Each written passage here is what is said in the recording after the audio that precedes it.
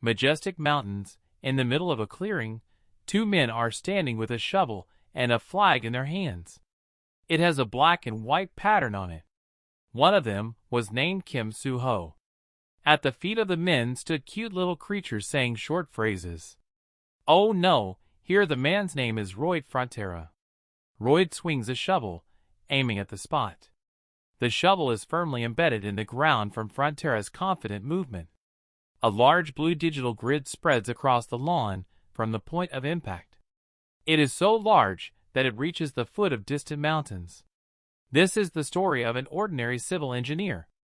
Particles from the grid are transformed into a digital model of a metropolis. This engineer has completely changed the world. All those present watched this fascinating process.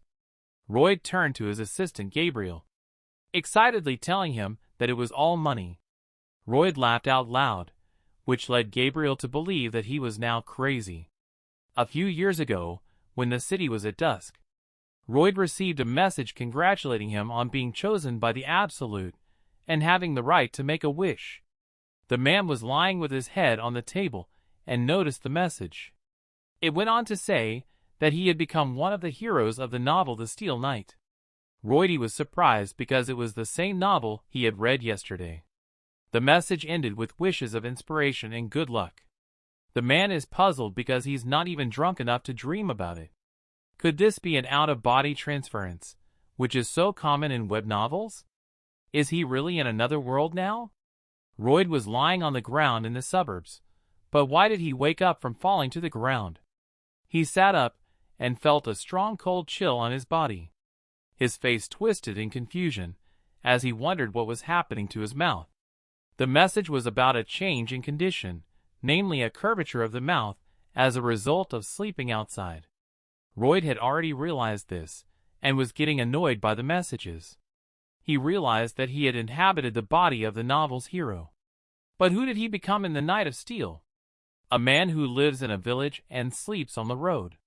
Suddenly someone called him master. He was approached by a man in a suit who had been looking for him for a long time. Roy noticed that he had a sword hanging from his belt. The moon was shining on the stranger's light hair. He said that he would be better off returning to the estate. The stranger turned out to be the protagonist of The Steel Knight, Gabriel Azrahan. Roy was sweating because he looked exactly like the pictures in his novel, and also because of his name. As the story progressed, Gabriel became the most famous swordsman on the entire continent. But at the beginning of the novel, he is just a knight who guarded Baron Frontera, and also the name of Baron Frontera's eldest son. Did he really mean to say that he was the same prankster, Roy Frontera? The men stood opposite each other, and Roy did not hold back his discontent. Gabriel denied it, even though he said his name, but did not say that he was a prankster. But it's good that he's judging himself correctly. Message: Gabriel looks pleased, and this makes Roy even more angry. In the middle of the forest there is a wealthy mansion, and it's evening. Gabriel lights the fireplace and tries to find out why Roy was lying on the road. After all, the day before he had been drinking since lunch and broke all the dishes in the inn. And then he got homesick and fell asleep on the road. As expected on a prankster's day. The Baron began to worry and sent Gabriel to fetch him. However, even if his son was a prankster, the Baron would feel bad if he was gone. Roy sat on the bed wrapped in a blanket and remembered that there was no heating. Gabriel recommended that he rest, and he would report to the Baron in the morning.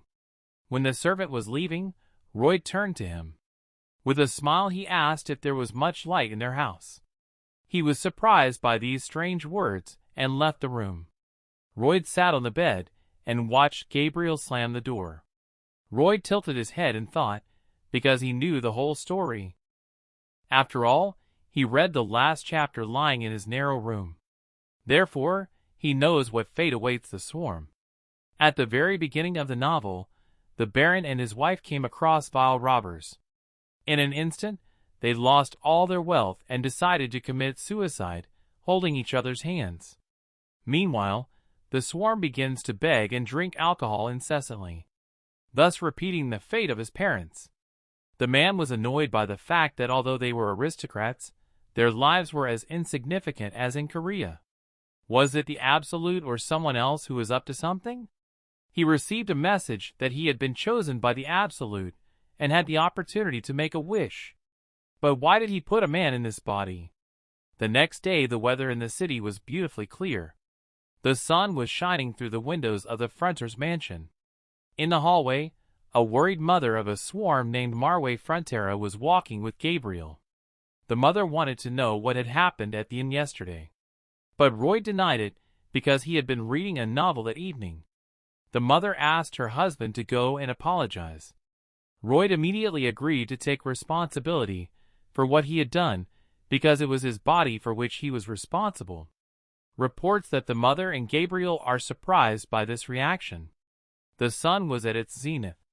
An old man standing in the street was barely loading hay into a cart.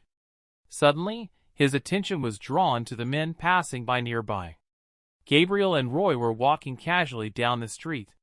Roy also noticed the loader, who for some reason suddenly hid behind the cart. The men were puzzled by this reaction. As they continued walking, they noticed that all the passers-by were trying to run away from them. Freud was very concerned about this. A little boy looked out of the window of one of the houses. His father suddenly grabbed him and told him not to look at him. The man immediately closed the window. Roy received a message that the villagers hated him, and he realized it himself. But why was Gabriel following him? The servant refuted that he had to guard him and keep an eye on him so that what happened yesterday would not happen again. But not to protect him, but to protect the residents from him. After all, the swarm is kind of a scoundrel. Moving on, the man thought about the fact that he needed to clean up his image so that he would not go hungry in the future, or at least somehow to deal with the family debt. Then, as the heir to the village owner, he could live in prosperity for the rest of his life. Looking at the messenger, Roy tried to find some kind of cheat and found out what functions it had. He received a message about Roy's skills, namely, being a naughty and drunk. After all, he knows how to make others nervous and become a dog after drinking. Roy was very annoyed by this and started waving his arms as he walked forward. Gabriel called the owner and asked where he was going. After all, the inn was here, and was what he wanted to apologize for a lie. Roy replied that he was just thinking. Gabriel looked into the owner's eyes with a serious look. He stood there, not understanding anything. The servant sighed and asked to enter the inn. Roy cautiously opened the door and looked inside. At that moment Gabriel realized that something was wrong with him. It was as if he had become a different person. There were pieces of broken wooden furniture on the floor of the tavern. There was a crack on the wall with a bull skull hanging next to it.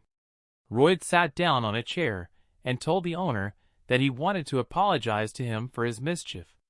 There was a report that the owner of the inn was on alert, but the owner asked the host to stop with a trembling voice. Or maybe he was even more frightened because such a lowlife as Roy spoke with respect. Then he decided to change his tactics and speak a little rudely. Although this is an improper manner of a person who apologizes. However, the innkeeper said that everything was fine and he did not have to apologize. Roy was embarrassed by this answer. White clouds slowly floated across the sky. Walking along the road, Roy noticed that even after apologizing, the owner's face did not look good. Gabriel agreed with him. After all the dishes and furniture that he had broken were purchased with hard-earned money that should have been compensated. Roy was angry because he was already in debt and could not even look good in the eyes of the tenants. If he didn't pay off his debts, nothing would happen. But how? Gabriel added that due to the cold winter, the health of the innkeeper's mother deteriorated, and Roy also made a mess. Roy recalled that it was cold in the tractor, and one fireplace could not cope with such a building. It will be difficult for old people to survive in such cold weather until a floor heating system is invented. Suddenly, the swarm stopped in his tracks. His face showed that he was concentrating. An image of a light bulb appeared in his mind. It was as if a current was passed through it and it lit up. Then the man felt something. Something came to his mind. The light bulb began to emit bright electric discharges. In the owner's eyes was a previously unknown realization of something. And then an idea came to him. The light bulb emitted extremely strong electric discharges. They turned into green particles that flew in different directions, forming complex structures of blocks.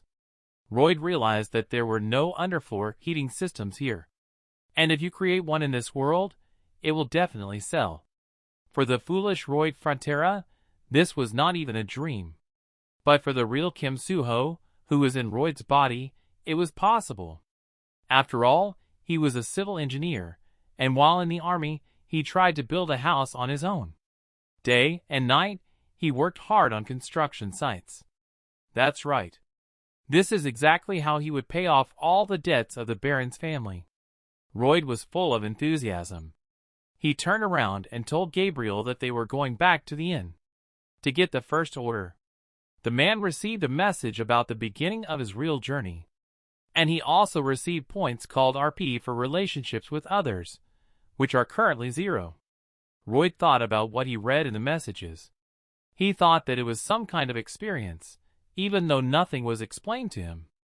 A new message came that he would be able to get RP by improving his relationship with the main characters. Suddenly, the rogue noticed that a blue sign appeared above Gabriel's head. It indicated the level of interest in the swarm was -30. Most likely this is a low level. The man turned to the servant with a smile. He wanted to increase the interest by complimenting the servant. But this reduced Gabriel's interest in him by 1 point. Having been defeated, the man decided to postpone the matter for later so that it would not get worse. A sign for a beer tavern. Royd carefully filled out the contract, naming the innkeeper as the customer and himself as the contractor. He also specified that all construction costs would be deducted from the amount of compensation for the damage. Royd held out his pen for the owner to sign, even though he didn't believe him. He was not satisfied with this problem of distrust. He couldn't ruin his grand plan from the start. He did not want to use this method. So he decided to talk like a jerk. Royd said that they should trust each other because they would see each other here often. And it worked. The tractor driver immediately signed the contract, even though it was a real rag. Nevertheless, the first contract was signed. Royd was pleased with his plan and assured the owner that he would not regret it. There were white fluffy clouds in the sky. Going out into the yard, Royd shared with the servant that there was no need to make precise calculations, since his plan was not perfect. Gabriel turned to the owner. He called the signing of the contract through blackmail a new level of arbitrariness. Royd gave the servant a suspicious look. Royd assumed that Gabriel did not think logically at all, and was not familiar with the concept of cognitive distortion, which meant that if it was like this in the past, it will be like this in the future. This occurs because brain cells contain bad thoughts and stereotypes. Gabriel rephrased it as experience and statistics. But experience and statistics are all in the past, aren't they? Gabriel didn't understand what was happening. Had he ever been so clear before? The servant looked at his master, who said they would smile. Both the innkeeper and his mother would laugh with joy. Royd began to dig with his shovel. He believed that this smile would be the foundation of his livelihood. He dug, carried, tamped, and repeated everything over and over again, while the servant silently watched. He took lumber from a warehouse on the estate and built a central wooden frame as a foundation. This was a traditional Asian method of building from dense wood. Then he applied river clay, and the hull was ready. Royd lay exhausted on the ground, chastising the weakness of his body. Gabriel was surprised at the speed of construction in 3 stages, even though a week had already passed. He seriously wondered where Royd had learned to build. Had Baron Frontera really decided to honor the agreement? The owner stood bent over in pain in front of the new building, but there was no time to rest. Completely exhausted, he still had to cut the wood. With the last of his strength, the man took a swing. and he felt as if something was holding his hands down. Gabriel grabbed the handle of his master's axe. Roy did not understand this gesture and was surprised. But when the servant took the axe out of his hands, he realized that he intended to help. Roy said that he needed boards measuring 2 to 1 heel, showing the approximate parameters with his palms. Gabriel confidently throws a few logs up. He makes a clear swing and aims with concentration. And with skillful movements, he chops the logs into smaller pieces in midair. Neat, finished boards of the right size fall to the ground. Roy stands in a stupor with his jaw open from the show he saw. He shows his appreciation for Gabriel. The man considers the servant to be a true sword master who does not need any modern devices. He approaches him with his hand on his shoulder. With a smile, he says that when he is done, he can help him with the digging. Gabriel is shocked that the owner doesn't thank him and makes him work. He had already forgotten about his character. Roy thought that he helped him out of interest. He would definitely cheat someone someday, but how? The man wanted to finish the job as soon as possible to see the result. To do this, they had to work together. Gabriel was embarrassed by his host's approach. But he thought that although Roy had changed in recent days, he still could not trust him. He could only test this by completing the construction together with his master. Sweat ran down Gabriel's forehead as he continued to dig diligently. Roy, though tired, kept up with his servant. The earth was flying out from under their shovels. And at one point Roy stopped, raising the shovel above his head. It was firmly embedded in the ground as his feet ran. Both men stood side by side and looked at the finished house. Roy confidently announced that the construction was complete. Gabriel asked what kind of hieroglyph was depicted on the roof of the house. He replied that it was the logo of his brand. Roy decided to arrange a check. How exactly he had deceived the innkeeper. The servant did not understand how this would happen. There was a dense forest nearby. From there, the man brought wood and lit a fire in a special hole in the house's foundation. Smoke came out of the chimney on the roof. The innkeeper and his mother enjoyed sitting on the warm floor. All the tendons in the old woman's body could finally rest. The innkeeper could not believe that this was possible. Roy was pleased, because the people of this world could only wonder. Because this power of floor heating is almost like magic. The innkeeper sincerely thanked the owner for the smile on his mother's face. Gabriel was dumbfounded that they were smiling just as Roy had said before. In one morning, he changed not only his behavior but also his work ethic. He also fulfilled the agreement. Was it all for the sake of seeing smiles on these people's faces? It was impossible. Roy is not that kind of person. But he saw the sincere, warm smiles of satisfied villagers.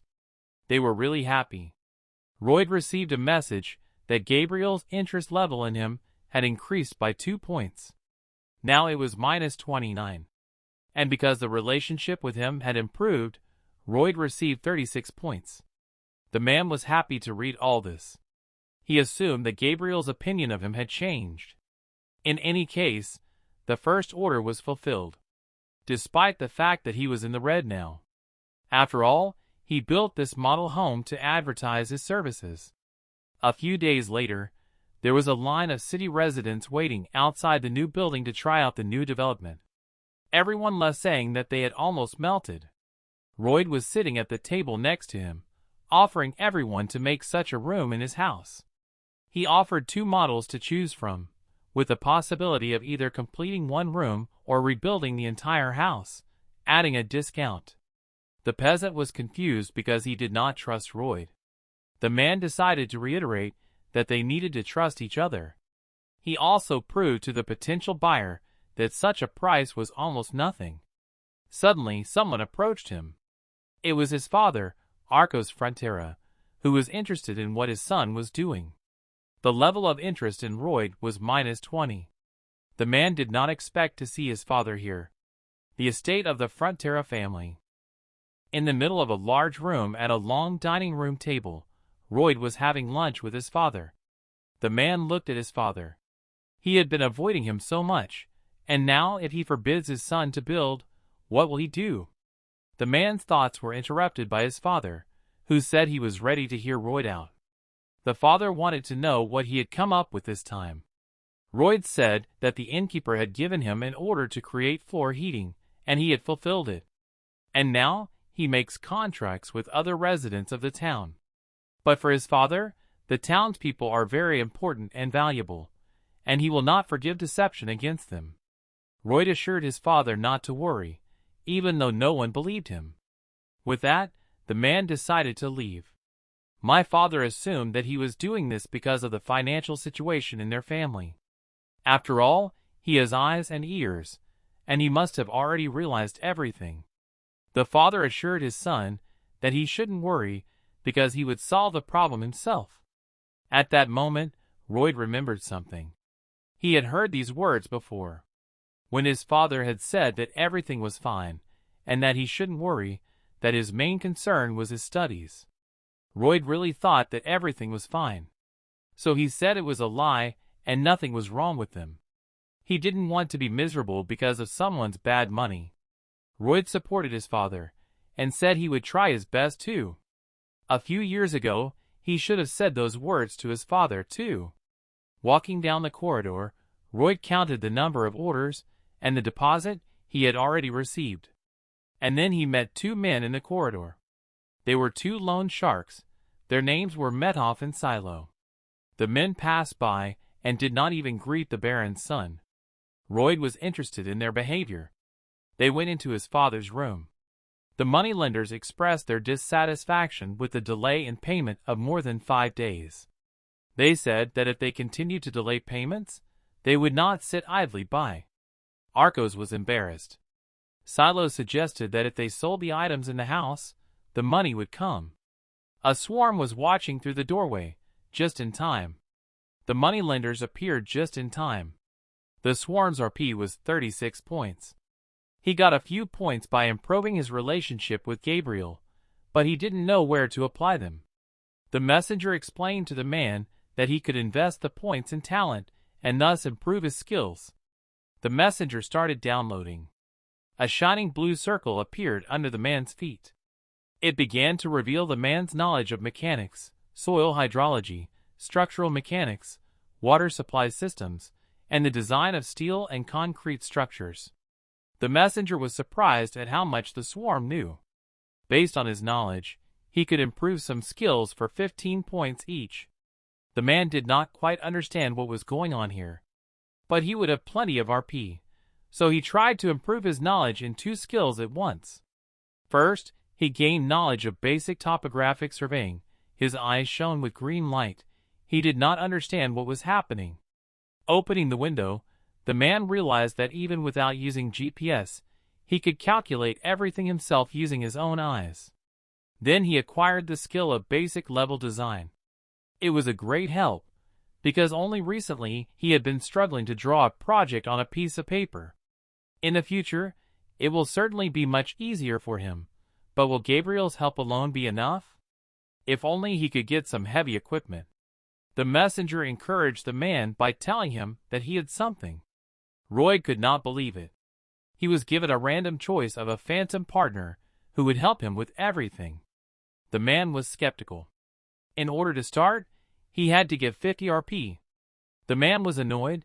He did not have enough points, and he had only 1 time left. Royd seriously thought about the phantom. After all, if this is what he thought, then their combined strength would be equal to that of heavy machinery. He needed to collect the RP. And to do this, the man had to get the main characters to be interested in him. The moneylender banged his palm on Baron Frontera's desk. He wanted to tell him a way to get the money if he didn't have a penny.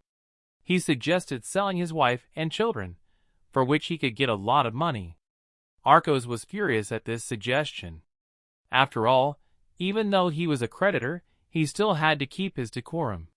Suddenly, a moneylender came into my father's room with a sack behind his back. The moneylender was surprised to see the man. However, when he found out who he was, the moneylender tried to hurt Frontera's son by pointing out his ill-mannered behavior. Royd boldly asked the men to show him their invitation letter first. The men did not understand what he was talking about. Royd supported his words with an article from the kingdom's basic law. It was about protecting the interests of the aristocracy. And in this situation, their visit without an invitation letter was defined as an invasion. The outraged men began to shout that he was talking nonsense and that no one had ever heard of such a law before.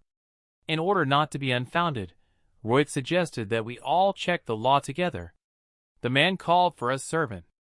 Gabriel went into the Baron's room. He was ready and had his hand on his sword. Royd angrily ordered him to cut off the invader's hand. The men were completely frightened, assuming that he had gone mad. Ross suggested that they check the existence of such a law. But whose side the court would take? Gabriel holstered his sword. The sick men were amazed and puzzled, but they had not expected such a turn of events. The frightened men left threatening problems for the swarm. They intended to make him regret his actions. The door slammed loudly. Royd was proud of his triumph. The father turned to his son and servant. He asked what was the meaning of what they had just done. After all, this was a situation where they had to be persuaded on their knees. Royd silently handed the sack to his father on the table. The man admitted that at first he wanted to get the entire deposit and give it to his father. However, this amount would be enough to pay off the interest this month. The father thought his son had collected the money from the townspeople. But Gabriel told him that the Baron shouldn't worry about it. After all, he would make sure that Royd fulfilled the terms of the contract. Looking at the servant, the father realized that Gabriel trusted the swarm completely. It was time for the men to leave. They walked along the corridor of the estate. Gabriel wanted to know how the swarm knew such laws, because in his opinion, he was short-sighted. He replied that he had heard it somewhere, and it was absolutely true. After all, Gabriel said it in the novel. After the Baron and his wife decided to pass away, then these two moneylenders wanted to get and sell their bodies. And it was then that Gabriel reminded them of an article from the basic law of the kingdom. Saying these words, he took their lives with his sword. And in court, he was fully acquitted. For Royd, knowing the content of the novel was a big plus. In any case, he was expecting a new message from the messenger. At that moment, he received a message that Baron Frontera's interest in him had increased by 6 points. Having improved his relationship with the main character, he received 60 points. Now his total number of points was 61. Everything went exactly as he had planned. The Phantom was already waiting for him. The full moon was shining brightly in the night sky. At dusk, Royd stood on the training ground preparing for something. Looking around, he made sure there was no one around. The messenger offered him a random drawing of a fantastic creature. One attempt was equal to 50 RP. The man began the process of random drawing. Suddenly, a green flash appeared next to him out of nowhere. Its particles formed into gears that rotated as a single mechanism. Expanding the space between each other, they created new elements. Royd watched this action with fascination as if it were magic. The green particles formed into some kind of spell. This small mechanism only made an unpleasant noise. And then a bright light began to emanate from the middle of the light circle. The light turned into the face of a small hamster-like creature. Royd was puzzled by what he saw. The little creature jumped to the ground at Royd's feet. The hamster looked happily at the man, its eyes sparkling. The creature was tiny compared to Frontera's height. The swarm called the creature some kind of nonsense. The hamster was extremely offended by this, and his eyes filled with tears. When Royd was about to leave, the rodent began to make indignant noises at the man. He asked what the hamster could do, and if he could demonstrate it. The hamster pointed to its cheeks with its paws and started chewing. Suddenly, he spat out a crumpled piece of paper. It turned out to be an instruction sheet for a litter box. It said that the litter box was a cute hamster that needed to be taken care of with love. Also, along with the instructions, there were colored sunflower seeds that could change its structure. The red seed made it possible for the pallet to grow giant for 12 hours. and the blue seed allowed the pallet to become small. It had to be given to the hamster before the effect of the red seed wore off. A set of 2 seeds cost 1 rupee. The man wanted to know if the hamster could grow to the size of a human. But since the hamster could not speak, he had to test it himself. He thought that if hamsters are good at digging, then if it became the size of a man, it would be a very useful helper. Royd gave the hamster a red seed. The hamster ate it in a flash. Before the man's eyes, the hamster began to grow in size. It was so big that it was resting on the swarm's face. Suddenly, the man flew several meters away from the powerful push. He could not believe what he was seeing. The hamster was at least 10 meters tall. He looked down on the swarm. A message came in about a padong skill, namely level 1 digging. The swarm only managed to shout the rodent's name as it began to dig rapidly. A message about another hamster skill, level 1 earth fortification. The hamster laid down on the ground and began to spin from place to place. Another skill, first level cheek puffing. The hamster stood there with its cheeks puffed out, looking at the swarm. And in a flash, he spat out a giant boulder right in front of the man. The boulder was bigger than the swarm. The man was amazed and satisfied at the same time. He had finally solved the problem with the heavy machinery. But if he appeared in public with this magical hamster, people would become suspicious. In the end, he decided that he would simply carry a book of callings and call himself a genius recruiter. And then, he would deal with the problem of workers for large-scale construction. White fluffy clouds floated across the sky. Another ordinary quiet day in the city. Royd stood on the beach with a team of workers and asked them to repeat after him. That safety was the most important thing. All the men were sleepy and unfocused. But what could you expect from the 30-man army of the Barony of Frontera? He couldn't help but laugh because they answered as if they were soldiers who were paid and didn't work. He wondered why they hadn't been dispersed yet, because the Baron had a lot of debts. That's why they wouldn't get any additional bonuses, because they already had labor. Royd addressed the soldiers to emphasize the importance of their unity and cohesion. After all, the purpose of the army is to accomplish tasks. When he was in the army, they did more digging and weeding than training. Royd then pointed to a pile of earth as an example of his fruitful work that night. Although, in fact, the entire pile was dug up in just half an hour. Their main task was to revive the estate. It was a project of a boiler house for the people of the estate. To build it, they had to move all the earth there. The workers were not motivated by the owner's words, and were afraid of the amount of work. Royd knew he should expect this reaction from them. Suddenly a man approached him. It was a senior knight of the Barony of Frontera named Newman. He wanted to clarify what the royalty had ordered his men to do. And also the royalty expected this man to speak. There are 3 knights in this estate. One of them is Newman. Byron and the protagonist of the novel, Xavier Azrahan, obey him. At the beginning of the novel, only Byron and Xavier remained loyal until the fall of the estate. This man was the first to betray and abandon the Baron. Since it was Newman who sold the information about the Baron to the intruder, we owe him a small debt. Royd thought it was not good that such a man was a senior knight. The man asked the newcomer what he thought they were doing. The knight could not believe that the Royd was forcing the army to do dirty work. After all, as a senior knight, he could not tolerate this. Royd called it nonsense because he earns money to cover his debts. And he had gotten the Baron's permission. Newman could not believe how he had deceived his lord and decided to recall the young master's past. The knight believed that he was using the army for personal gain. Royd closed his eyes at this statement from the knight. But after a moment, he smiled and agreed that he was right. He would get it now. After all, it was enough to look at his weak endurance. If he tried to play an online game, he would have failed in a minute. Royd picked up a shovel from the ground. The man swung the shovel toward the Newman. The workers were shocked by his action. Newman could barely shield himself from the clods of earth that flew at his face. The smile on the swarm's face was unwavering. The clods of earth fell on the knight's shoes. Newman was furious.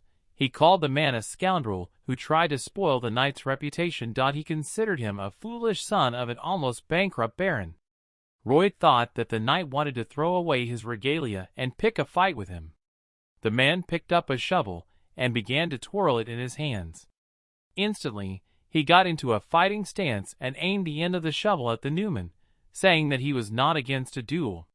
In return, the knight said that he would regret it. A month later, he and the knight gathered for a duel. Gabriel asked his host if he was really sure of his victory. Royd, sitting on his bed, replied that of course not. After all, his opponent is a knight called the Heart of Manhwa and a junior sword expert. And he is just a lazy man who is not able to resist him. In his opinion, this question was not thoughtful on Gabriel's part. The servant could barely keep his hand away from the sword to avoid fighting back. He could not believe that Royd suddenly threw the ground in the face of Knight Newman, and even asked for a duel. He probably wants to be a scoundrel again. But it was he who came up with the idea of making money this way, and asked the Baron for a favor. And then he got into an argument and eliminated him. By this time, he had appointed the knight Baron as a temporary manager, and was in charge of a team of workers. But despite this, Gabriel still did not believe that Royd was unsure about the duel. The servant could barely restrain himself from hurting his master. Royd interrupted Gabriel's inner thoughts by asking him for a favor. He wanted him to teach him how to use a sword. But the servant refused outright. First of all, his main task was to protect the young Master Royd. Secondly, he compared the man to a sack, meaning that if the sack learned a sword, it would be more dangerous for everyone else to be around him. Royd was upset that Gabriel did not want to teach him. So in exchange for fencing lessons, Royd offered to help the servant with his insomnia. Gabriel was shocked to learn how he knew about it. Royd knew about it from the novel, and also about what caused the insomnia. In the novel The Knight of Steel, all knights are divided into 4 ranks. The least expert, the middle, the highest, and the master of the sword. Currently, Gabriel's level is the highest sword expert, and he will soon become a sword master. The reason for his insomnia is his inhuman nerves, which are too sensitive. This is the so-called sword master syndrome. But of course, in the countryside they don't know about such things, including Gabriel. So Royd offered his deal to the servant, because he could see on his face that he was not sleeping well. The servant sighed heavily, and agreed to teach young Frontera. The master asked him not to give in to him. It is clear that Gabriel agreed to this deal because he was sure that his master would lose. After all, he had already tried many things to cure insomnia, starting with cognitive behavioral treatment and ending with aromatherapy. In a moment, Gabriel fell asleep with a pillow in his hands, sitting in his chair. After all, Royd had proven that he knew how to cure his insomnia. It was the first time he had accidentally fallen asleep while studying magic techniques. The 18th magic technique is to read out instructions for iron and concrete structures. That's what really puts you to sleep. Now Royd will master all the fencing skills that Gabriel has.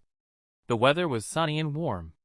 Gabriel ordered his master to run 50 laps right now.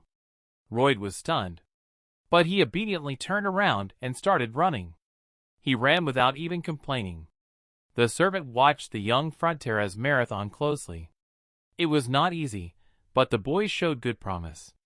When he reached the finish line, the tired man asked the servant to teach him something better. After that, he started the second lap of the race. He ran up to the servant again to find out that he doubted that Royd could do it. The third lap was much easier for the man than the second. Most likely, if Royd had started to whine, the servant would have said that he could not do it and turned away from him. Gabriel gritted his teeth and agreed with this assumption. Royd intended to run to the end and find out what Gabriel would do then. A message appeared about the passive skill freakishness as it had risen to level 4. Everyone who saw him thought he was crazy and wanted to hit him. But the swarm denied having this skill. Dust flew from under his feet. In fact, he was very tired, and it would be a lie to say he wasn't. But this was nothing compared to his life in Korea. He had no family to give him warmth. Every morning he opened his eyes to a crowded Gashawon. Every day he carried bricks to the 4th floor of the villa. Every night he loaded trucks with boxes. And all this just to keep from starving to death. Constantly dreaming that someday it would be better. Every time he replayed these words in his head. "Hang in there, Kim Soo Ho, it will get better, you're doing well, just a little bit longer." Kim seemed to be reaching for the cherished star. He froze, waiting for it to end a little more. After all, the star was still so far away. And then it completely disappeared from his sight. Kim Soo Ho was in deep despair and despondency. So compared to that pain and despair, this was nothing. Roy continued to run in a circle. Seeing all this, Gabriel said that he would teach him fencing for his sincerity with him. A note appeared in the messenger because Gabriel's opinion of him had improved by +1 point. But his overall opinion of him was now -28.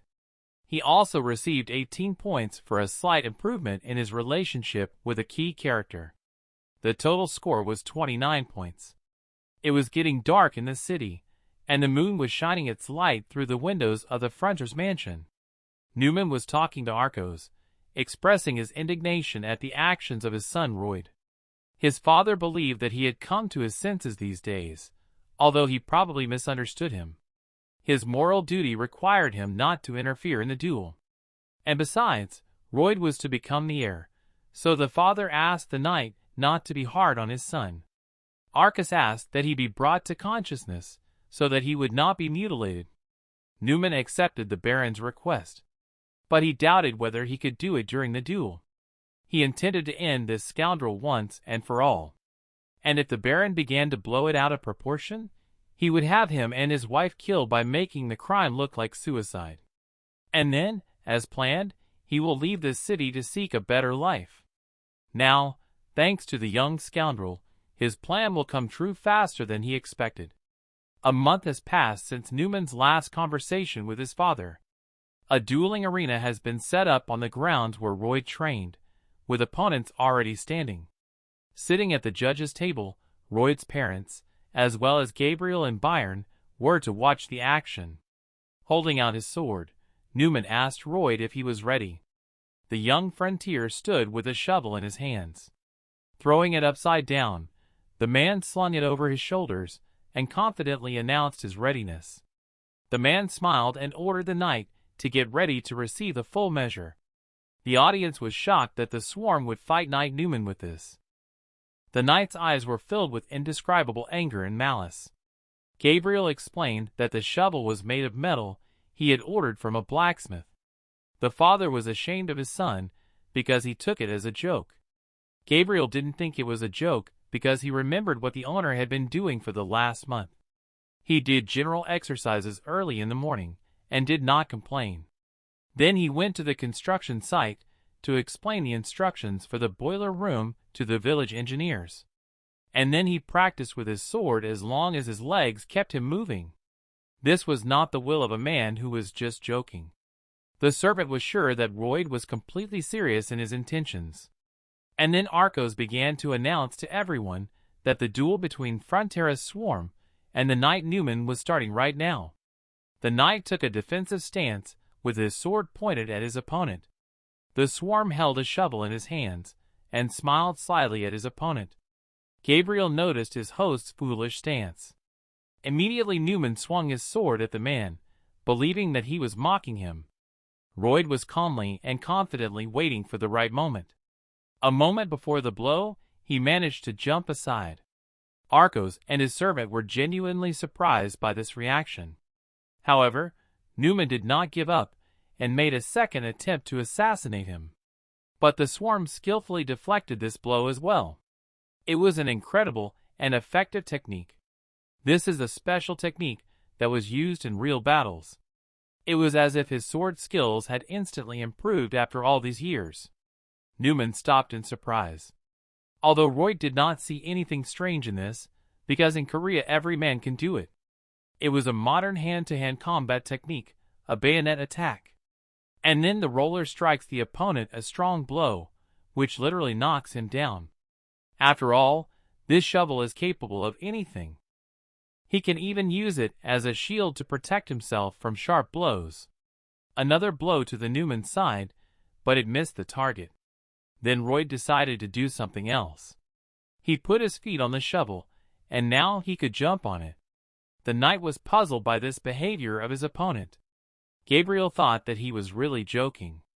But the swarm was determined. Perhaps he was not joking after all. Newman rushed into the fight.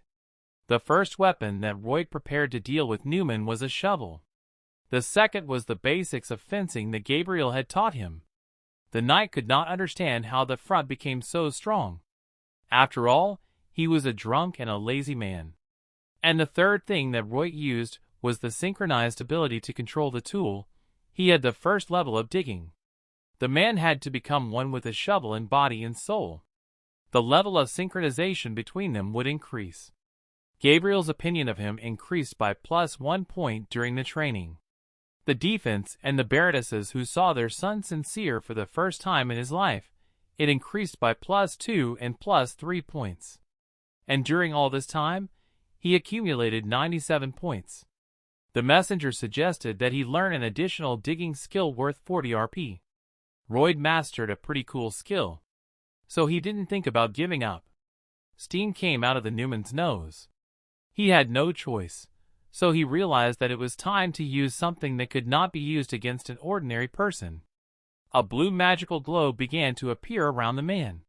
Gabriel suspected something was wrong. The Newman's body was filled with magical energy that was concentrated in his chest. When he saw this roll, he realized that the knight was being pumped with mana. This is the heart made of mana. Newman completed the pumping and took the sword in his hands. Now everything was serious. Royd silently waited for what would happen next. The knight was furious. Sparks flew from his eyes. He made a powerful swing at Royd. Gabriel knew that it took at least 5 years to develop a mana heart. Therefore, he believed that the young master would not be able to block such an attack. The knight's sword almost touched Frontera's body. The parents screamed in fright to the knight. Freud was worried, but did not give up. Newman was eager to finish off the young Frontera right now. The mother and father of the swarm froze in anticipation of horror. But their son, along with his shovel, was able to withstand such an incredibly powerful attack. Newman did not even have time to understand how the opponent was able to resist him. He felt as if all the strength he had inside was leaving him. This was the fourth skill that Royd had prepared for him. It was the mana that made Gabriel Xavier the strongest character in the novel. It was the Azrahan core technique. Through a connected sword and shovel, the Royd was able to take all the mana into his body. The knight could not believe that his mana was drained. Frontera concentrated as never before, and made a powerful swing with the shovel. It entered the knight's face like butter. A snow-white tooth flew into the sky. Before Newman could recover from the blow, another one flew out of his mouth. It was his tooth. Royd dealt another epic blow to the knight with the handle of the shovel. And then, raising it high above his head, he threw a humiliating look at his opponent, who could no longer resist. Newman was completely frightened by the man's skills. Finally, the powerless knight fell face first to the ground. All the spectators were shocked by this outcome. Arcos and Gabriel looked at their swarm with pride. Everyone thought it was crazy, and no one could believe that the young master of the swarm had defeated the Newman. The Baron made an announcement that Frontera's swarm had won the duel. Lying on the ground, Newman thought about how this scoundrel could defeat such a master swordsman as he was. Royd approached the knight to emphasize once again that he had defeated him. Let's just say he was shaken up. Suddenly, the man raised his shovel to give the knight one last good punishment. The toothless knight froze lying on the ground, waiting for Frontera's actions. The father turned to his son to understand what he was doing, since the duel was already over. But the young master did not care, because the time of reckoning had come. The father turned to his son with horror on his face to stop him. The guards ran up to the swarm and pulled him away from the knight, asking him to stop. Byron thought he had gone mad. Gabriel also assumed so. Royd calmed down and asked the guards to let him go. Newman covered his head with his hands and lay motionless on the ground. Finally, the guards and the owner stood calmly next to the knight.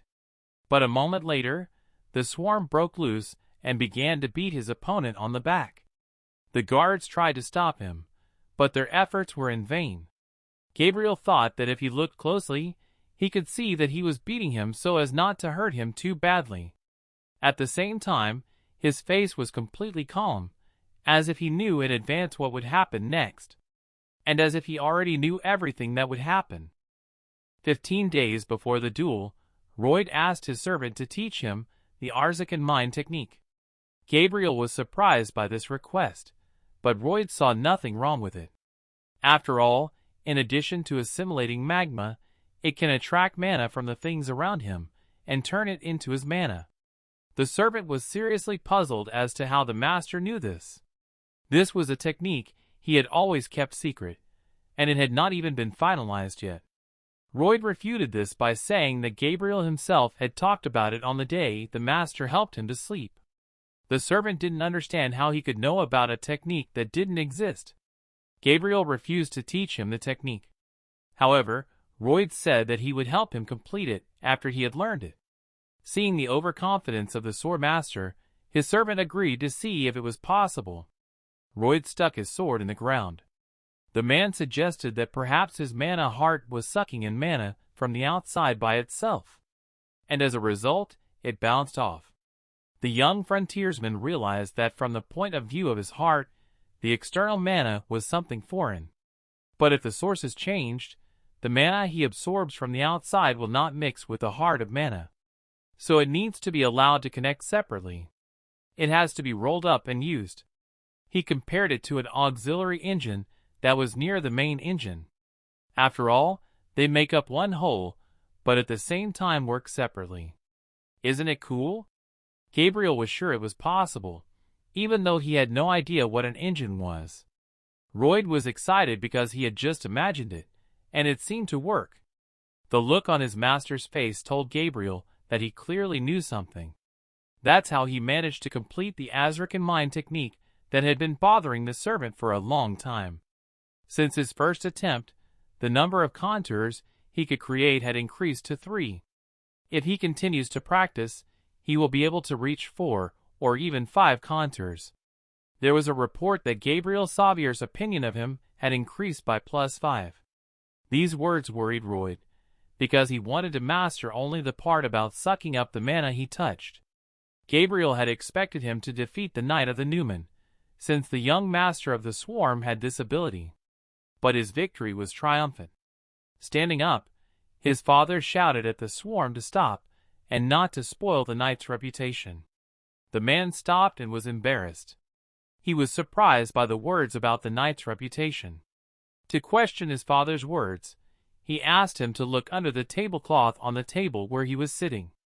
Arcos lifted the tablecloth and saw a pile of envelopes with letters. The stunned father began to study their contents.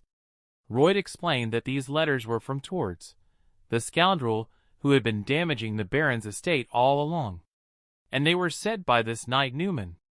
There he told about the events in the estate, what the Baron liked and disliked, and how to forge property documents. These letters contained everything they had managed to share. Newman was shocked by this because he had kept his letters safely hidden inside the walls. Later in the novel, Xavier would find them anyway. And last night, Royd sent a peddler to fetch them, who promptly fulfilled his errand. Arcus was stunned by what he saw and heard. As expected in the novel, he was described as a good man. There would be a great uproar if they did away with him now. The Baron felt sorry for him, but the words good leader and good leader mean very different things. Royd offered his help in getting rid of the man. He thought a good punishment would be to have an angry rat put on the knight's head. And then he would be chased out of the manor, mutilated by rats. Or he could be reduced to the level of an ordinary soldier and given the opportunity to correct his actions. People were outraged by this proposal, saying that this could not be done. Arcas decided that this was really too harsh a punishment for such an act, so he would be given a chance to reform, but it would be the last warning.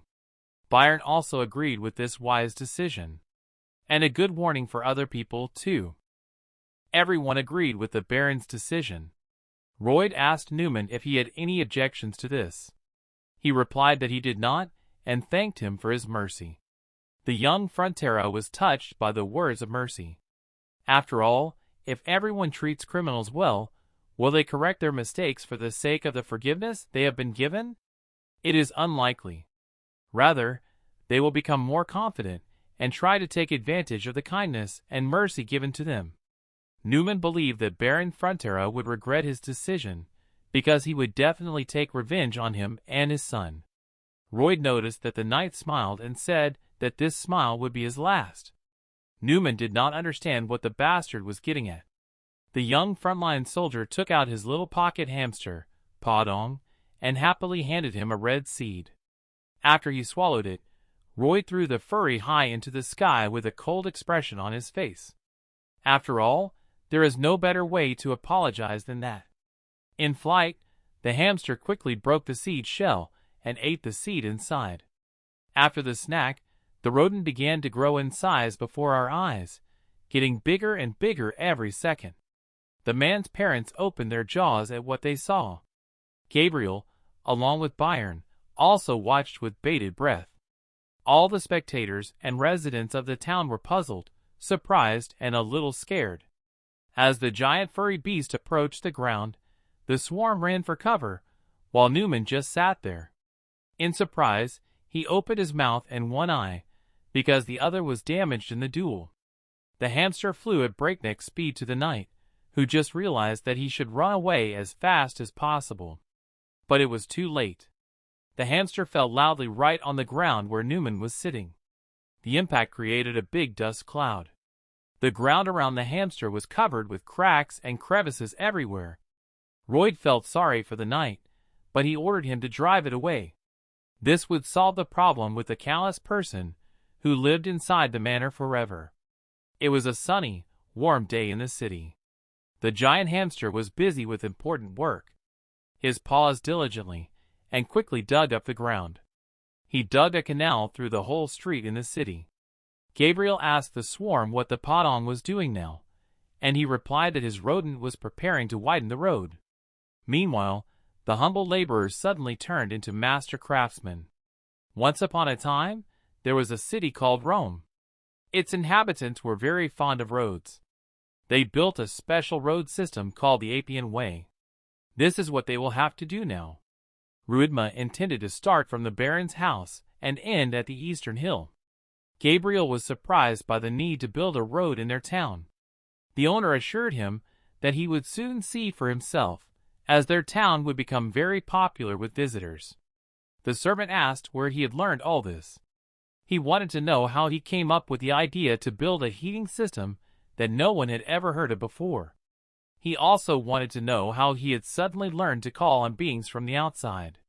Gabriel said that it all sounded like magic of the highest level.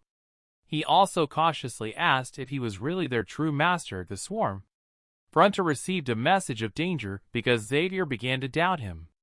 The man suddenly began to sweat, and Gabriel perked up his ears, waiting for a logical explanation for his dramatic change. Even when Kim Soo Ho had read about this guard in the novel, he knew that he was quite capable. He could easily guess if there was a stranger in the body of the Baron's son. Then he would definitely end him. After all, this guy is no fun to mess with. But he didn't have to worry about that because he had a special skill for such cases. Royd trained in secret from everyone. His special skill was perseverance. Gabriel believed that his young master used to drink for days on end in secret. But Royd refuted this by saying that the servant was not with him 24 hours a day. Perhaps he had been a real fool and a party animal before. But Gabriel knew nothing about what he had been doing all this time. But how could the master explain his new magic skills? Because even mages with great experience sometimes fail to do this. In his defense, The Royd decided to ask the servant himself how he could handle mana so easily, even though he was barely in his 20s. Perhaps someone had taught him this too. Gabriel did not consider himself a brilliant magician, but Royd tried to convince him otherwise. This dialogue made the servant think seriously. The young front man, using his special skills of quick conversation and persistence, was able to quickly end the conversation and go about his business alone. Royd began to worry about the rapid conversation with the servant. The man approached the Baron Knight and asked him to monitor the progress of the work while he was away.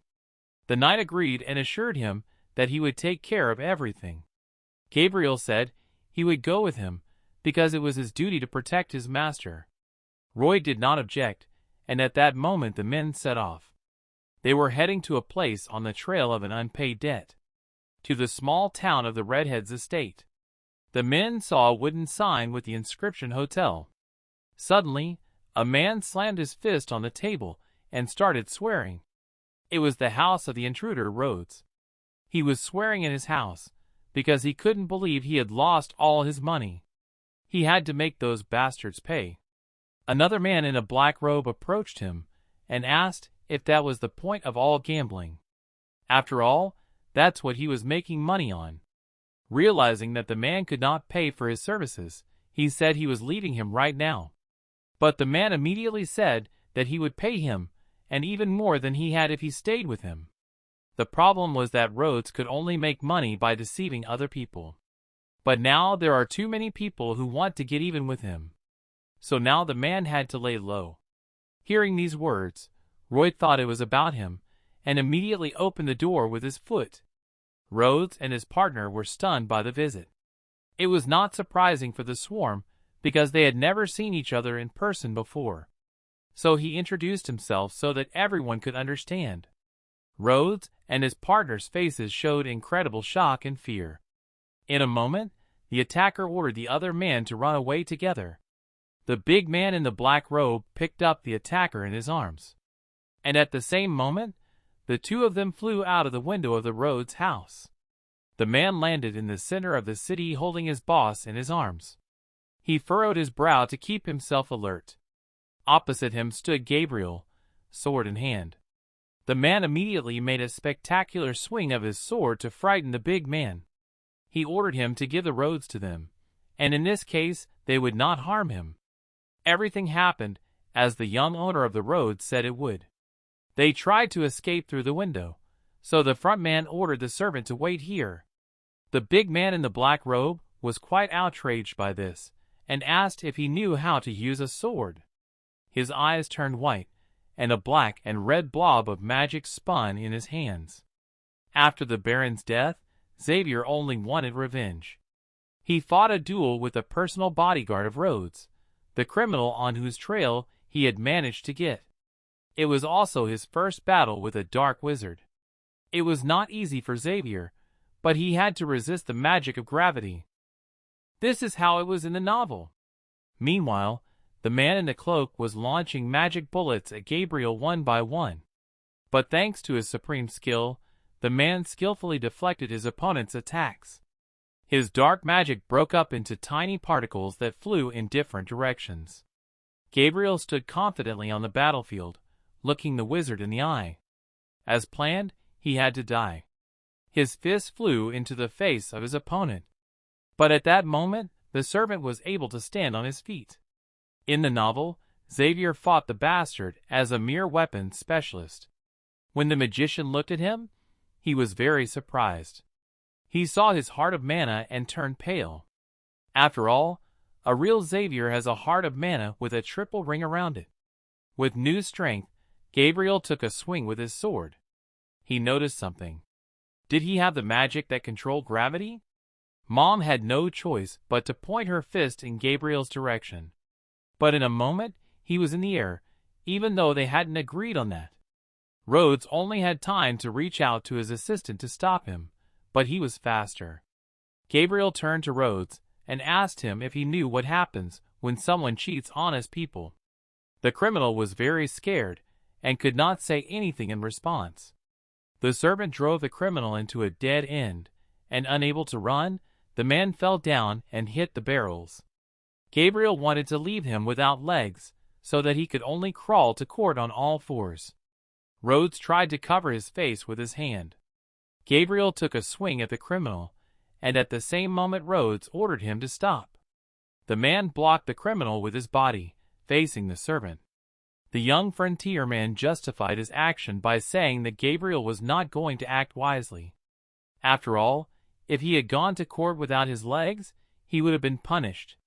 At that moment, Gabriel realized that he had almost committed the same crime as this bastard. Would his master now also show compassion for others? The city was silent at night, with only the moon peeking out from behind the clouds. A frightened Rhodes was sitting in his room, tied to a chair by ropes near the table, not knowing what was going to happen next. Across from him, Rhodes sat with a calm expression on his face, his hands folded in front of him. The man decided to encourage the criminal so that he would not be so afraid. After all, when lives are at stake, people tend to be greedy. They will do anything if they get the chance. The criminal did not understand what this man was trying to do. Rhodes shared his thoughts that leaving him without a head would be too cruel. This gave Rhodes hope that he was ready to be forgiven. The young frontline soldier wanted to make sure that he returned all the money.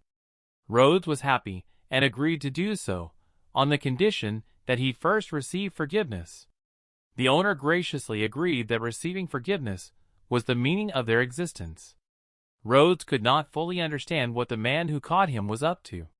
But suddenly the Rhodes wanted to add one more condition. After all, the criminal was ready to do anything for forgiveness and release. He only had to sign the contract brought by the swarm. The man explained that it was a standard labor contract under which the criminal could even receive a salary.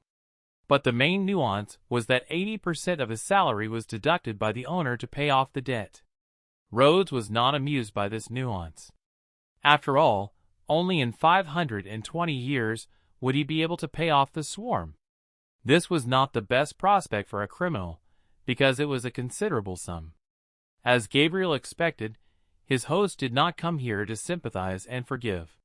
But the young front man is not stupid enough to take the life of someone who owes him money. He would not have made such a rash move. He intended to suck him dry until the end of his miserable life. The depressed Rhodes wanted to know why, for the sake of all the good things in the world, they were offering him such a slave contract. These words surprised the young Frontera. They had no choice but to force him to sign the contract. It was time to resolve this issue in court. The criminal signed his slave contract through tears and despair. The sun was gently shining outside. A chariot with 3 men was driving along the forest road. Gabriel told his master that he had managed to get some money out of the Rhodes. It was enough to pay the interest for several months. However, the owner replied that the money would be used solely for construction. In his opinion, 30 workers were no longer enough. Frontera wondered why none of the townspeople responded to his job posting. Perhaps his reputation simply preceded him. A few days later, the men returned to their hometown of Frontera's estate. A sign said they needed labor. They were willing to pay 20 gold pieces each. After a while, a line of eager men lined up at Rhodes' table. The man was surprised to meet all these people because he thought they hated him. Gabriel was sure that they did, but his owner promised to install the heating system on time and at a low price. He also punished the traitor of the estate by making him appear before a higher court. Rhodes said he would become a reliable person who could be trusted. He couldn't believe it was that simple. His thoughts were interrupted by a man who was next in line and was interested in the job. The owner showed him what exactly and how to sign. But before that, the man wanted to express his gratitude to the Baron's son. Rhodes was a little shocked by these words. The man shared that his baby could easily get sick as soon as it gets a little cold. But thanks to the young owner and his system, this year he won't have to worry about it. The man sincerely thanked the Baron's son and made a low bow. Rhodes was extremely touched by the man's sincerity. he was a little embarrassed because his real goal was to satisfy his own hunger for money. The man added that he had relatives in the Raycon estate, which was nearby. They too would like Royd to install his underfloor heating system in their home as well. For the man, it was the first step to prosperity and expansion in the future. It turns out that all this was not in vain. He immediately thought about raising the price of his services, explaining that it was due to the additional travel costs. His face showed his readiness to take the money right away. This, in turn, worried Gabriel. But the man really needed the means to get all the materials to the site. Gabriel couldn't believe that this whole construction had only one mercenary purpose. Why else would Royd build a road in the middle of the city? Meanwhile, the men reached the top of one of the hills outside the city. While admiring the view, Royd decided to talk to his servant. He told Gabriel that sooner or later there would be nothing left on this mountain. Xavier did not understand what the master meant. He explained that the creation of a heating system would require a lot of money. Therefore, very soon only stumps would remain of the trees growing here. Gabriel was puzzled by what he heard. He did not understand why the owner wanted to continue doing this if he knew that all the trees would disappear. That's why Royd decided to stop the construction of the Appian Way. Instead of using wood, they would start mining coal from a cave near the town. Royd has already started planning how he will sell it at a high price. Because when the news of his heating system reaches the masses, people will simply not be able to resist such an attractive offer. But for the residents of their city, he wanted to make a discount, but a relatively small one. Gabriel thought the owner's plan was unfair and cruel. Does he really think Royd is like that? But if the man refuses to do this, they will not be able to pay the debt for the estate. Gabriel understood this, but still thought Frontera's views were wrong. The servant agreed that they had no choice in the matter. But he still decided to warn his master against it, because the Baron did not know about his son's plans, and if he did, he would not just leave it alone. Earlier, other townspeople had also tried to start mining coal again and again. Royd knew that it all ended in a collapse due to the unreliability of the ground. But the man was positive and believed that he would succeed, thanks to modern technologies for earthworks. After all, he knew how the shield method of passage works. He worked with a movable prefabricated metal structure that ensured safe mining operations and the creation of permanent fortifications inside it. Royd was ready to go because he and Gabriel had great things to accomplish, even though he had no idea about this new and unknown technology. He wanted to see what his radically new master could do this time. The men decided to return home. The entrance to the old cave, which had been used to extract minerals, was almost completely blocked with stones. The cave stretched for tens of meters into the hollow. Suddenly a strange creature came out of the darkness in the depths of the rock. It had long black sensitive antennae-like antennas. Here and there in the darkness, the red eyes of other unknown creatures sparkled. They were giant ants, a whole army of them. Each of them had a strong, pointed jaw and large, shining red eyes. They were all heading to the smell of new prey from outside. Royd clapped his hands together in concentration. After that, he began to create a magic symbol with his hands. He gained energy and transformed his magic into a large beam of light, which the man launched into the sky, saying that he had the best apartment in Cannes, one of the richest neighborhoods in Seoul. The magical stream instantly soared above the clouds, and then it disappeared over the horizon, leaving behind a small star. In a few seconds, the man was standing outside the best and largest house in the richest neighborhood of Seoul. He wanted it to be true, but unfortunately, Royd didn't have that kind of cool skill. In fact, Frontera was sitting at his desk, just drawing blueprints for a plan to create an underground exit using his own magic. He spent a lot of time on it, though. He received a message that he had only one available skill, which was intermediate-level design. He wished that he could hire 100 hardy workers without having to pay them. Although he did like the ability to draw blueprints with magic. Thanks to the incident with the Newman, he was able to earn 639 RP, making a great impression on the Baron, Baroness, Gabriel, and others. He invested these points in upgrading his skills, and was able to acquire new ones. Royd came back to the same cave to determine where to dig. He had one more new mid-level skill available to him, namely underground scanning. The skill allowed him to see only at a distance of 5 meters. That helped him find the right direction to dig. He had only one problem left, which was to drill the passage as quickly as possible. After all, an ordinary person cannot do this, and people quickly get tired of such hard physical work. Potinak could not help with this because he fell ill during the construction of the road. And even if he had recovered, it would have been dangerous to use him because he was too big. But Royd had no other choice. He decided to use the messenger to choose a random mystical creature. After all, the man had enough points to do so. The young Frontera sat dutifully on the road waiting for his new creature from the magic portal. From the magical glow, he could see someone's small head with a bow. In a moment, its smiling face completely emerged from the portal. The tiny pink creature with a bell on its tail fell to the road in front of the man. She came to her senses and looked at her owner with joy, making bell-like sounds. Roddy could not believe that this was the same ruthless machine. Despite its cute appearance, he assumed that it had poison in its teeth. But at first the Podom also seemed so innocent. Surely there was something good to be gained from this little guy.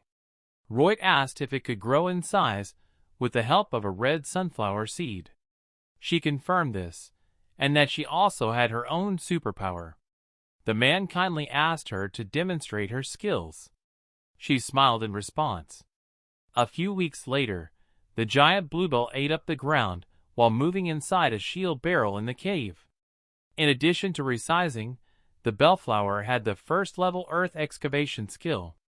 It also had the first-level soil cultivation skill. Standing behind the giant bell, Royd ordered Xavier to get ready. Gabriel was already sweating profusely, but he was ready with his sword in hand. After all, the second step of the bell shot hot metal. Xavier, on the other hand, used his skill to quickly cut the metal shots with his sword, forming identical tubes from them. Then the brave blacksmiths used tools and fire to turn the tubes into a strong support. The fifth step was to realize the harsh reality. Gabriel didn't understand why a knight like him had to deal with the secretions of a giant snake. Royd confidently led all the processes, despite the fact that he was also completely sweating. He and his team of workers, Gabriel and the snake, moved further and further into the rock. But because of the lack of oxygen, he was starting to feel dizzy. If they hadn't laid a pipe to bring in oxygen, everyone would have passed out long ago. Gabriel said that the owner, like the other workers, needed to rest. Royd refused, because he had to monitor the work process as a supervisor usually does. Although in Korea, managers are all about talking. Sometimes he came across bosses who had never been to their workplace. And at that moment, the young frontline worker promised that he would never be like that and would monitor all the processes himself. Then Royd used his internal scanner to notice something in the rock. It was the very coal they were looking for. He loudly announced to his workers that they had almost reached the goal and that there was only a little more work to be done. The man thanked the snake for the bell because with its help they had completed the job 10 times faster. The owner made an announcement to everyone present that as soon as they reached the coal seam, they would disassemble the shield to expand the space. It was a rather dangerous place, so everyone had to be extremely careful. Suddenly, a knock from the ground behind them attracted the attention of the robot. This puzzled Mr. Frontera quite a bit. Everyone was worried because the ground in this city was strong and should not collapse. The man started his underground scanning to find out what was in the ground. Behind the coal pile, a hole appeared that had not been there before. In a moment, the hole grew larger before his eyes. Suddenly, a giant mutant ant came out of it, scaring the hell out of everyone. Before Royd knew it, the ant had cornered him. Gabriel, unlike his master, was always on the alert, and without any hesitation, he used his sword to cut off the giant pincers of the mutant's jaw. When the young frontman came to his senses, he jumped to his feet and, taking a shovel, desperately ran to the servant's aid. The man used all his anger and strength to finish off the monstrous creature. The mutant was finished, despite the fact that it was much larger than the men. Roy didn't understand how the ugly creature had appeared here, which was not mentioned in the novel. But it was too early for them to relax. After all, it was just one mutant ant, and there was a whole army of them in the crack. The ants were rapidly approaching the crevice, lighting the way with their red eyes. Roy ordered everyone to run quickly to the outside and leave the cave immediately. Xavier bravely confronted the creatures, killing them one by one.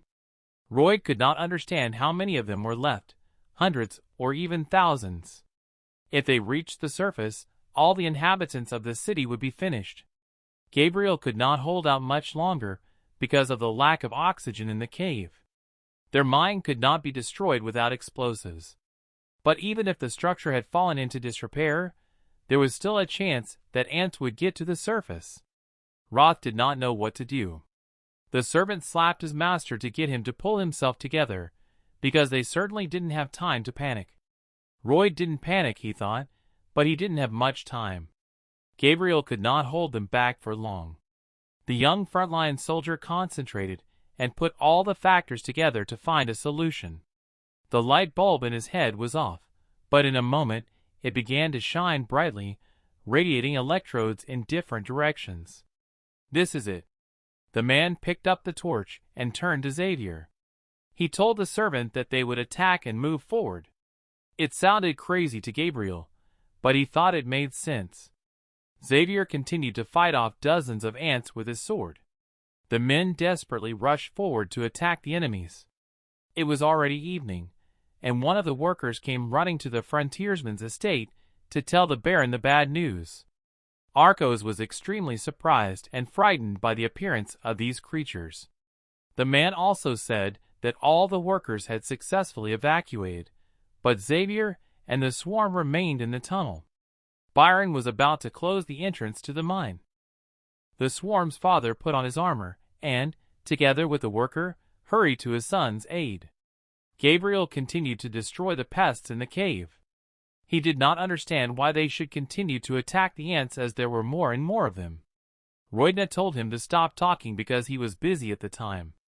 The only good thing was that the ants did not come out of their holes, even though the situation was terrible. Xavier was almost on the verge of not caring that it was hot, and there was little air, although there were still a lot of ants. He used his underground scanner to get to the bottom of it as quickly as possible. There had to be methane somewhere in this dungeon. After all, coal is a place where methanogens are distributed. Because of this, layers of methane gas were located throughout the mineral veins. If he could find it, he would immediately blow up the ants. The man looked closely at every corner of the cave, and in a moment he did find layers of methane gas. Roy quickly stuck his shovel into the ground. He asked Gabriel to hold them back while he dug. Roy used all his fast digging skills to reach the layer of methane as quickly as possible. The mutant crept up on him unnoticed, but Xavier reacted quickly, removing the pest from their path. Roy continued to dig tirelessly. Gabriel continued to fight off the fierce creatures. Suddenly, a very loud sound echoed through the cave. In surprise, the men quickly covered their ears and eyes. Coming out of the depths of the tunnel, a huge pink ant, 10 times bigger than the other ants, stood in front of the men. The men realized that it was their queen. Only one of its jaws was larger than Xavier's height. Roy hoped that the servant could overpower her if he tried. But Gabriel objectively understood his strength, so he said it was beyond him. But at the moment, they had no other choice. At that moment, the queen attacked Xavier. The man used his heart of mana to try to keep the defense. The queen's size was considerable, so Gabriel had to look for her weaknesses. But for her, his blows were significant. Xavier was trying his best to hurt her. However, This only irritated the queen to keep fighting. As long as he was holding on, the swarm did not waste a single minute continuing to dig. The servant did not spare himself in the fight with the ant. Suddenly, he heard a strange hissing from under the swarm. The man grabbed a torch and ordered Xavier to run to the exit with him. The furious queen followed them. The men saw the narrow entrance they had used earlier. When they reached it, they quickly jumped in. Royd turned for a moment to see where the queen was. Finding the creature with a glance, the man threw his torch in her direction to eat her. The burning torch fell on her head and bounced to the ground. Her ants were frightened by the fire, fleeing deeper into the tunnel. The enraged queen wanted to end the men.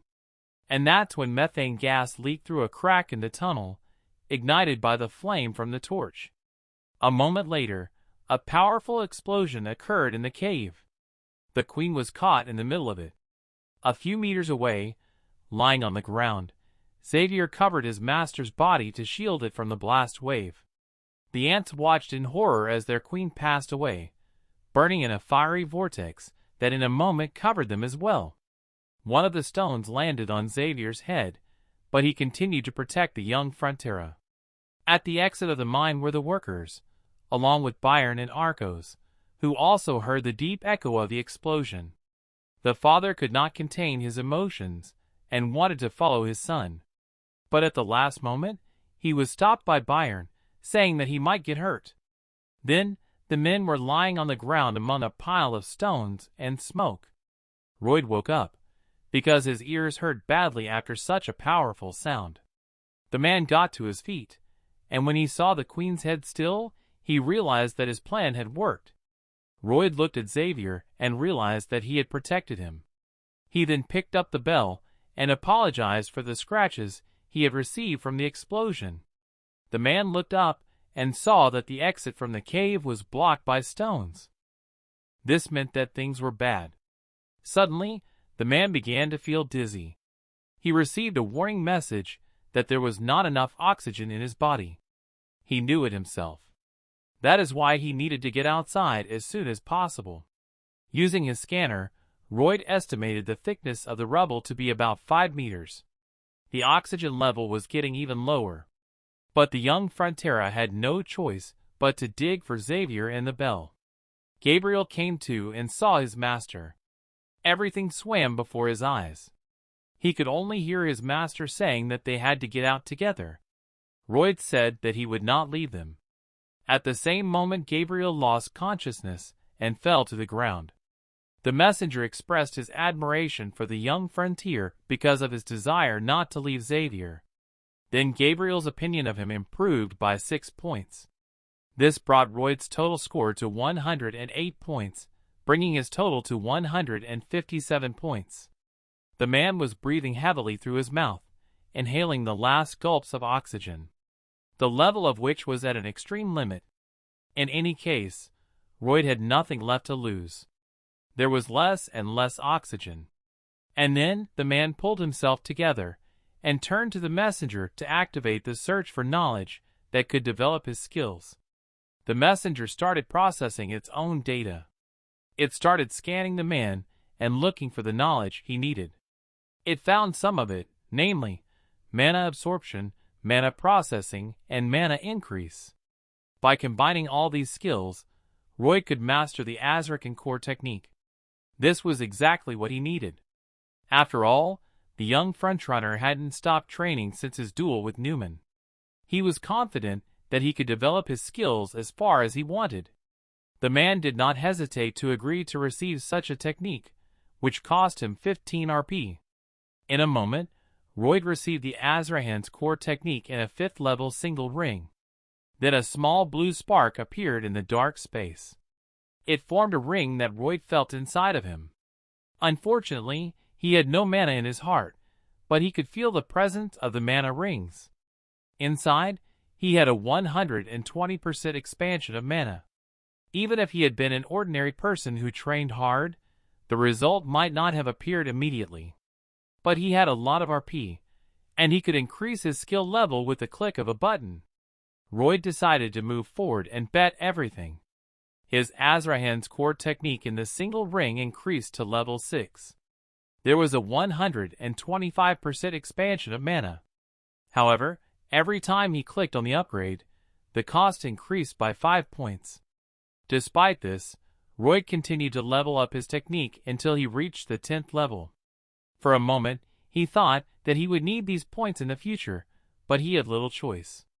He decided to level up his technique as long as he could. His ring of mana that had been revolving around his heart turned into 2 rings of the first level. His mana had expanded by 200%. To increase to the next level, 100 RP were required. But the man had only 7. Royd wanted to know from the messenger how he was doing now, because the number of rings had increased. The messenger informed him that he had 2 skills available to him, such as a 10-minute stretch of life with the ability to not feel tired and an energy burst that allowed him to triple the manga for 20 seconds. Also, these 2 skills had restrictions on use and the amount of 1 time per day. The man accepted this and prepared for a quick dig. Then he activated the skill of the stalker, which allowed him to forget about his fatigue. The man quickly began digging in the direction of the exit. His oxygen level was at an all-time low.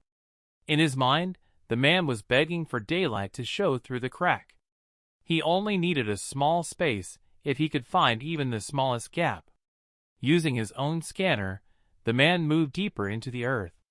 The oxygen level was critical. Sweating, Royd stopped because he noticed something. It was the very small crack he was looking for.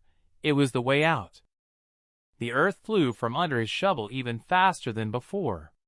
Exhausted, Gabriel and the bell still lay unconscious on the ground. Gritting his teeth, Royd continued to bathe without stopping. The oxygen level was running out before his eyes. Royd dug as hard as he could to save his family and himself. He had enough oxygen for just a few breaths. Meanwhile, there were only 3 meters left to his cherished crevice. The exhausted man fell to his knees in despair. His shovel also fell to the ground without strength. After all, ZHYVCHYK's skill had ceased to work. The man sitting on the ground was on the verge of despair. And that's when he decided to use the energy release skill. Royd got to his feet and picked up a shovel. Every second was worth its weight in gold, so he immediately continued to dig aggressively. His skill only lasted for 20 seconds, and he had only 30 centimeters of earth to dig to the rescue hole. Meanwhile, there was no oxygen left at all. Having dug such a large stretch of earth, he did not have enough air and strength for the miserable 30 centimeters. Royd lay powerlessly on the ground, so close and yet so far from the exit. Royd thought about how quickly it was over. After all, as the son of an influential man, living in a remote area, he only dreamed of a normal, quiet life. It seemed as if the story of his life was over. But suddenly, he heard a strange sound that he had heard before. With the last of his strength, Royd stood up on his elbows to see where it came from. At the same moment, a giant hamster, Podong, who had long been familiar to him, emerged from the ground. This made the man very happy, and made him smile at the furry animal. Royd immediately smelled the fresh air outside. This encouraged the man to get back on his feet. He told himself that the quiet life of a baron's son was waiting for him. It was already dark and twilight had fallen on the city. A torch with a bright flame was burning in the cave. Arcus, accompanied by Byron and the townspeople, moved through the tunnel in search of the missing men. Although the night warned the Baron to move on, he was determined to go all the way. For a moment, the man stopped when he saw something in the depths of the tunnel. A few meters away, the silhouette of a man carrying something on his back was moving toward them. It was a Royd rescuing his humble servant. The use of special skills in an emergency situation helped him surpass any limits of human capabilities. The special case, combined with Azrahan's new core technique, had a great impact on the man. However, after that, a new skill of the 3rd level power mode was available to him. With the help of this skill, The core technique was calculated to be able to operate even during severe exhaustion. Frontera's father recognized his son as a soul and ran towards him, shouting his son's name. Confused and exhausted, the young frontier, carrying Gabriel and the bell, did not immediately recognize his father. When the man ran up to his son, the latter lost all strength and fell into his arms with the servant. It was deep night, and it was extremely difficult for everyone.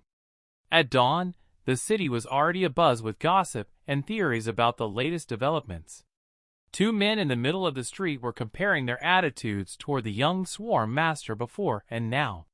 One of them said that his nephew was in the very epicenter of the events and saw it with his own eyes. He noticed that when the giant ants attacked people, the owner of the house thought first of all about saving the workers, not himself. It seemed as if the whole town was discussing the exploits of Royd and Xavier. All the residents expressed different opinions and attitudes toward this event, but each of them agreed that this swarm was different from the one they had known before. Meanwhile, the culprit of the gossip was lying in bed in his room under Gabriel's watchful eye. The young frontline soldier needed time to recuperate, but later he opened his eyes. After a long time, Xavier finally saw his master conscious. Royd received a message that the inhabitants of Frontera's estate and the townspeople were deeply impressed by his heroic actions. But whether he would be awake or asleep, the man did not understand what was being said. However, the messenger informed him that he would be rewarded with extra RP points for his outstanding achievements. After this message, his RP scoreboard was updated, and the number of RP points on it was now equal to 507. The man began to realize what had happened to him. He realized that he had become a hero, and in addition to that, he was happy to receive 500 rupiah. The feeling of pride and joy filled him with positive energy. The next morning, the mine was already in full swing. The workers were busy reinforcing the walls of the tunnel and performing their daily duties. Suddenly, a long-awaited visitor caught their attention. Royd Frontera and Gabriel were just returning from the mine when they met the workers. They all paid their respects to the owner and praised him for the fruitful work he had done today. The men looked at their savior with big, sincere eyes. He was different from other nobles, and was a true example of nobility. All the praise and affectionate words made Royd feel ashamed of himself. After all, 2 weeks had passed since the victory over the ants. Therefore, the work in the stone mine was in full swing. Everything seemed to be going well again, however. In such a turbulent time, Royd believed that their safety should come first. He wanted to avoid even the slightest risk of danger. On this day, their main task was to search for ant tracks. Gabriel wanted to ask the owner something, but he insisted that he do it quickly so as not to waste oxygen. The man asked the swarm why he was constantly putting himself in danger. After all, he could have simply ordered others to do it for him.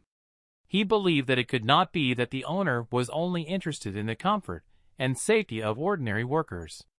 Moreover, as a future heir to the estate, he had to take care of himself and take care of his personal safety above all else. In response to these words, the young frontier called the servant a fool. After all, his real duty was to take great responsibility for all possible risks. Gabriel looked at his young master in embarrassment. Royd explained his position by saying that in this case, even if he threw money around, no one would dare say anything to him. Xavier did not understand whether this was good or bad for him.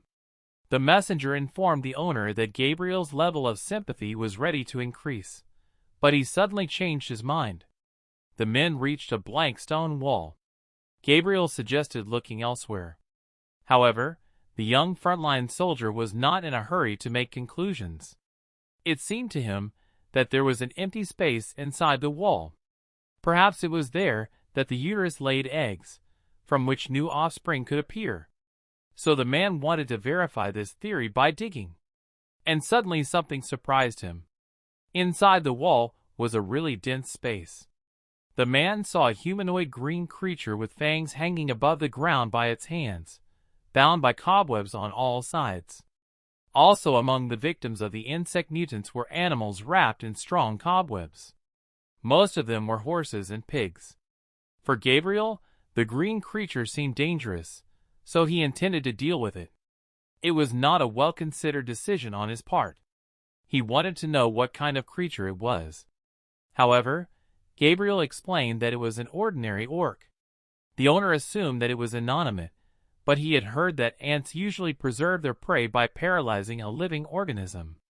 This fact encouraged Royd. The man could not hold back his smile, because it was an incredible find for him.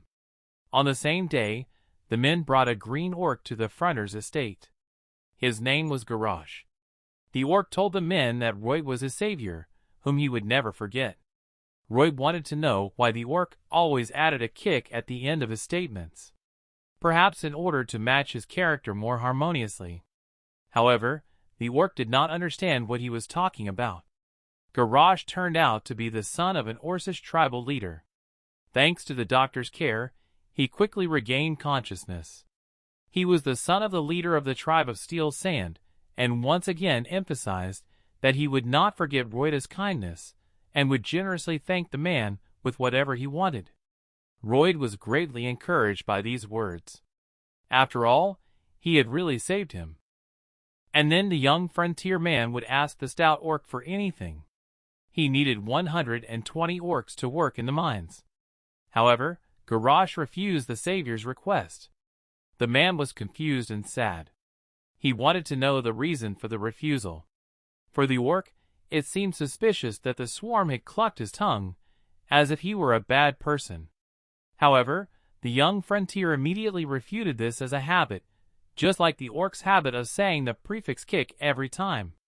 Garrosh emphasized that orcs are warriors who follow only the orders of their commander. And since Royd was not a warrior, he could not give orders to orcs. That was the reason. He had heard before that orcs were supposed to go out into the wild upon reaching adulthood and return with the head of a giant ant. Garrosh said that he had made a mistake when he went to the ant's hive, where he was instantly paralyzed. Hearing this, Royd made a new decision, which made the man lick his lips just thinking about it. The young frontline soldier pretended to accept Garrosh's decision and kindly congratulated him on his coming of age by clapping his hands.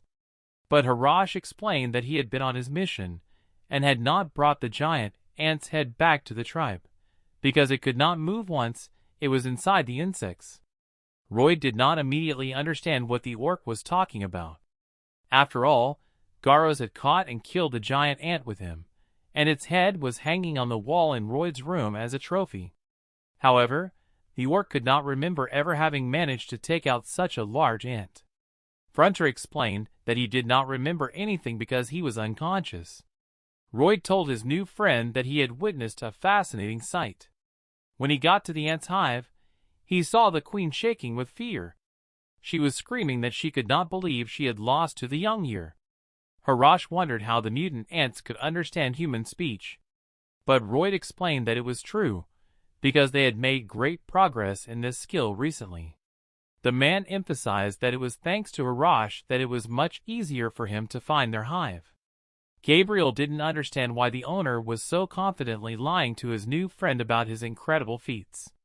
In general, the man wanted to support the orc, who was embarrassed by his failure, and give him hope for the best. Royd put his hands on the orc's shoulders in a friendly manner to finish his speech in a trusting atmosphere. In the end, the young frontline soldier once again confirmed that they had overcome that giant ant together. After all, Garrosh is an unsurpassed warrior, just like Royd. The orc was sincerely ashamed and embarrassed after such pleasant words in his direction. On this positive note, the man decided to bring up the topic of helping 120 orcs to work again. And this time, Garrosh expressed his unquestioning consent to this. Exactly a week later, the men set out for the sandy valley that lay beyond the green forest on the outskirts of the city. And so soon, the three of them reached the village of the Steel Sand Orcs. Their wigwams looked very interesting, built of wood and bones, and decorated with their national symbol, the coat of arms. It seemed as if the men's long journey in search of labor was over. But the tribal leader and Baroj's father, Akush, regretfully informed Royd that they would not be able to fulfill his request. Royd was shocked that the orcs began to fight back. However, the man did not give up hope and decided to politely ask the chief the reason for his refusal.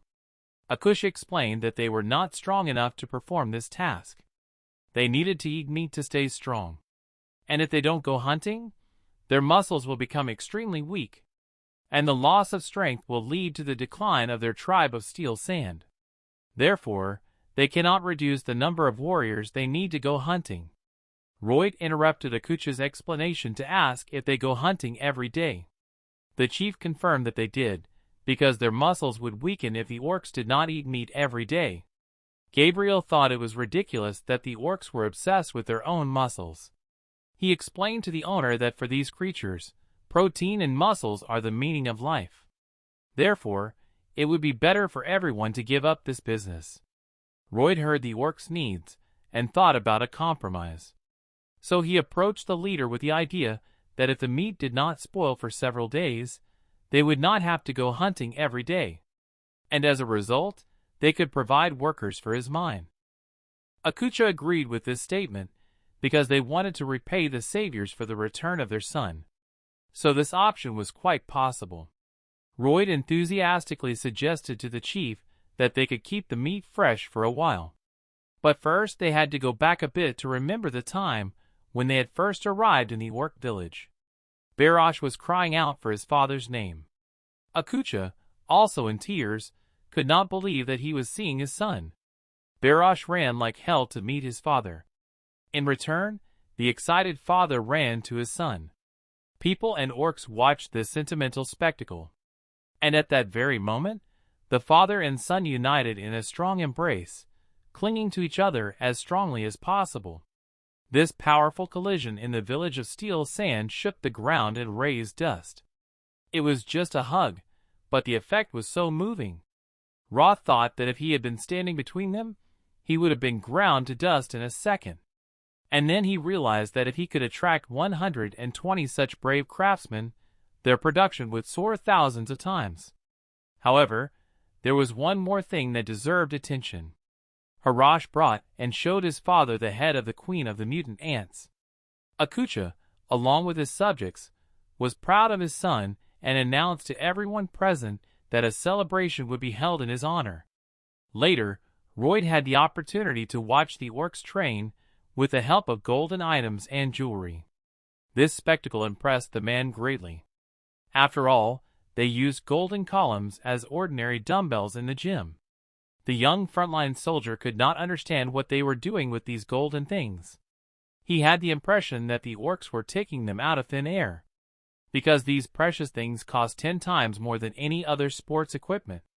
That's why the Great One signed a construction contract with the leader of the Shark. This way, they would get both labor and treasure. The men intended to build a stone-cold storage facility for storing meat. And in return, they would receive various precious items. However, Gabriel noticed that they would need special tools to work with the stones. The servant had never heard of such a vault, so he decided to ask his master about it. Ruth reminded Xavier that royal wizards could keep food fresh with the cooling power of ice magic. A cold store was a place that was used for the same purpose, but without the use of magic. Gabriel was extremely surprised by his master's knowledge, but he was too lazy to explain to his servant what he knew and how he knew it. First of all, they needed granite to create the refrigerator because it is very strong. Roy pointed to a granite rock to make his words clear. Something told Gabriel that it would not be an easy task to get this stone. Roy confirmed his assumption. Although they didn't have any explosives with them, they had a great substitute. The young front man turned to face Gabriel and pointed at him. After all, he already had a man with explosives ready. Xavier guessed that his boss wanted to use him in this situation. This was one of the key moments of the novel The Steel Knight. It told the story of the famous city of Mamaram. It was located on top of a cliff, surrounded by a pink glow. The city was imprisoned inside a magical barrier. At that time, thousands of refugees inside the city were the prisoners that Xavier was supposed to save. By that time Gabriel had almost become a sword master, and his mana heart possessed the fourth mana ring. For some time, he watched powerlessly as the mana was sucked out of the hearts of the city's captives. He had to save them even at the cost of his own life. In this way, without realizing it, he created a new skill of propulsion. His secret was to protect the main heart of the mana with one ring, and to channel the power of the other three rings into a blow of incredible power. Then all the power of the three mana rings passed from the heart into his hand, and from there into his sword. This led to a powerful explosion. As a result of the formation of a large blast wave, Xavier literally flew upwards, and then he fell to the ground. After that, this explosion became the same technique that, together with Azrahan's mind technique, represented the Steel Knight. Royd asked if they could use the same technique now. Instead, Gabriel wanted to know how the master had learned about this theory. Royd said that it was the first time he had thought of this technique, and his eyes did not contain a lie inside. Xavier was annoyed by the owner's eyes, because he saw lies in them. The embarrassed Royd tried not to show his excitement, and asked him to just try it. Gabriel believed that the owner would still do it his way. However, the young frontier urged the servant to always wish each other only good. He also promised to make an effort if Xavier succeeded in his theory. That would be a definite plus for the Baron's son. Gabriel approached the rock to try to apply his propulsion technique. To do this, he needed to protect the mana heart with one ring and release the other three by force of impact. And at the same moment, the man made a decisive sword strike into the granite rock. A bright light began to radiate from the place of impact in a second.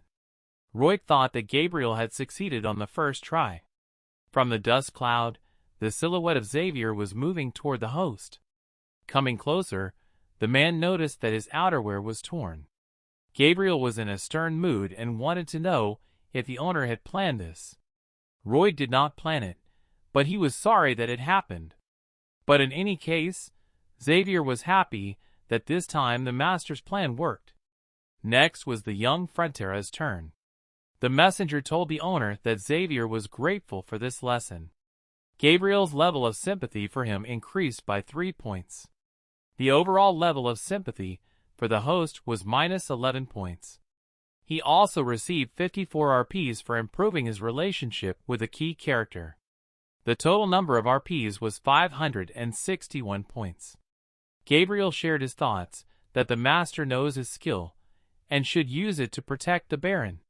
But now he uses it for construction. Royd took these words as gratitude from his servant. But that was not the case at all.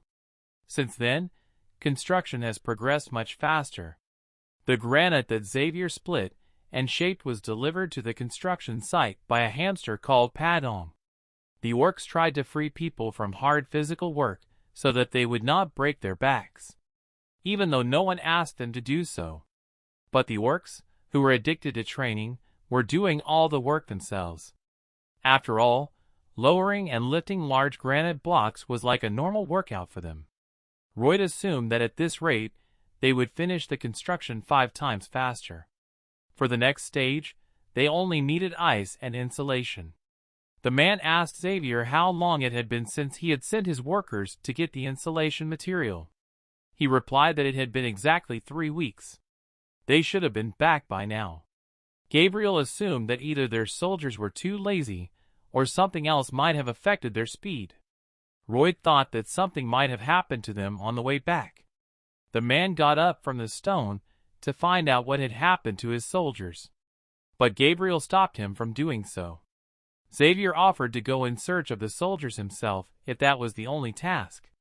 He believed that the owner should not go with him, because they could not know for sure what had happened to the people.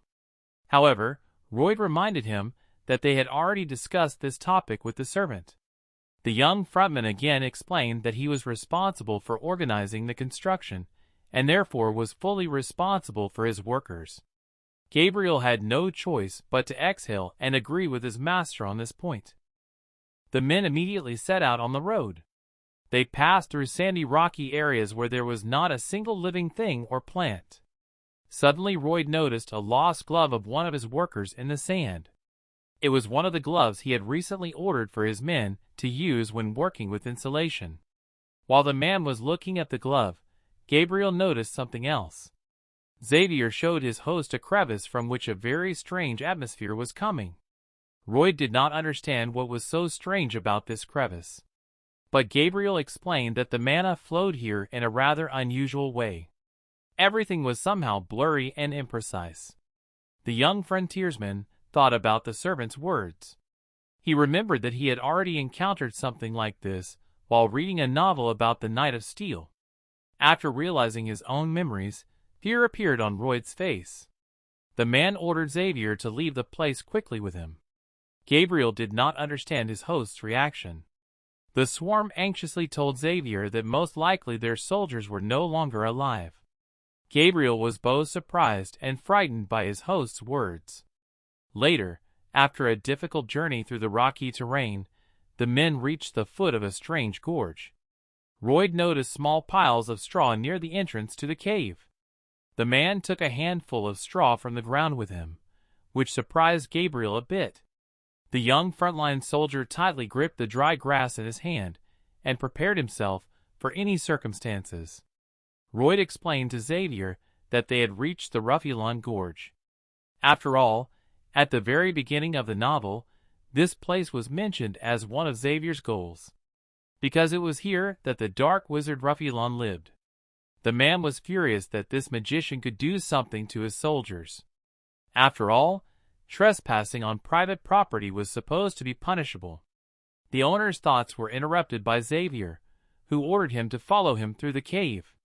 Royd did not have time to stop the servant as he stood on the floor with his foot and caused a strange magical reaction of the stone, which began to shine. Royd barely had time to take Gabriel back by the collar. A moment later, a small explosion sounded where the man was standing. Xavier was amazed that there were magic traps in the cave. Royd asked the servant if he was really a knight, because a real knight should calculate such moments in advance. In the novel, Xavier fell into the same trap when he was wounded and looking for shelter. But his Gabriel never repeated his mistakes twice. And then the knight rushed to the exit of the cave. Since the flow of mana in this city was unusual, Royd suggested that the man apply his technique here as well. Gabriel knew that in the natural environment mana was in a state of constant uninterrupted concentration in the atmosphere. Thus, he could understand where the magical traps were laid in the skull. It was by sensing a certain unusual concentration of mana in one place. Gabriel listened to his feelings and concentrated. In a moment, he was already leading his young master forward. Royd noticed that the servant's senses were quite well developed. As Gabriel walked cautiously forward, he thought that Royd was only doing what he was doing, lying to him and insisting. But now everything is different. Xavier did not understand what was going on. After all, the young front man had somehow predicted various events before they happened. But how did he do it? Gabriel did not feel any special energy from him, although on the other hand it could be a very powerful mana. As a result, the man came to the conclusion that first they had to deal with what awaited them ahead. They needed to save all the prisoners as soon as possible. A few meters away, the men noticed a silhouette in a black robe holding a book.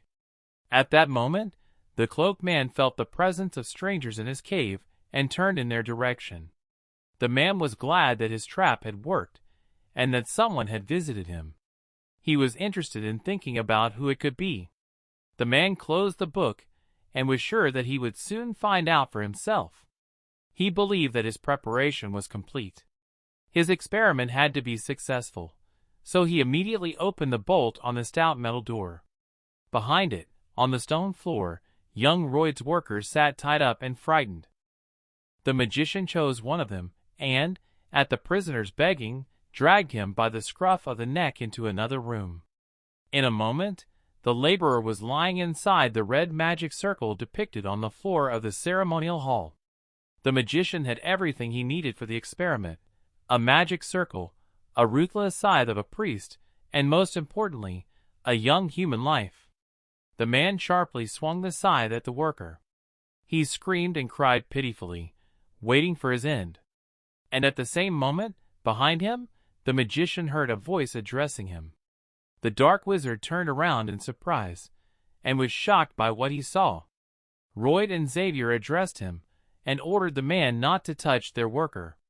The magician was not happy with the intruders, because he could not understand how they had avoided his traps. Worried for his safety, he quickly began to lower the metal gate with the help of magic to prevent the men from getting inside. The metal curtain dropped sharply in front of them. Behind the men, too, white, thick smoke began to pour out from under the cracks in the metal gate. Royd inhaled the remaining fresh air and held his breath to avoid falling into the dark wizard's new trap. Royd had managed to hold his breath, and so he felt confident, but Gabriel did not. The magician intended to put the guests to sleep with sleeping magic in order to deal with them later. When the space between the two metal walls was filled with sleep magic, Royd used his Zichic skill. He got 10 minutes to not feel tired at all, although he was sure that a few minutes would be enough. After all, he was not in an ant tunnel now.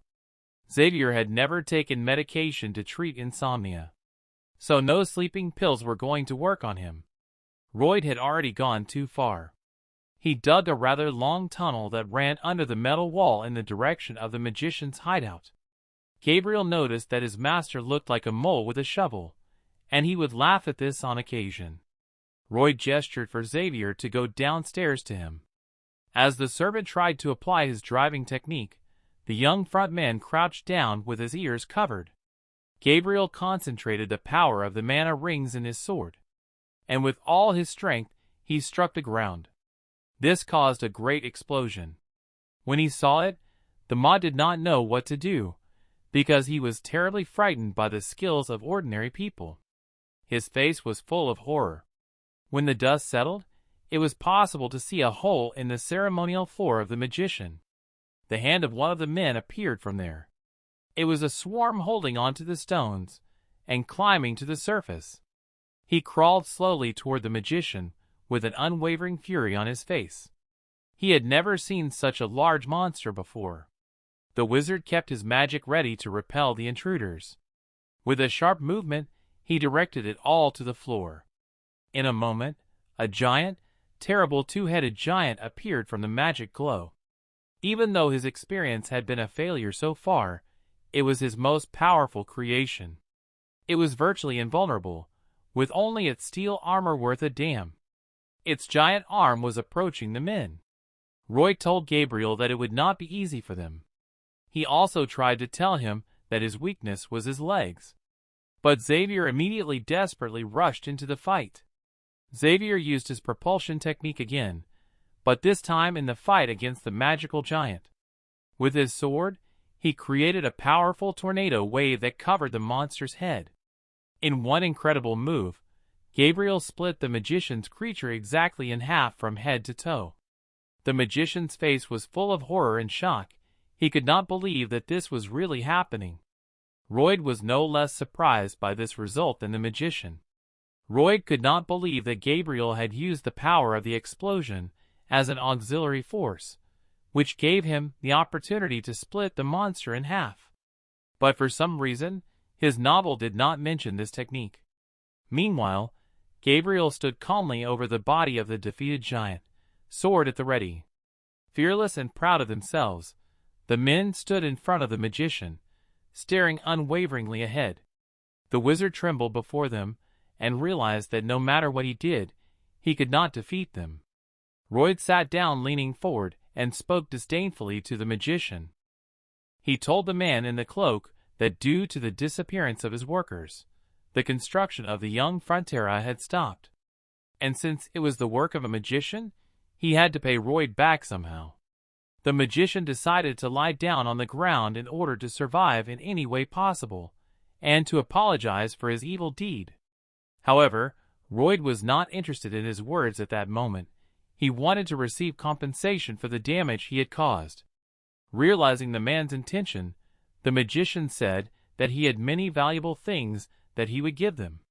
This greatly amused the young Frontera's inner greed. Going to the storeroom where the prisoners were kept, Gabriel told the owner that the soldiers were very exhausted, but their lives were not in danger. Royd was pleased with this news. Royd tried to ask the magician why he needed all these people, because in a few days they could have been dead with such an attitude. The magician was dumbfounded, but still dared to tell the man his plans, as they would not become a reality. The magician told him that he was conducting unusual experiments to find out how to bring people back to life. Royd furrowed his brow and asked the man why he needed to do this. Sitting on his knees, the magician was extremely touched and saddened by the man's words. After all, he was doing all this to find a way to get his wife and son back. Royd thought about it, because he did not expect that the magician could have had a family before. The man said that he used to be a magician in the estate of a baron. He lived an ordinary life with his beloved wife and son. Although no, his life was not ordinary, it was happy. But one day the baron, whom he had served so faithfully, suddenly wanted to take his wife away from him. So on the same day he tried to escape with her and his son. But the baron still pursued them. At this point, the swordmaster interrupted the magician's sensitive story, explaining that he did not believe the man's words. After all, if he had saved his wife and son, while taking the lives of hundreds of innocent people, it would have been very cruel. And his family would definitely not have thanked him for such a salvation.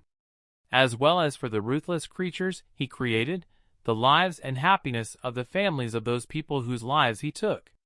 Royd believed that his story did not deserve pity. Gabriel took all the soldiers out of the storeroom, and noticed that no matter what the magician told them, his true gut could not be changed.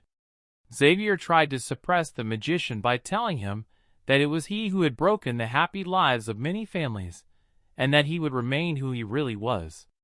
Endless hot tears rolled down from the magician's eyes. Royd was glad that at least he could still cry. The man told the magician that he would soon return with reinforcements to his cave to take all his magic and precious things. And if he tried to harm anyone else in the meantime, he should not expect forgiveness this time. The magician was extremely shocked by the man's verdict. In the end, he bowed to the men and thanked them for their kindness and humanity. Then Royd remembered that in the novel, Xavier also forgave the magician, and he later left the cave. But after that, the magician took the lives of hundreds more innocent people. He even conducted an experiment on himself. He turned into an uncontrollable and annoying thief who challenged Xavier again and again. And even though Royd knew about it, he turned his back on him to make sure of his assumption. At first, the magician stood motionless and just cried in front of the man, but as they were about to leave, the unexpected happened. He suddenly looked at the men from under his cloak, planning something insidious. The magician's eyes concentrated on the negative that came from his gut. Seeing Royd's alcohol, the mage felt that he still had a chance to get back at them and destroy them all with the use of dark magic. The magician was rapidly approaching the man and could already taste his own victory. However, at the same moment Royd turned around, looking into the magician's eyes. He said that he never forgave him. The magician wondered how Royd had learned about his intentions and true identity.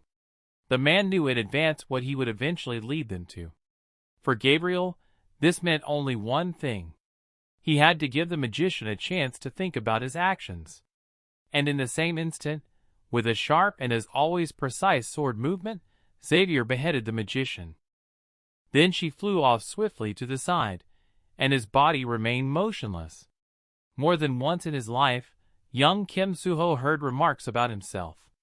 That he was just a miserable fool who was rotten to the core. There was a man who constantly scolded him for no reason.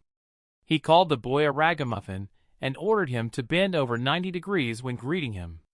It was very hard on the boy because it was becoming more and more difficult to withstand the constant remarks. And so it went on and on.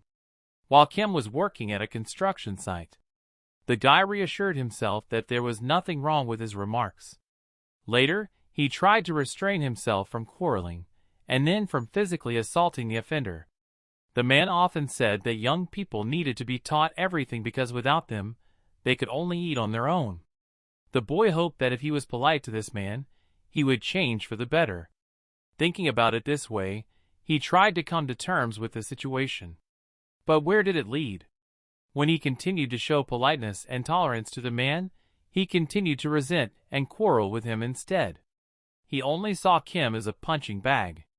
On that day, the man called him abusive names once again. Kim Soo Ho could barely contain his anger. Soon it would all be over if he held back. After all, if he caused a scandal, he would only make things worse for himself. But in this moment of internal struggle inside the boy, the man added that only a worthless mother could have given birth to such a worthless son, and then laughed. At the same time, uncontrollable rage filled the boy's body. He approached the man and put his hand on his shoulder. And immediately his face changed dramatically. It craved revenge and punishment for the offender. In a moment, his fist entered the face of the man who had been harassing him for so long. The offender was screaming in pain, covering his face with his hands. All the workers turned around to see what was happening behind them. No one could understand what had happened between these men. Then Kim's fist went into the man's face again. And then again and again. Finally, Kim Soo Ho kicked him in the stomach to finally punish the offender. While he was beating him, there was only one thought in his head: that he was doomed. When the man was lying on the ground with his hands covering his head, the other workers grabbed the Kim and prevented him from approaching him. What was the outcome? The man continued to work at the construction site and carried building materials to their destination. One day, in the middle of a working day, he caught sight of a familiar figure. It was the same abuser who had once harassed him. He too continued to work at the construction site. However, when he met him, he hid his eyes and tried to avoid any contact with the guy. The scratches on his face did not allow him to forget the recent assault. Therefore, the man behaved very carefully and calmly towards the boy. As a result, peace came. Sometimes you need to stop any violence against yourself or others. Will everything be fine then? There are a lot of serial criminals in Korea. They usually justify themselves by saying that they were intoxicated and could not control their actions. The guy did not understand why the most violent criminals go unpunished, as in the case of an ambitious doctor and scientist. In this regard, his sentence was revised in favor of him and his prison term was reduced. Although perhaps it was all about human rights. It turns out interestingly. After all, then the thief should get what he deserves. Returning to the city with the workers, Roy thought about this, while the cold body of the insidious dark wizard lay behind him. Meanwhile, the weather was warm and sunny in the rocky valley. Roy, together with his servant and exhausted workers, was returning to his place of work. Suddenly, one of the men began to sweat profusely and breathe heavily as he walked along the path. The young frontline soldier noticed this and became concerned. He asked the man to give him his backpack while he was still able to stand on his own. The laborer was surprised by the offer and refused. However, Roy explained that if the man became ill, he would have to carry twice the weight himself. So he ordered the man to give the load to him. A moment later, the man ordered the other workers to give him their backpacks as well to make it easier for them to walk. Everyone doubted this idea, but Roy ordered them to fulfill his request. While the front man was tying all the backpacks together in a single ball, his embarrassed workers tried to persuade their noble master not to do so. To pacify the workers, the royal said that he would not pay extra money for those who opposed his decision. The man put a huge backpack of backpacks on his back. Behind him, the workers looked at him, puzzled but sincerely impressed by his kindness. Gabriel did not understand whether the owner really cared about the soldiers' well-being or whether it was the backpacks they were carrying. But at that moment, he realized that the truth was not important to the soldiers. For them, he was a trustworthy leader who they could follow anywhere. This is what the soldiers thought of the young swarm leader. Messenger reported for the man that the liberated soldiers were deeply impressed by his actions. And after a while, stories about him will be passed down from generation to generation. Isn't that great? The man thought about the messenger's words. Royd was not impressed because he did not need anything but money. The men were already approaching the village of the powerful sand orcs. Later they managed to complete the construction of a stone-cold storage for food. Harras, along with Royd and Gabriel, inspected it from the inside. The young orc was a little disappointed with what he saw. It was a little cooler inside than outside, and their meat would spoil, and their muscles would lose all their strength. However, Royd decided to reassure the Harash and refute his fears. After all, the work was not yet finished and there would be ice to store the meat. Harash knew what ice was, so he explained its absence in the storage room by saying that it was hot. The young frontier with a smile assured the orc that if there is no ice, you will not be able to make it yourself. The orc was desperate and wanted to know how they could do it. The man assured the giant that they could make it any way they wanted. Harash began to doubt the truth of the swarm's words. But the man just smiled silently at the orc. Young Garash began to doubt whether he had brought a swindler to his village, who was trying to deceive him right now. Perhaps the story about the Ant Queen was a lie. The messenger noticed that Garash was not as naive as the swarm thought. But the man never thought so. The messenger disagreed with this because he thought that the owner really thought the orc was naive and short-sighted. However, the swarm refuted the messenger's thoughts by saying that the level of sympathy, or rather the client, was much more important to him. And at the same moment, Garash remembered that the swarm had saved him, and he shouldn't have thought so badly of his savior. Calmly and cheerfully, the orc headed for the exit, assuring the men that they could ask for help from him any time they needed it. Rhodey thanked him for his concern, and asked the Harras to wait until all the work was done. As the owner stood there smiling serenely at the orc, Gabriel wanted to know where they would get the ice from. Royd froze in place for a moment. Turning to the servant, his face was covered with drops of sweat. He too was wondering where they would get the ice. Gabriel could not believe that these were the eyes of a man who did not know what to do. The servant wanted to know why his master had signed the contract without a specific plan in mind. Was he going to deceive them? And at that moment, Royd asked Xavier to listen to him. He asked the man if he knew the first signs of failure in any business. Xavier looked at the young Frontera in confusion, and did not understand what he was talking about. Royd explained that he might not be able to do one thing or another, but there would always be a bunch of reasons why he couldn't do it. So he asked the servant not to behave like that. After all, without trying, you will not know whether it will work or not. The real success will be achieved by those who are open to everything new and try to fix any situation. This is what he called innovation. The man clenched his hand tightly into a fist to show his leadership spirit, because these were the thoughts of a true entrepreneur. Royd was determined. That's why he stood with his fist raised in the middle of the warehouse in front of Xavier. Gabriel was skeptical of the owner's position. He believed that such an enterprise was more likely to fail than to succeed. Soon it was deep night in the orc village, and a bright full moon was shining in the sky. A swarm was sitting on a rock in the middle of the rocks, thinking about something. The idea came to him that he needed to make a giant cube of ice first. A pallet and a bell would help him with this, as they would bring water from the lake in no time. The man also knew that there is ice magic in this world. He wanted to know what its principle of operation was. He entertained the idea that this technique was based on freely changing the flow of mana. The young frontline soldier was sure that this was possible due to daily training in mana absorption. After all, there were several types of natural mana, and thus, all changes depended on the nature of these manas. The man seriously thought about how to make it happen. But then, he had a very interesting thought. Of course, he could not use the mana in any way he wished. Royd imagined a pallet and a bell carrying the water in cheeks to a giant ice mold.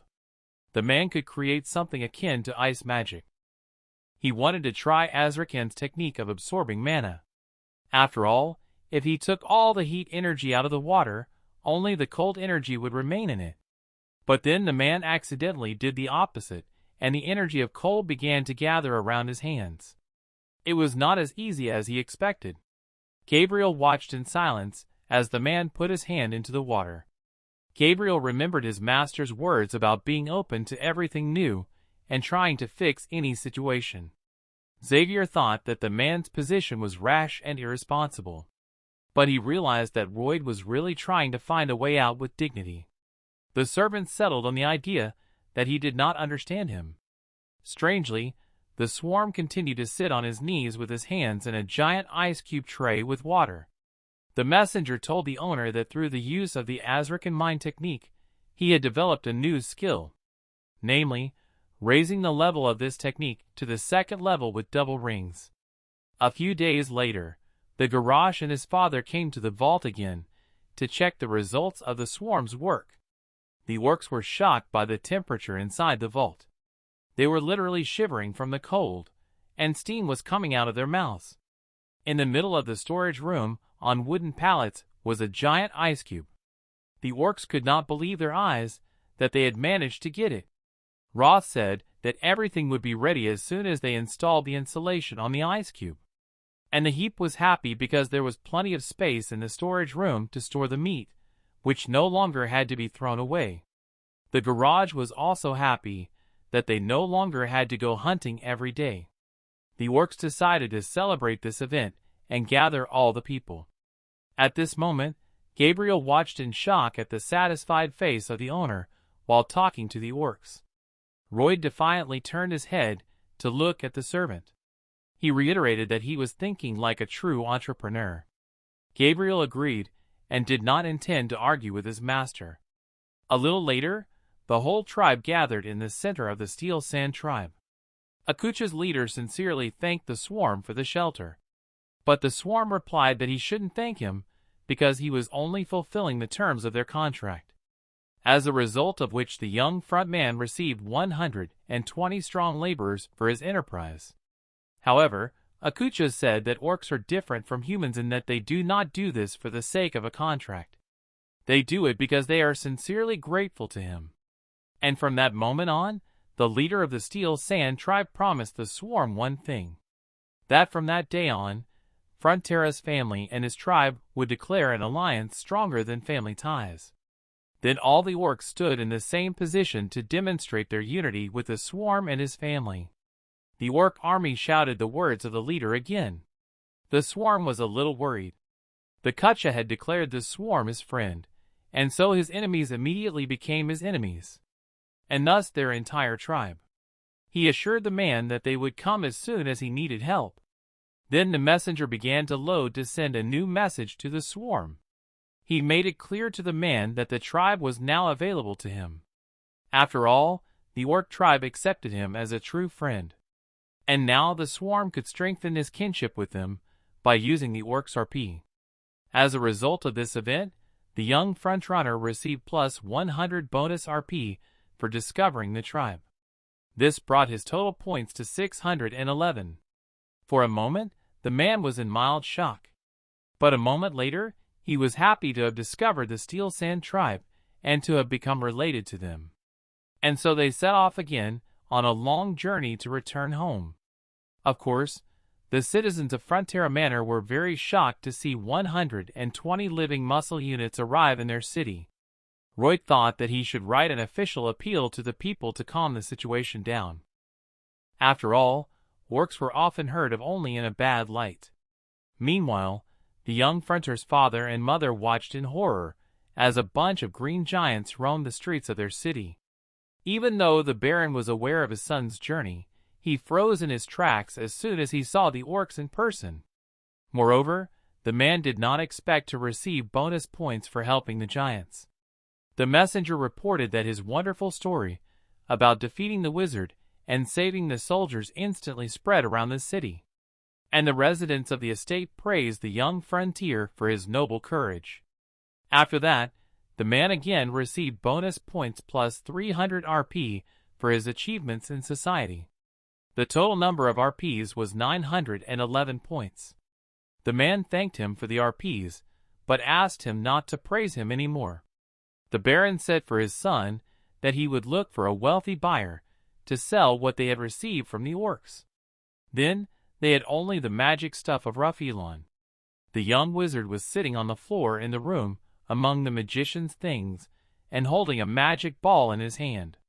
Gabriel asked the owner if he had found anything worth selling, but the man was trying to figure out what they could use before selling it. Suddenly, Root came across something strange in the magician's magic book. The man told his servant that he urgently needed to go to the mine. The young front immediately grabbed his cloak and the magic book and hurried out of the room, ordering Xavier to clean up the floor behind him. Soon, the man was reaching the entrance to the cave where his workers were mining coal. Once inside, the man sternly called out to Rhodes, who, along with the other workers, was serving his sentence under the contract. Rhodes heard his master and approached him to find out what was going on. The young frontline worker wanted to give the man some good news. He asked if the man remembered the details of their agreement that he had to work for the swarm for 520 years. The man confirmed that he did. But at the same time, the Roid said that it made no sense, because all these conditions were ridiculous. But now, he wouldn't have to worry about anything. Rhodes held his breath waiting for his master's explanation. Royd opened a magic book and showed him how to bring a dead person back to life. Rhodes did not understand what the master was getting at, but Royd explained to him that in this way he would still be able to serve his full sentence. Isn't it wonderful? The man smiled sarcastically and put his hand on the debtor's shoulder. But at that moment, he asked why he was the only one who was laughing and ordered Rhodes to smile a little too. At first Rhodes was embarrassed by his master's words. However, in a moment he understood everything and smiled through tears of disappointment. The cheerful and vigorous swarm continued down the tunnel, wishing the debtor not to get discouraged. After all, it was fun for him. The messenger noticed that the Lord of Darkness himself appreciated his efforts and was already thinking about offering him a job.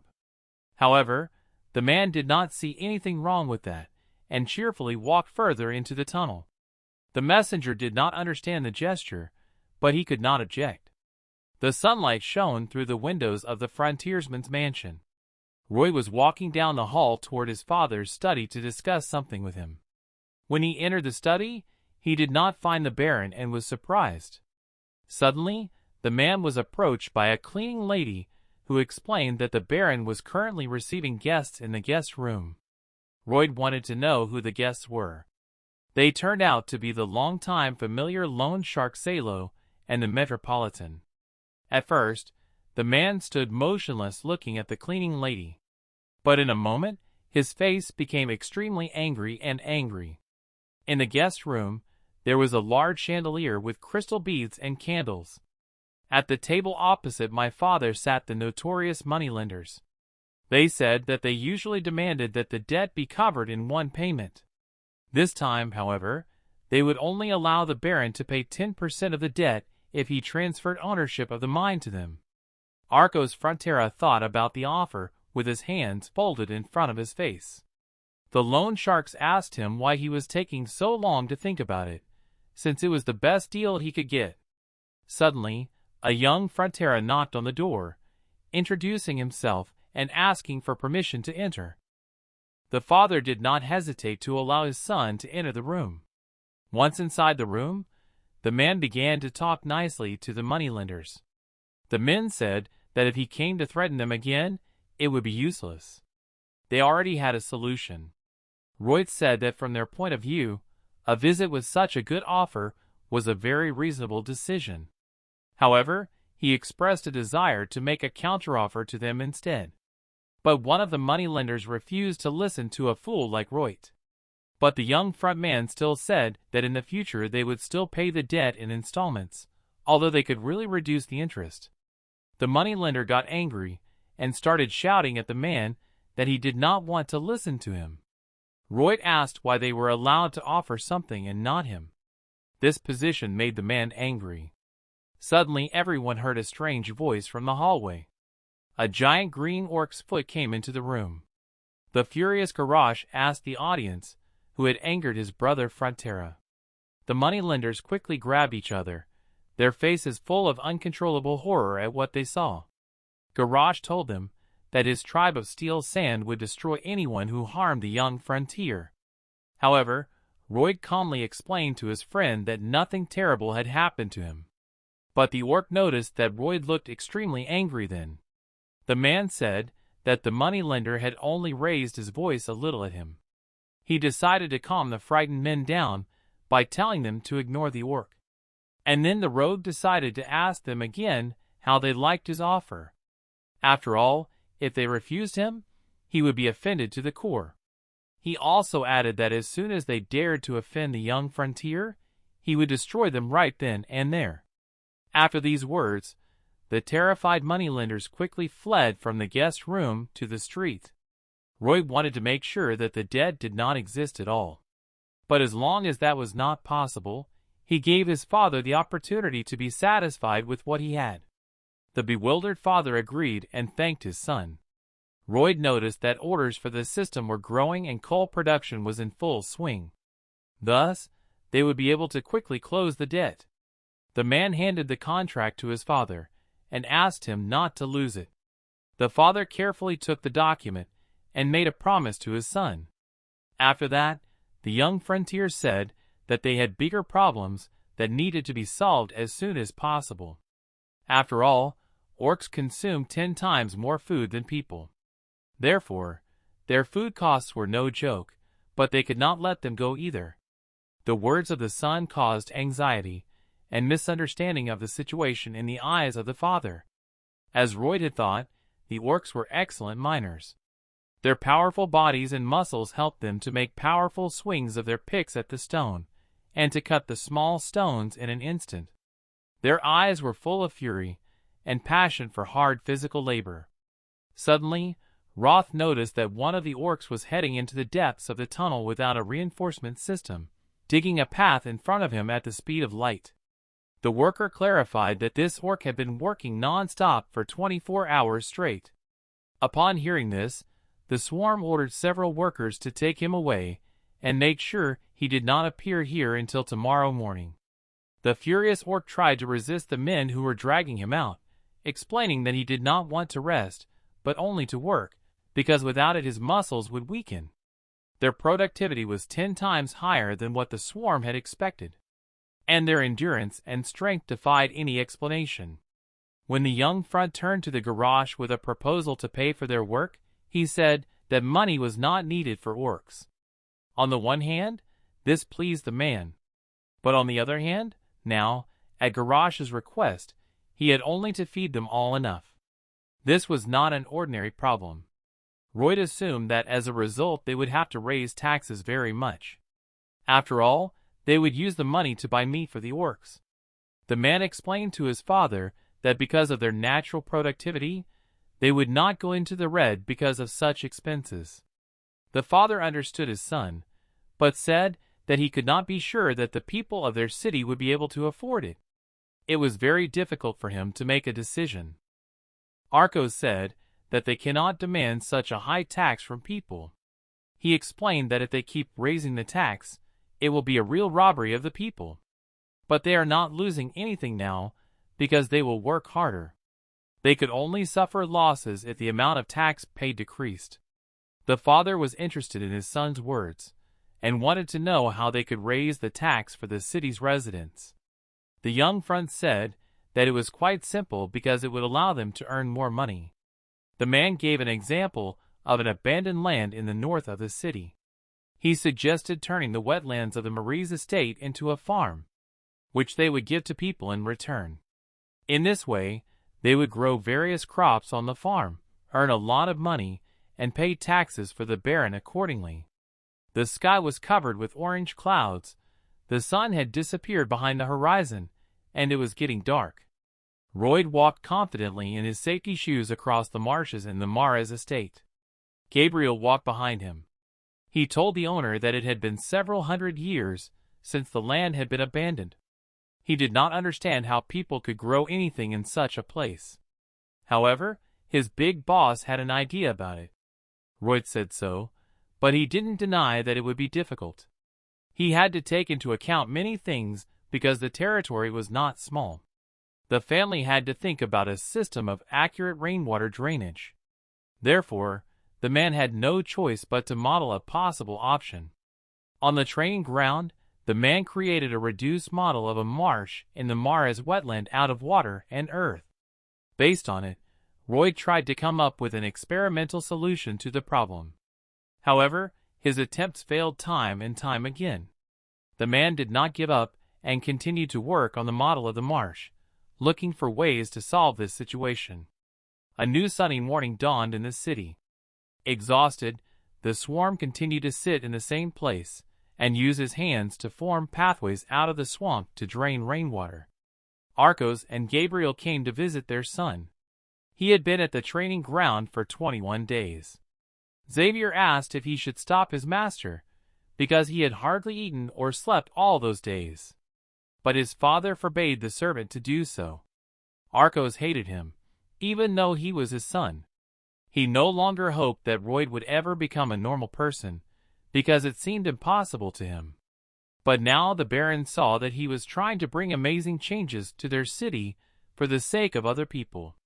Perhaps his father could not help him at that moment, but he was not going to stop him either. Xavier agreed that it was a wise decision on his part. After all, it was then that the young master of the royalty was responsible for his words and never gave up. The man worked diligently to solve his problem, gritting his teeth and forgetting about everything in the world. It was then that the messenger informed the swarm that Baron Frontera's level of sympathy for him had increased. As a result, he received 20 RP and his total level was 931 points. Meanwhile, the trees were covered with evening fog, and it was getting dark outside. The young frontrunner sat in front of the finished model with relief, having found the best solution to remove rainwater from the swamp. He raised his fist in victory, which by then was already illuminated by the moonlight. The man shouted that he needed to suck it in, and then the water would go where it was needed. All this meant that when he figured out the water, he would be able to raise taxes. And then the money of the people of his city would fall on him like a shower. And then the man would have a truly carefree life. Royd could already imagine himself swimming in honey like a bee. But at that moment, he was alone in the middle of the training ground at night. He exhaled and fell to the ground to rest with relief. Royd was extremely exhausted, but he considered it tolerable compared to the way he worked nights and days at odd jobs. Suddenly, a message from the messenger started loading in front of his face. He said that his unusual experience had a good influence on his new skill, namely design. Royd read the information about this skill in the messenger with concentration. There he learned that this skill can be obtained from the personal modeling mode, which in turn is possible by managing the collected data. At the same moment, his visual scanner was used in the man's eyes. Behind him, a digital grid was formed around the rock containing certain data. The man tried to deform this grid in his opinion by increasing the height of the rock. However, the digital model on the grid showed that in this way the rock would collapse. After realizing his new capabilities, the Royd began to scold the messenger for not telling him about it earlier. After all, the young frontline worker had spent a whole month searching for the necessary solution. But the messenger thought that it was normal for him because the owner said so himself. However, the man had something else in mind because he was having a hard time all this time. He also told the man that his skill could become visible through the wisdom he had gained. But in this case, the reason for its appearance was his desire. The man asked what his desire was when he first appeared in this place. He believed that the messenger did not know for sure. He did not understand how his wish was connected to this world. After all, he just wanted to graduate from college, get a license, get a job in a good company, and not think about money. Wasn't that what he wanted? However, the messenger explained that this was only his goal, and his desire was much stronger. It is what overcomes any space and time. The man interrupted the messenger to finish the conversation about the transience of life. He was busy at the moment. Royd got to his feet and called his faithful assistants, Padong and Bell. He invited them to meet their new friends. The magical creatures did not yet understand what their master was doing. The next morning, the sun was rising over the horizon in the Mara's marsh. At the beginning of the swamp, Royd stood with his friends and thought about the steps to fulfill his plan. First, he ordered his little helpers to pump out all the water. The hamster and the snake were shocked by the amount of work, so the young frontier realized that they could not cope with this task alone. Then he put the little creatures on the ground and decided that he would paint. The man intended to use all his RP to create the maximum number of magical creatures. He turned to the messenger to clarify the cost of this service. Royd had to pay 100 RP for one choice of a magical creature. And since the price would increase by 1.5 times each time, he would get 4 new creatures in total.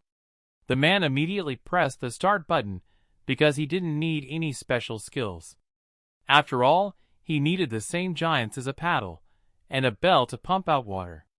The random creation of creatures was very noisy, and everyone was waiting for the result on the sidelines. Suddenly, someone's yellow head peeked out of the magic portal. The creature immediately jumped out of the portal in the direction of the master. Then the yellow ball hit the young Frontera's nose and bounced to the side. It rolled a little further away from the man, who could not understand what kind of creature was in front of him. The balloon turned into a yellow creature with a big mouth that said its name Hippo. Royd was surprised at the name. Could it be a little hippo? The pallet and the bell were happy to have a new friend. Hippo ran with open arms to hug the little creatures. All 3 of them spun in a circle around each other, calling out their names. Then the swarm apologized to Hippo for distracting him and asked to see the instructions. The little yellow hippo immediately spat the instructions out of his mouth. Royd was already used to this. Then the man began to carefully study the instructions for the new assistant. He learned that a hippo will not grow even if it is fed with sunflower seeds. Maybe Royd had made a mistake this time. Meanwhile, the little hippo just smiled sincerely at his owner. The young frontline soldier stood with his arms crossed and thought about something. The hippo stood in front of him and continued to smile at the man. And then Royd decided to turn to the messenger again to try to create the creature again. However, the messenger said that this function was available only once a day. The man said that he was disappointed and wasted his time. Hippo was upset by the owner's rude words, and the bell and the Padon began to protect their friend. The man explained to his friends that there was more and more work to be done, and the hippo was too small to be of any use. However, the creatures did not back down from their position and started a rally against the owner. Then the man agreed with them because they scared him. Royd asked Hippo if he could absorb moisture from his clothes in return. The messenger replied that Hippo had a level 1 water absorption skill. Royd was interested and asked how much water he could absorb at once. Hippo started pointing to his tummy to say that it could hold 4 times as much water as his stomach. Royd thought that so far he had all the skills he needed, so he was lucky. Meanwhile, the hippo was getting ready to show his master his skills. The hippo ran over to a nearby pond and began to gently swallow it. Royd and his friends watched as the hippo slowly drank with a squishy mouth. But soon, unexpectedly for the young Frontera, something incredible began to happen. His new friend began to grow significantly in size. Royd also noticed this change along with the others. The yellow creature continued to squishily suck in water. At first, the Baron's son could hear the squelching by looking down. But soon, he had to look up to hear the hippo. The new friend was 10 times the size of his master. At that moment, the yellow creature had almost completely absorbed the water from the marsh in the Mara's land. Later, the satisfied hippo got to his feet and wiped the last drops of water from his mouth. He made the swarm look like a tiny creature. Only a few small puddles remained in that part of the swamp. The man opened his mouth in shock at what he saw. He could not believe how so much water had been absorbed in such a short period of time. This meant that they could dry all the water from the swamp in a few days. The pallet and the bell looked up at the owner with pride. The man apologized to them and asked the messenger if the choice of creatures was really random. The messenger explained that when the mouth appeared in this world, his skills were manifested one by one. Since his role as a person with a bad fate could have added a lot of unnecessary worries. Therefore, most likely, the man developed the ability to draw for luck. Although perhaps this was not the case. For the swarm, the messenger's assumption seemed a bit rude. Hypo asked the owner for more water. The swarm allowed him to do so because their construction was to begin tomorrow. As the evening progressed, the water in the swamp became less and less. Their construction began with the vertical drainage method. This method involved drilling a well in which water was to accumulate and then be diverted to a spillway. The workers were naturally shocked when they arrived at the construction site and saw the owner's new friend.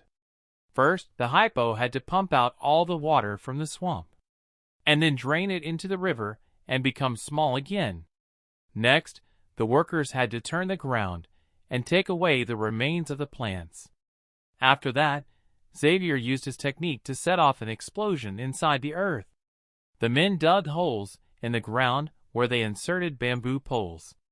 Next, they made sand pegs and asked the pallet truck to crush the ground on both sides. As soon as the water collected inside the bamboo poles, the jipo would make a powerful water punch. Later they built a more secure shelter using young Frontera's modeling skills. 10 days passed in this way. The first part of their construction was completed. They still had a long way to go. But what was waiting for them after all the work was done? Raul had promised the workers to throw a big party. So now they had to do their best. All the soldiers were extremely happy and encouraged by the master's decision. It was a warm day, and a large locust was sitting on a tree trunk near the construction site. Sweating, Xavier watched her silently and thought. Before his eyes, the abandoned area was really turning into farmland. Holding the shovel in his hands, Gabriel did not understand why he had started working on the construction site. He had already forgotten what his task was. Suddenly, his thoughts were interrupted by Royd, who was running to the servant. He handed Xavier some seeds and ordered him to plant them from there. But he asked why he had to do this, since he was a knight. However, when the royal explained that he would protect the estate from pests, the knight agreed. Xavier sat silently over the beds, watering the planted seeds. At this time, he was thinking that the owner had interrupted him again, and that next time he would have to get away with it in some way. Suddenly the man heard the Baron's voice behind him. He approached the servant with his wife, and said that all the townspeople had probably heard about the rice farms. Everyone thought it was a real miracle. The laborers were happy to see the rice farms expanding. When the swarm passed by, the men looked at it with respect. Messenger reported that the townspeople were showing their admiration for the miracle he had created. The swarm received plus 450 points for his significant success in the community. The total number of his RP was 1,281 points.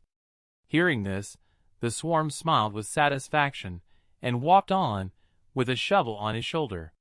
It was already evening, and small insects were fluttering in the air above the farm. The first stalks of plants began to sprout in the beds. Xavier watched this process with interest, keeping the watering can at the ready. And when he noticed the growth of the plants, he was happy about it. In a moment, the owner came up to him and said that everything would be ready as soon as they put the water wheel in place. After all, during the rains, the water would need to go somewhere so that it would not flood their land. However, to realize this, they needed a specialist. Suddenly, the men's conversation was interrupted by an incomprehensible roar behind them. An army of horsemen in suits was moving toward them. Royd wondered who they were. One of the guests was the Viscount Racona, whose estate was located to the north of this swamp. In a moment, the horse's rearing was very close. A moment later, one of the men stopped near the swarm and asked which of them was responsible for this construction. Xavier was angry at the man's rudeness, but the swarm immediately replied that he was responsible. The man asked them sternly if they knew that the land belonged to the Vicente of Racona, and so he ordered the bewildered men to leave the area immediately. This place was abandoned several hundred years ago. The northern lands were under the rule of the Viscount Racon, and the southern part of the marshes belonged to the frontiersmen. It was obvious that he had decided to assert his rights for a reason. After all, the Viscount probably wanted to take possession of these fertile lands. I knew that he could really insist on transferring the land to his use, because the northern part of the land belonged to the Viscount. The man smiled, because that was the case until recently. Royd asked the guests if they really thought they had entered his territory without permission. The riders sternly confirmed this, because the king himself had given them the land. In response, the Royd decided to close his mouth to the Viscount's servant so that the conversation could be conducted between people of the same status. This position impressed and puzzled the rider. All the workers stopped working to understand what was happening. The Viscount was also a bit surprised by the man's position. After a moment, the Royd apologized and introduced himself as the eldest son of the Frontera family and made a respectful bow. The Vicomte mentioned that the man had behaved in a disgraceful manner, so he refused to speak to him and ordered him to call his father. Gabriel said that this was rude of the Viscount, but for the swarm, it was not offensive. The rider asked if they had heard their demand to call Baron Frontera. The swarm calmly replied that they had heard them perfectly. Blowing the dirt off his finger, the man clarified that he had only heard the buzzing of a compost fly. The vicar began to turn his head in different directions to see the fly with his own eyes. The window servant explained to his master that he had just been insulted. The Viscount was shocked because he did not notice it right away. After that, the swarm said that according to Article 321 of the royal law, they had the right to cultivate the marshland. The words of the swarm really hurt the Viscount. The young Frontiero went on to say that in accordance with this article, they could establish ownership of the land. The Viscount tried to silence the man, but he continued. After all, no one has lived or grown any crops on these lands for the past 100 years. Therefore, as a result of all of the above, the ownership was transferred to those who began to cultivate the land. Firstly, the man explained that they had already invested their money and labor in the land. Secondly, it was possible to build houses for people on this land.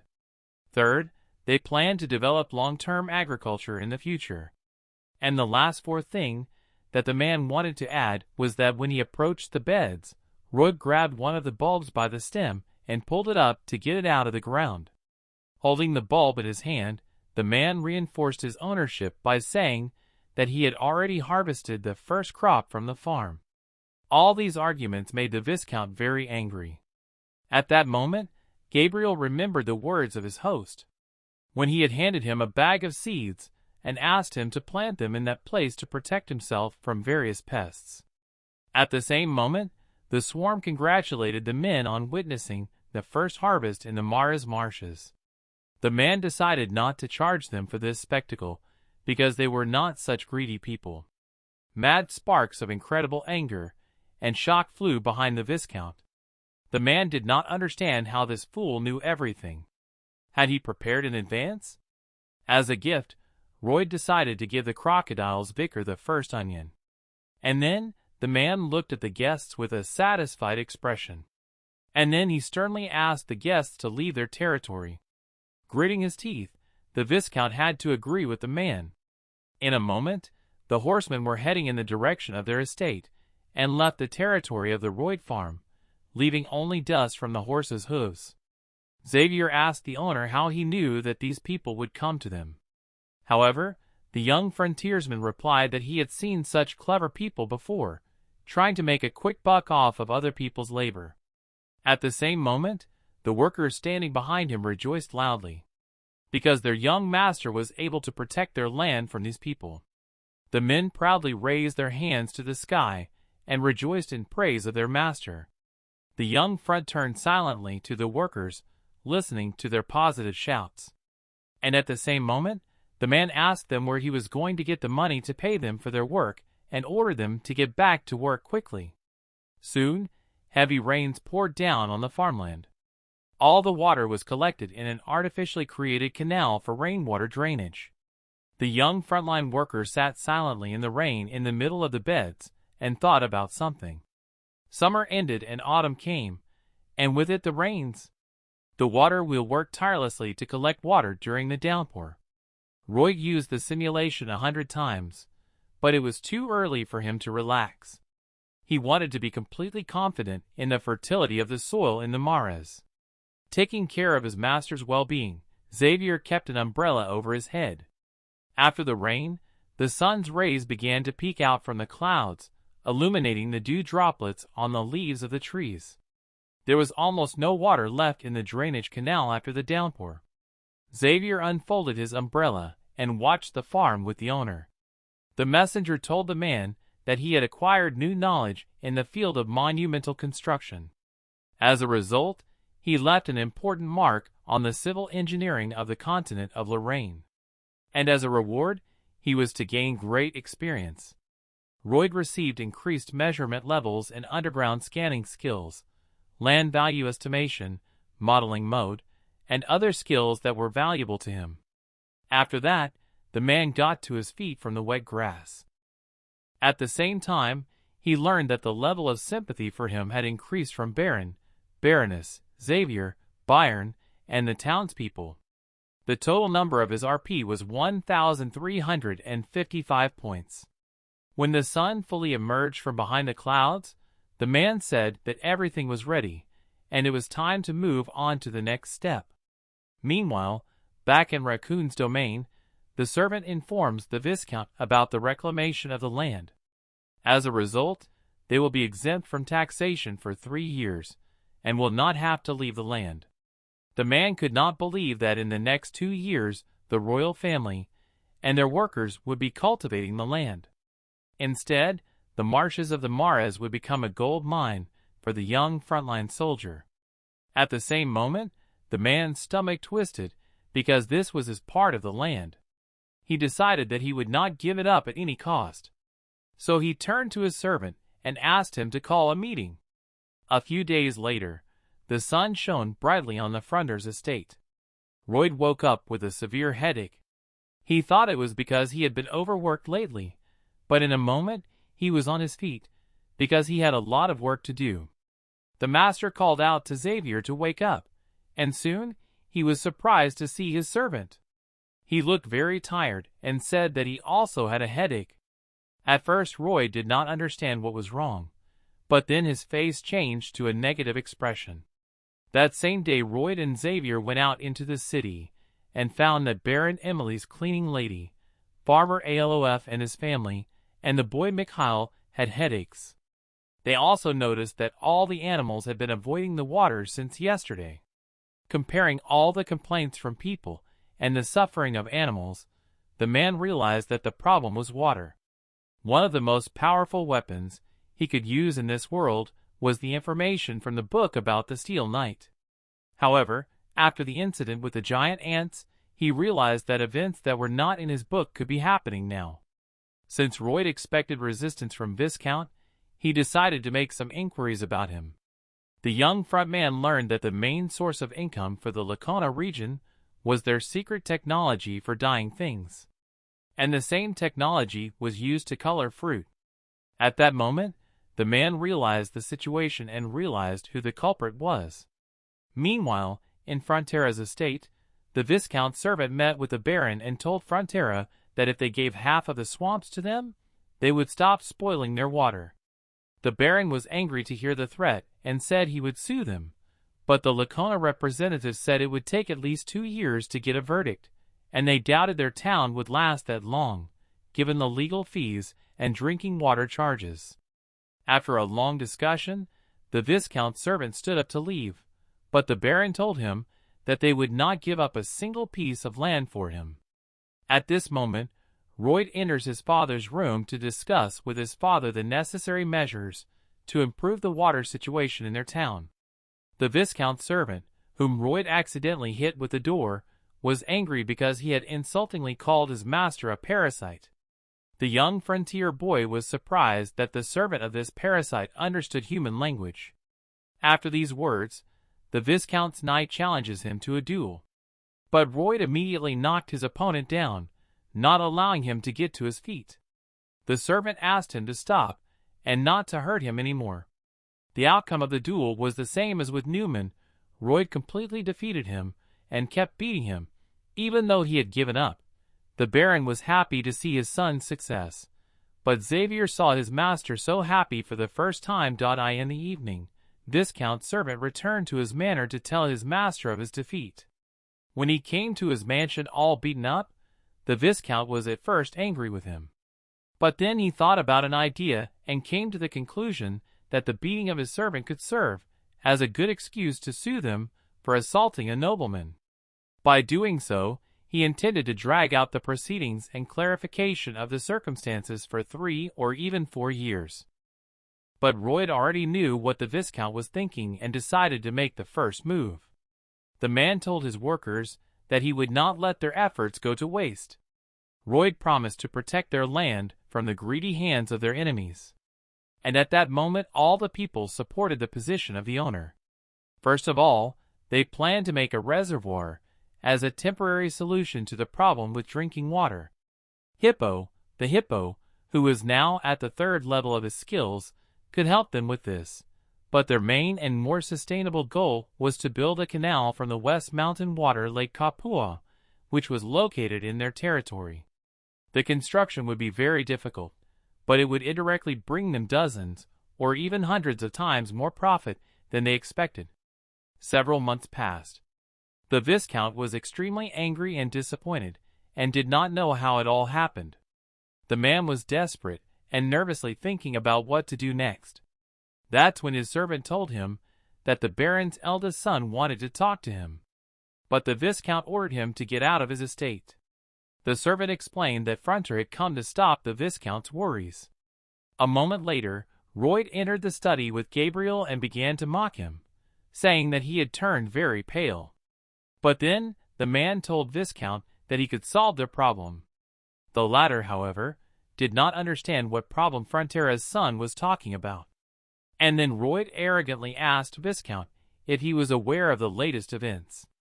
After all, Royd could have saved his dying workshop for painting things and fruits. For a moment, the Viscount blushed and realized that, as he had expected, it was Royd who had destroyed his workshop. The man said that they had done a lot of work to solve their water problem, because at first they did not realize that it was his work. After all, because the Viscount had spoiled their water, they had to get it from the mountain lake Kapua. In general, they had to dig the land from the Kapua River to their estate. They also had to process it and fill it up. The Viscount was very angry and asked how all this was connected to his workshop. But Royd decided to tell him everything in order. So when they were building a water supply system, they came across a huge valley. Standing in the middle of their path, they had no choice but to build a Roman aqueduct. Then, to find limestone as a resource, they carried out blasting operations. But because of this, limestone began to settle at the bottom of the valley in an unintended way. A very large amount of limestone ended up at the bottom of the valley. Then the Viscount interrupted his opponent again to find out how this affected his workshop. In response, the man explained that it was the water from the valley that flowed in the direction of the Viscount's workshop, and that the limestone ingredient had turned his fabric the color of feces. Then the Viscount was completely outraged and threatened Royd with legal action. But Royd reacted calmly to this, because he had to wait at least 2 years for a court decision, and by then no one would even remember his workshop or his product. The Viscount was amazed at this wise act from this small-minded man. However, while Royd was listening to the Viscount's threats that he had connections at the royal court and would make him pay twice as much for the damage he had caused him, The man simply waved his hand at him in silence and left the estate. It was a pleasant autumn day outside. Xavier asked him what was the point of this meeting, because all he had done was to make him even angrier. Xavier also said that this man knew many aristocrats in the city, and if a lawsuit started they would lose even more money. Royd understood his anxiety and told him to wait a while to see who would lose more. Exactly a month later, Count Racona arrived at the Fronter's estate. He literally knelt before Royd and asked him to save the almost bankrupt workshop. Royd looked down on the Viscount. After all, his friends at the royal court could not help him. The only choice he had was to tearfully beg the young Royd to revive his workshop. However, the man did not want to hear any apologies. He wanted him to sign a contract with him for a fixed fee. Thus, he promised to restore his workshop in a week. But when the Count saw the terms of the contract, he was very puzzled by the price. The Viscount said that it made no sense to put such a high price on water, which was already so expensive.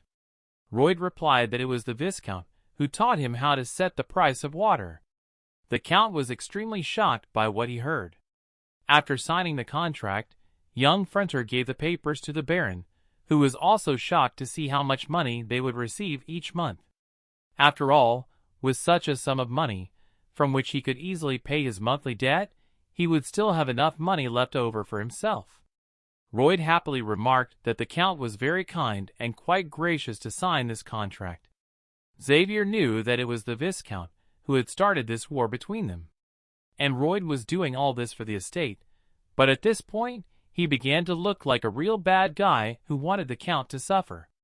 In addition, the contract with the Viscount did not specify a deadline, which meant that the owner was going to eat him for generations, if possible. The Baron interrupted his son's fantasies by asking if he was all right, and after a positive answer, he told his son another good news, that Count Cremo offered a good price for the treasures he received from the Orc tribe. Royd wondered why he was buying them at such an attractive price. But his father explained that the buyer was planning to make a huge bronze statue out of their treasures instead. Wanted to make a huge bronze statue. In the middle of the ocean was the trading city of Count Cremo. Then the man stood in the middle of the room and looked out the window at the ocean. A strange water vortex appeared in the seemingly quiet ocean. It seemed to the man as if something was coming out of the ocean. And in a moment, his feelings came true as a huge red creature with many teeth emerged from the water. Cremo looked sternly into its eyes through his window. It was a monstrous titan named Giga. Meanwhile, at the Frontier's estate, Xavier told the Baron that in 2 weeks they were leaving for a business trip with a team of 10 men. Arcos agreed with his son's decision and continued to cut branches on the bushes. Seeing his mood, Xavier was worried about his master and assured him that he would be with Royd all the time. The Baron told the knight that he would have given everything for Racon out of fear if it hadn't been for Royd, because he had been a very incompetent and insecure man and leader before. But Xavier reminded him of how he had picked him up in the winter when he found the future servant on the street. But the Baron said he had no motivation to do something like that with such unremarkable qualities. After all, a true leader had to have strong faith and a steely character, just like Royd is now. Xavier thought to himself that Royd's only motivation was money, but decided not to tell his master. It was then that the Baron ordered Xavier not only to protect Royd in the future, but also to be always close to the Baron's descendant. Xavier was embarrassed at first, but immediately agreed to fulfill the Baron's request. Royd could revive the estate, but Xavier could never like a man like Royd. When Xavier was still a child, the Baron asked him what he wanted to become, and he replied that he wanted to become a knight who would protect him from everyone. The Baron was pleased to hear this. He told Xavier that a boy who survived the harsh winter alone would definitely become the strongest knight. Then the Baron gave him a wooden sword that he had carved from a log himself. But this wooden sword was soon broken into pieces by the past Royd, who mocked and insulted the boy. Soon Gabriel returned to the manor. He looked up at the wall where his little broken sword hung and continued to think that he would never like a man like Royd. Entering his master's room, Royd thanked Gabriel for once again choosing to use his engineering lullaby. Xavier was bored listening to the same thing over and over again, so he asked him to hurry up and start, thinking that he should hate Royd, but for some reason he continued to see him as a different person. Xavier continued to beat himself up and eventually fell asleep. It was late at night, and the moon was shining through the windows of the Fronter's mansion. While they were both sleeping soundly, a man with a sword and a black cloak climbed through the window into the room, intent on ending Royd right then and there. The unknown man pulled out his sword and whispered that it was Royd's fault. At the same moment, the man jumped out of the window at the young frontline soldier. His sword flew rapidly toward the man's chest. But suddenly Xavier woke up and immediately jumped up to stop the criminal. With one swift movement, Gabriel cut the offender's sword in half. He was shocked by the servant's reaction. Royd woke up at the same time. He got out of bed and saw that Gabriel was sitting on the floor holding a strange man in dark clothes by the head. The next morning, the men continued to work on the water pipe. He asked the workers what was the most important thing in the operation of any enterprise. The workers told him that the most important thing was safety. Xavier went to the owner and told him that he had informed the Crayfish Knight about the night's incident. It was the right decision. After all, this man was a servant of the Viscount whom he most likely fired primarily because of the high cost of water. Royd said that he would have done the same if he had been paid good money and had not fulfilled his duties. That's why this man attacked him, because all short-sighted people are similar. Xavier asked if the owner knew this would happen. He wondered how Royd could always foresee certain events but never prepare for them. The young frontier looked silently at the servant and pretended that he did not understand what he was talking about. After all, why did he need to prepare for anything if Xavier was always there? Gabriel was very touched by his master's words. Royd added that he was still alive only because Xavier was there at the right time. It showed his reliability and endurance as a knight. After all, not every young boy could survive the winter alone without any help. And it was this person who was able to become a knight who was with him at that time. Who else could he have trusted? Xavier was genuinely impressed and surprised by his host's position. The two men looked at each other in silence. After a few minutes, the swarm became silent, and he asked the servant to finally say a word.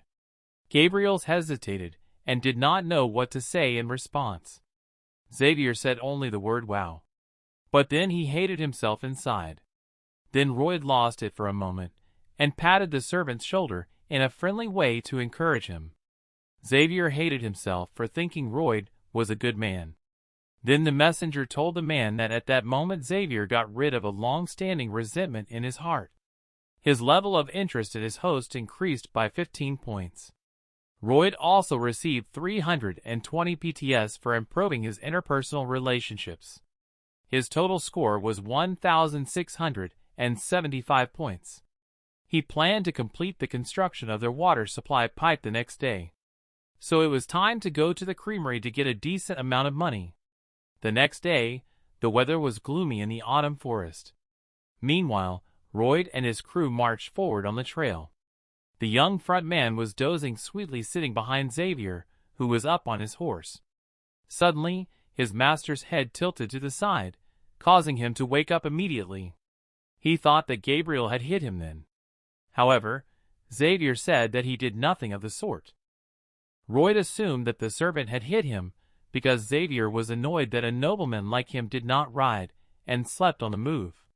But the servant denied any accusations from his master. Suddenly, the young frontier ordered him to stop. At the same moment, the man quickly got down from his horse and asked Xavier to teach him how to ride. However, Gabriel refused, explaining that he was a knight and not a riding teacher. The messenger translated the servant's explanation as admiration for the fact that the master was trying to learn something new and necessary. But Royd said it was an order. Instead, the messenger translated it as a sincere request for training addressed to Xavier. Then the messenger tried to translate all the men's words into actual words, which eventually drove Royd crazy. For a moment, Gabriel thought that the host had lost his mind. The messenger also said that rumors spread faster than words. Specifically, rumors that he had built the first water supply system on the continent. As a result, his reputation as a builder has increased, and later his name would be written in the history of construction of the kingdom and the entire continent. For this, the man received 600 bonus RPs. His total score was 2,275 points. Reading all these messages, Royd realized that he was in luck. It meant he could expand his business. After all, fame meant money, and money meant a carefree old age. The man smiled because he was sure that he had a golden future ahead of him. Because of the abrupt change in his mood, he again thought that he had gone mad. Their journey to the cream was not easy. The manifestations of winter were felt more strongly as they approached their destination. They arrived in Cremo only in the middle of winter, when the city was already heavily covered with snow. Soon the men were met by a local feudal lord of Cremo, who thanked them for their visit. Royd also introduced himself and, together with Xavier, bowed to the count. Cremo said that he had imagined Frontera a little differently, but noticed that the man exuded nobility. Suddenly, the count approached Xavier and said that he probably had royalty in his family. Royd was embarrassed because the count confused Xavier with him. Cremo even started asking Gabriel if he was engaged because he had a daughter. And when he tried to tell him that there was a mistake, the count got angry because the servant Royd interrupted him. The messenger started laughing out loud at this situation. Meanwhile, it was snowing outside the window. The count laughed when he realized that he had made a big mistake and mistaken Xavier for a nobleman. The man apologized to the swarm for this.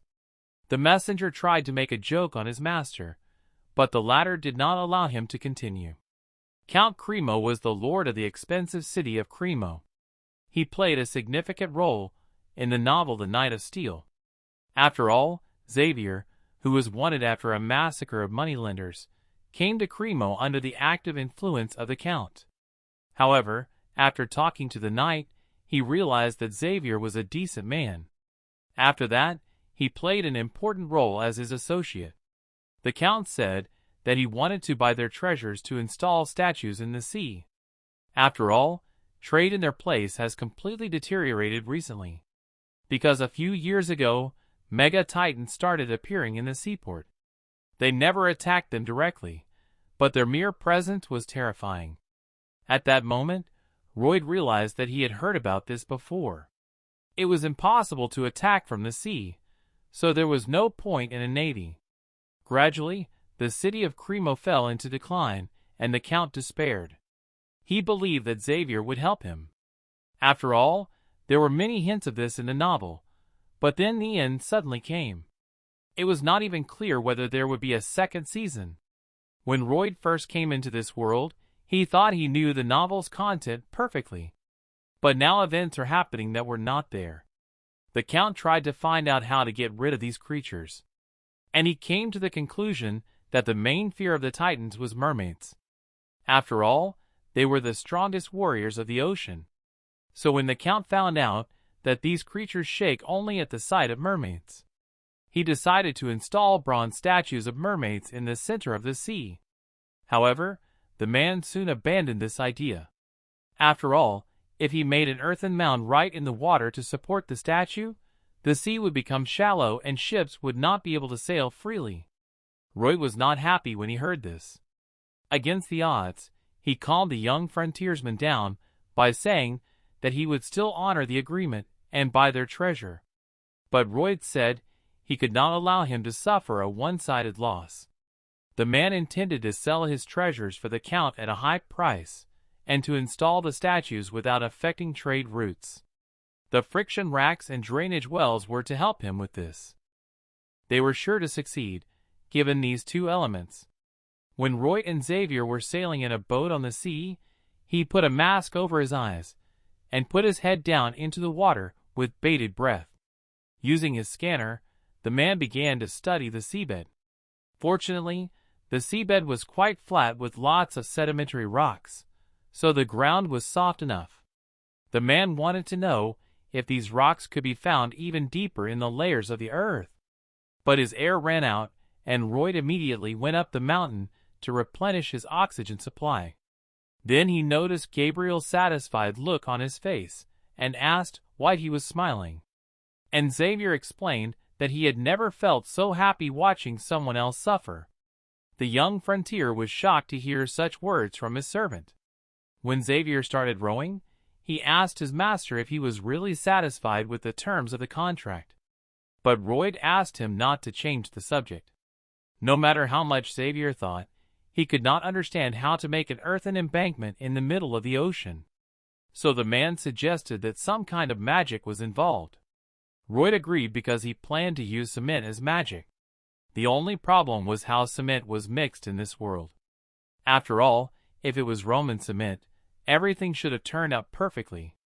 When Xavier offered his hand to the owner to help him get up from the boat, he asked him to be less careful, so that he could easily fall into the water. Suddenly someone spoke to the men.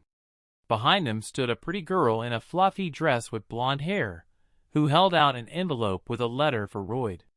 The man was momentarily confused by such beauty. The girl greeted him and introduced herself as Count Crémeau's daughter, Christine. She said that she had seen Royd yesterday in the courtyard of their estate, and was instantly ashamed. Christina closed her eyes tightly, and clutched the letter in her hands. Royd was a little embarrassed and waited to see what would happen next. The girl finally decided and handed the letter to her husband. But not to Royd, but to Xavier. Just like her father, she too had mixed up the men. In a way, the young frontline soldier expected it. Royd was a bit puzzled, although he thought it was probably the right thing to do. Xavier took the envelope from the nice woman's hands, and quickly tucked it into his pocket inside his coat.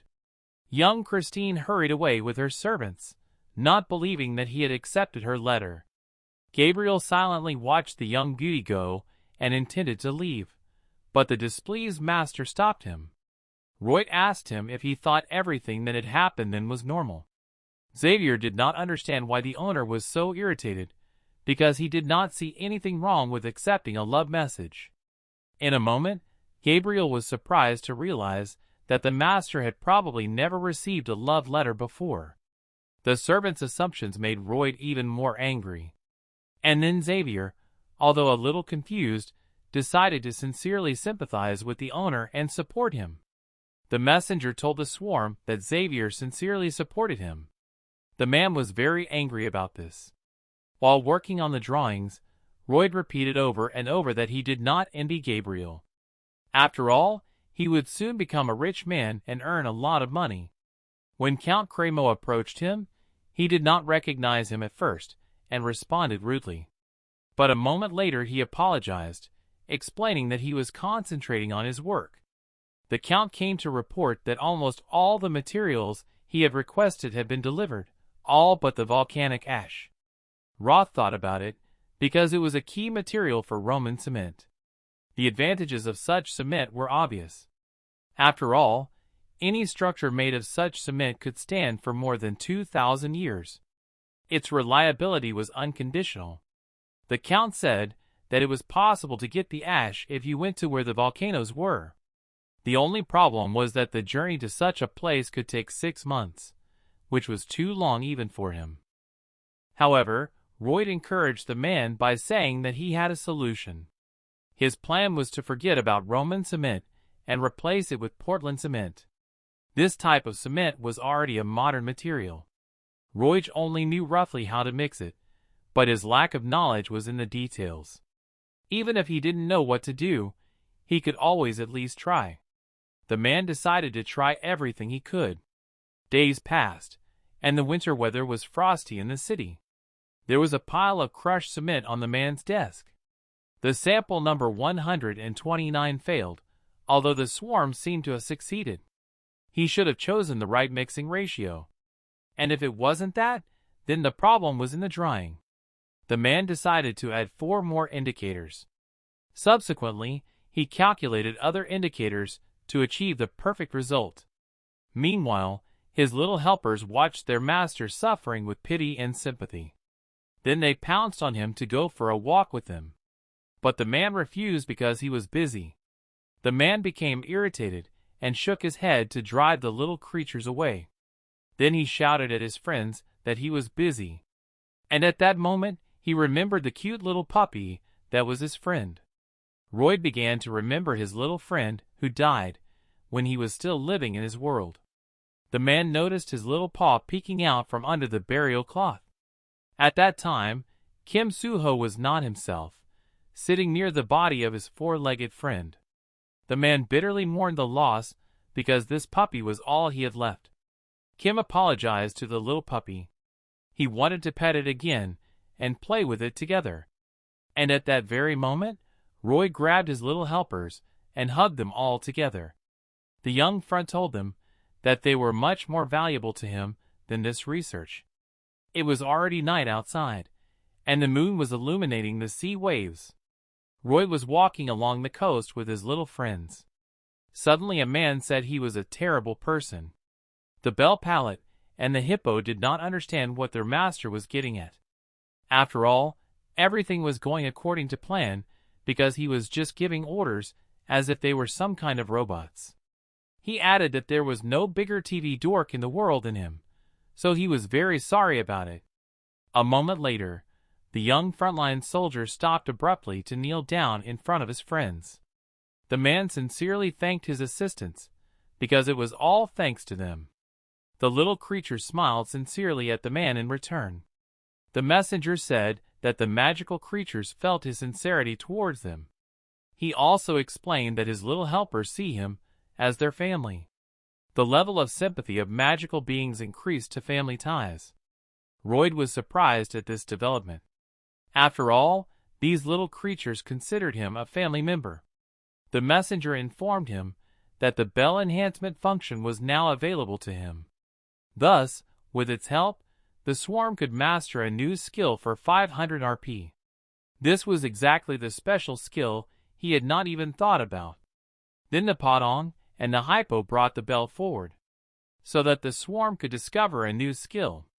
So whatever the new skill of the bell was, the man agreed because he knew he would find a use for it.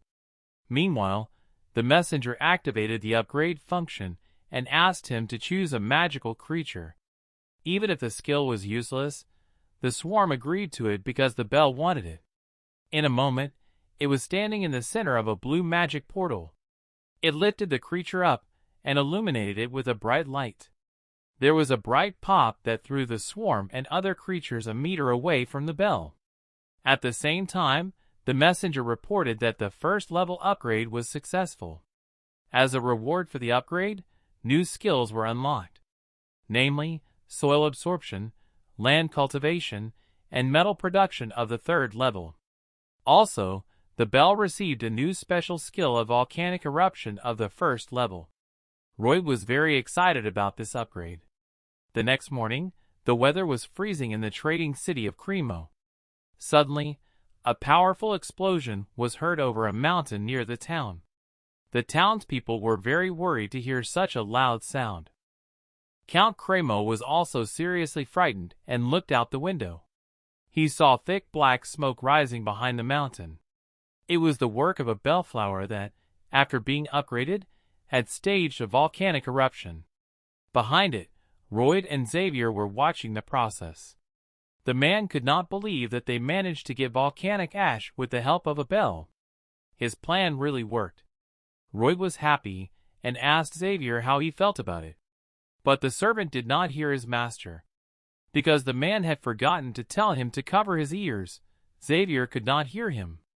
Royd took the opportunity to say that Gabriel was ugly. He even replied that he was not as ugly as his young master. Thanks to the bell, the problem with the cement was quickly resolved. In the world of construction, speed is life, so they had to start right away. First, they had to provide the bell with a giant diaper to filter the ash. On the other side of the diaper, they had to attach a 5-layer sieve. All the townspeople gathered in the square to watch this interesting spectacle. When everything was ready, the man covered his ears and told the bell to start. The bell's volcanic eruption skill was activated. When the diaper inflated, the man ordered the bell to make a second attempt. The game in Crimea was also watching this action. The man covered his ears and did not understand how it was happening because it was beyond his understanding. He wanted to know everything so that he could tell the king in detail. After all, if his talent was really as great as everyone said, it would be very sad to show it somewhere on the outskirts of life. Once all the materials for the cement were collected, it was time for step 2.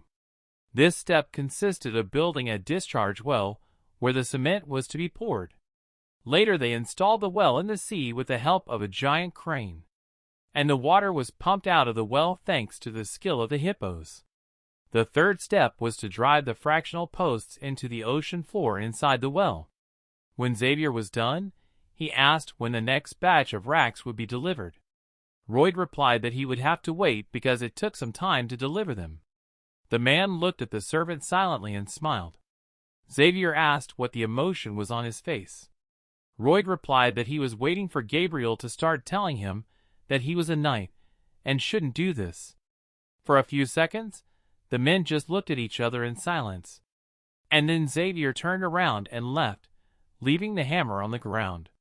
Royd began to tell him that if Xavier did not work with the hammer, he would not earn any money and, as a result, would not pay the debt.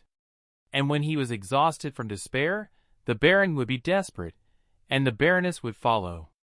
Therefore, the young frontier began to beg the brave knight to protect his family. Xavier was annoyed, but he still grabbed the hammer and continued to drive the posts into the ocean floor. After he finished practicing, they made strong rod frames with steel protrusions at the ends. Finally, they poured the long-awaited cement from the ship into the mold. After the cement had set, they dismantled the well and freed the cement structure. Now the artificial sea soil was laid in the base of the future statue. Royd reported to the Count that the column was 50 centimeters higher than the water level in the ocean. If they put the statue there, it would rise above the water. Crémeau agreed with this. In fact, he still did not believe that such a column could support the weight of a statue. However, if everything worked out, he promised to be generous with the man. Royd was happy with the Count's decision. Night came, and the sea was slightly stormy. In the middle of the sea, the statue was already mounted on a cement column. Around it were ships covered with garlands and bright lights. The body of the statue was decorated with various golden jewels. Meanwhile, a lavish feast was in full swing on the ship. There were many people on deck. Royd was worried about the tie around his neck that was too tight. He asked Xavier how he could wear it at all. This surprised the servant because Royd spoke of it as if it was the first time he had dressed like that. Xavier remembered that his master had already participated in similar outings. The young frontier was embarrassed, explaining that it was a long time ago. At the same moment, the conversation was interrupted by Count Crémeau, who addressed all those present and asked for a moment of their attention. When the guests turned their attention to him, he said that Royd had made an invaluable contribution to the installation of the statue. Suddenly, a crowd of people rushed over to Xavier, wanting to get to know him better, shake his hand, and express their admiration for his work. Royd was smart enough to realize where this was going. But he kept telling himself that he was not jealous at all, and that money was more important to him than praise and recognition. However, he was annoyed by the expression on Xavier's face at that moment, because the man did not want him to look at him or feel sorry for him. Count Crémeau approached the swarm and said, laughing, that it was all because of his face.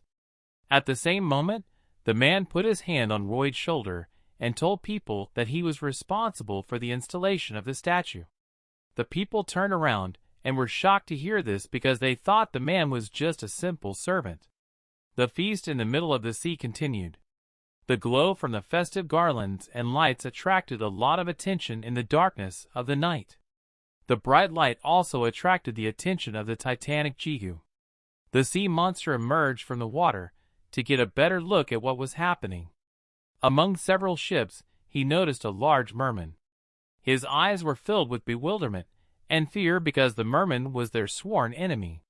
The golden jewelry on the statue's body reflected the light from the ship's garlands, which scared the sea creature away even more.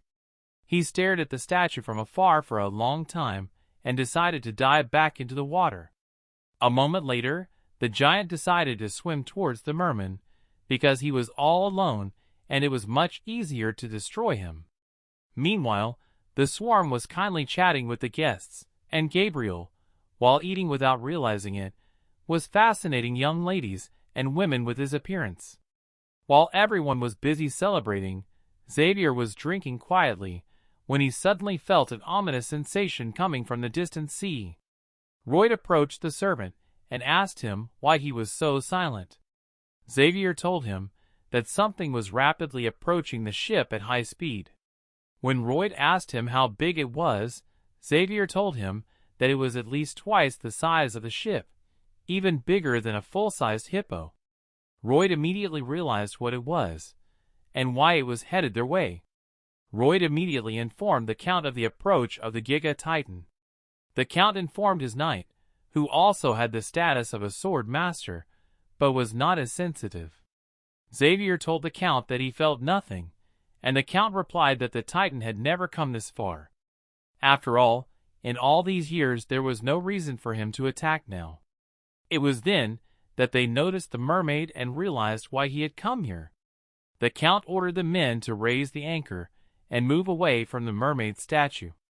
They all quickly started to raise the handle, but Xavier told them that they were too late. Royd ordered him to cut the anchor. Royd threw a paddle to free the ship from the statue. Xavier decides to jump into the sea himself to cut the anchor. At this point, the man uses his explosive sword and cuts the anchor. Meanwhile, the Padon also breaks the rope. After cutting the anchor, Xavier sees that the Titan is already very close. It was too fast. They dispersed the ships from the statue, but the giant Titan emerged from the water and began to destroy the ships. The giant hit the statue so hard that it flew in all directions, all the way to the city. Xavier emerged from the water and used his explosive technique to save Royd. The impact threw the statue into the air. There were too many people drowning, and the men could not save them all one by one. Royd took Hippo out and ordered him to do one favor. The hippo began to drink all the water along with the people.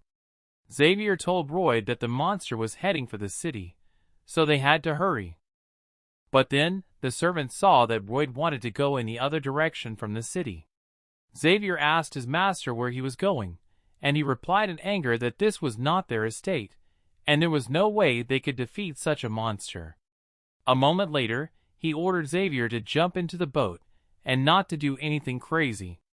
Xavier saw the Count trying his best to save as many people as possible. Hippo, the hippo, helped him a lot. Xavier stood there extremely disappointed, and Royd kept telling him to jump into the boat because it was none of their business. Because they were only here for trade and money. Young Frontier told Xavier to let the city troops handle the situation. Then Xavier remembered the times when he had shown bravery and risked his life for the sake of people. He was someone Xavier could rely on, but no matter what he did, he was the same Royd Frontera, the same selfish person. Xavier's positive impression of him decreased by 5 points. Xavier could not let people die and told the owner that he was going back to town. Royd yelled at him and ordered him not to leave or he would die, but Xavier did not listen. He used his explosive technique and his sword as a surfboard to quickly get to the city. The Titan was already gradually destroying the city ruthlessly. The whole of Cremo was in chaos. Then the man saw the statue of the mermaid and was going to end it all. When the troops began to fire their cannons at the Titan, their shells did not leave even a scar on his body, and this only made the Titan even angrier. Then he fired a water wave at the watchtower, which was completely destroyed, and the Titan was about to crush one of the citizens. Xavier got there just in time and attacked him using his strongest blasting technique. To his surprise, he couldn't even scratch its surface carapace with his strongest attack. At the same moment, the Titan noticed him and began to actively attacking him.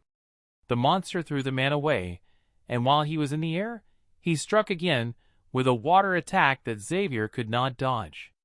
As a result of this attack, Xavier received a direct blow. He was wounded and considered himself defeated. Gabriel already knew that he had no chance against such a monster, but he felt relieved that he had played the role of bait. After all, it kept the monster focused on him so that the villagers could escape and leave the place in the meantime. On the other side, Royd was still reeling from the battle, trying to convince himself that it was the right decision.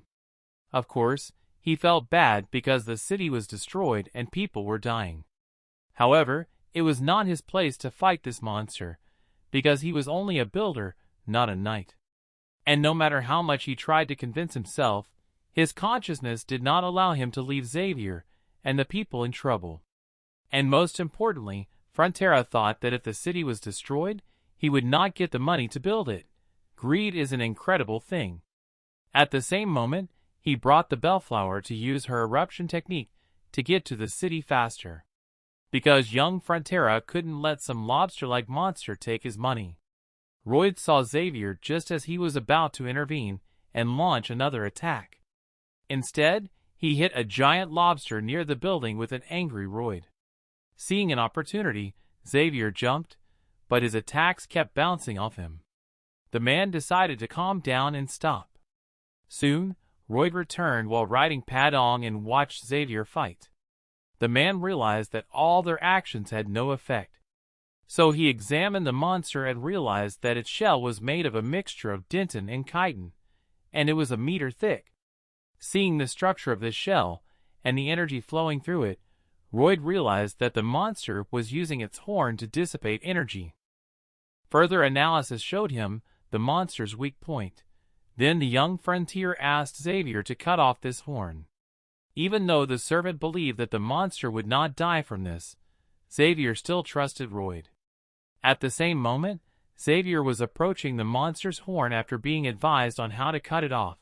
Meanwhile, Padong was fighting off the monster's attacks. When Xavier cut off the giant's horn, right after it fell to the ground, Royd ordered Xavier to enter with his sword right between the monster's middle legs.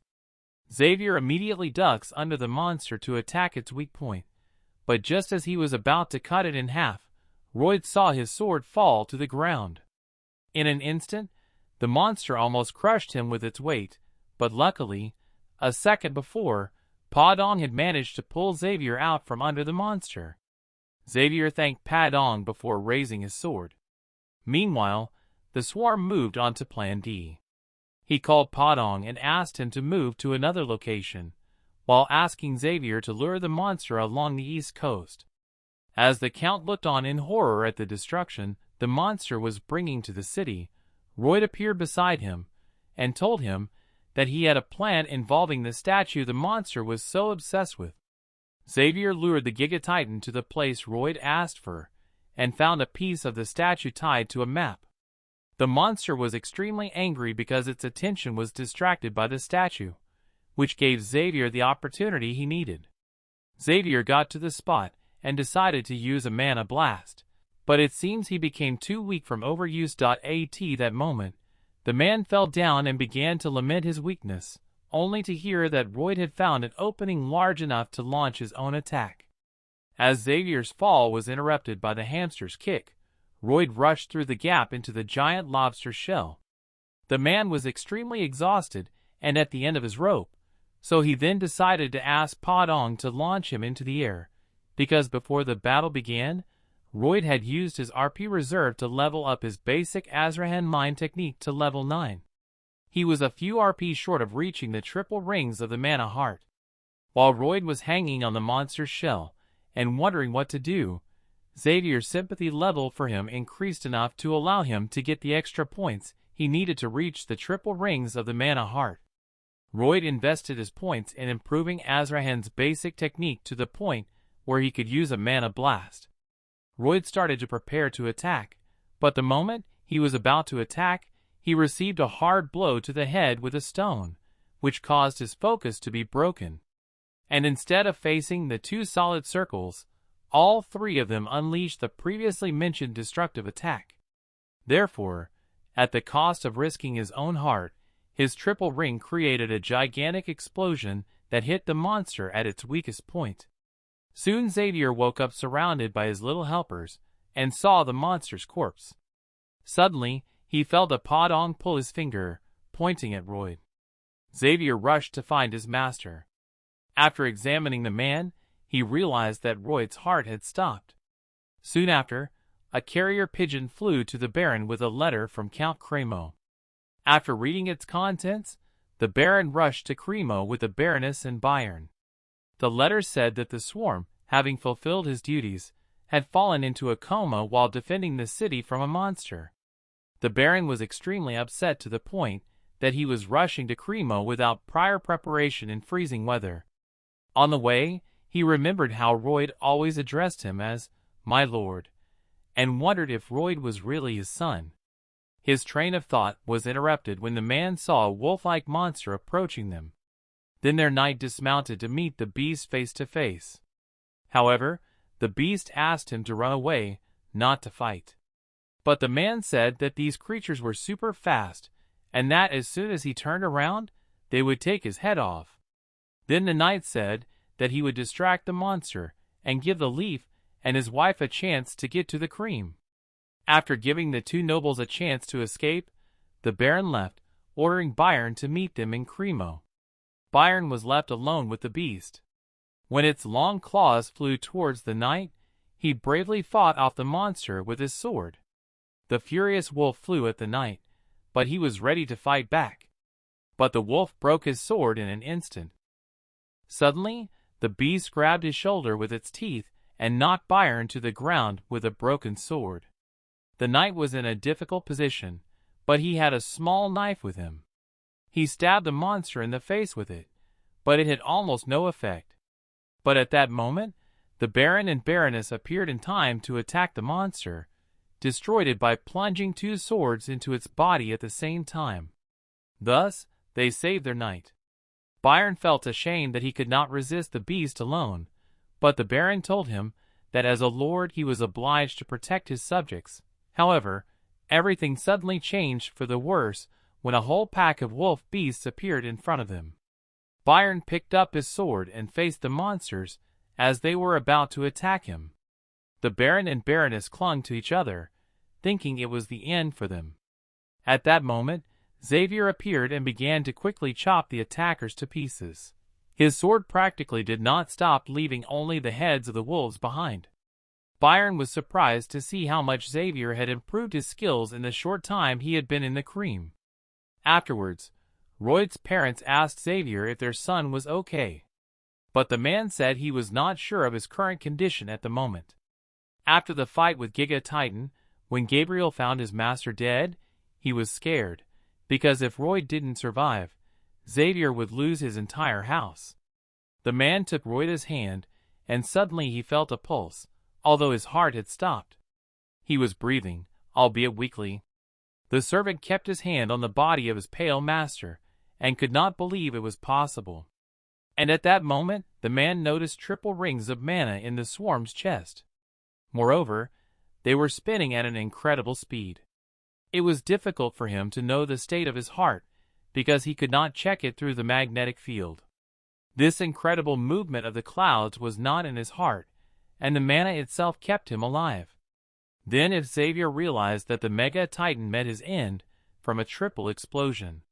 The man asked the owner what he was doing, knowing that he would not answer him.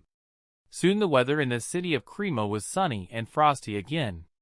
The townspeople were repairing their houses after the monster attack. Others were clearing away the rubble from the houses. Together with 3 nobles, Gabriel reached the city. The man said that the swarm was in the Count's house, and that the doctor was currently taking care of him without any significant changes. Arcos expressed his admiration for the servant because he was only a swarm, and he was able to resist the monster who had organized all this. Against Gabriel, he said that it was entirely the merit of the swarm master. After all, only his strength helped to end the monster. The man's parents were worried. Arcos could not believe that his son, the swarm, had such strength. However, on the way to the count's estate, he heard that other people were also trying to visit his son. Sometimes he heard talk about Royd's nobility. It was hard for the man to imagine even how many people he had saved from the water before he reached the Mahatan. One man, walking on crutches, said that if it wasn't for the swarm, he wouldn't be in front of them now. After all, the Royd saved him when he was running with a pallet, and left a bellman to clean up the debris. A group of women suggested that the fire was caused by some elements of the statue, and that if it wasn't for the swarm, the city would have turned into a sea of fire. Because everyone saw the giants appearing out of nowhere and absorbing water to put out the fire. Now it was hard to imagine the number of people in this place who now owed the swarm. It seemed that all the townspeople were standing in front of the windows of Count Cremo's mansion in anticipation. They all hoped that soon their savior would open his eyes. Suddenly, a man's voice was heard in the crowd trying to prove to everyone that Royd was the cause of all this chaos. At first, people looked at him in silence and then spoke a few words to each other. But in a moment, they all gathered together to kick the fool. The triple rings continued to spin around the heart of the mana swarm. The messenger reported that his sacrifice and bravery had made a great positive impression on the townspeople. For this achievement, he could receive a bonus if he asked for details. The young frontline soldier raised his head and opened his eyes. The man stood up in a sitting position and felt a severe headache. He remembered how he had thoughtlessly used the triple explosion. Royd asked the messenger if he was still alive. The messenger replied that it was possible, because undead people cannot dream. But Royd could not believe it because he thought that his heart was part of the settings. Instead, the messenger asked the man to pay attention to more important things. At the same moment, Xavier came into the room. His eyes showed sincere shock. Holding his head, Royd said that he had come just in time. He wanted to know when they were going to be paid for their work. At first, Gabriel was embarrassed by his master's reaction, but then he realized that he felt better. Suddenly, he heard his parents screaming. They immediately ran into the room and grabbed their son in their arms. With tears in their eyes, the parents were happy that he was okay. They were extremely worried about him. It was not important to them whether it was really their son. They were just grateful that he was alive. Soon the news of the recent events in the city of Crimea reached the kingdom of the Magenta. The letter to the king stated that the Mega Titan was destroyed and no longer posed a danger to people. The king was surprised that such an unusual young man was on his lands. He ordered his servant to send a message to the Frontera's estate inviting him and his knight. Whether it was true or not, the king met with these men in person. But it was not a king. Queen Alicia, the term Magentano, was sitting on the throne. The messenger reported that rumors of his bravery and sacrifice had spread throughout the country. Meanwhile, Royd was silently riding in a carriage, realizing everything that had happened to him. He was given a bonus of 1,500 RP for his improved reputation in the community. Royd was extremely happy about this. The assistant also told him about a new skill, the Heart of Mana. The man was able to accumulate a large concentration of mana in his heart. Mr. Royd was not surprised that he had so much energy in him even though he had been in a coma for a month. Since he had mana in his heart, he realized that in the future it would be much easier for him to work with a shovel. The messenger asked if this was all that was bothering him the most. And the swarm seemed dismissive of such an attitude toward hardworking workers from him. The messenger apologized to the owner. He explained that his mana heart was not due to training, but to the shock wave from the explosion. Therefore, his mana heart had unique features. Royd was curious to hear what they were. He had gained an exclusive option for the shock compensation skill, which allowed him to minimize the impact of any explosion. He didn't understand his new skill, and asked if he could use the triple strike anytime. Then the young frontline realized that mining would also be much faster thanks to this. The messenger asked him to say something cooler, and Roy thought that now he was humiliating mining as well. But he again apologized to the owner for this. Although the reason why the heart of the mana had to be protected from the consequences of the explosion was that mana was like a storehouse of ammunition. One had only to strike a match and everything would instantly fly into the air. Since the consequences of the impact are catastrophic, if the heart is not protected, you can lose your life. But at that moment, Roy did not have a mana heart. That's why he is still alive, because the shockwaves settled in his heart. Trying to save his life, it turned into a mana heart. While the swarm's mana heart was developing powerfully, he didn't even notice it, thinking that waving a shovel was much more useful. The man realized that sometimes it would not hurt him to act like a fool.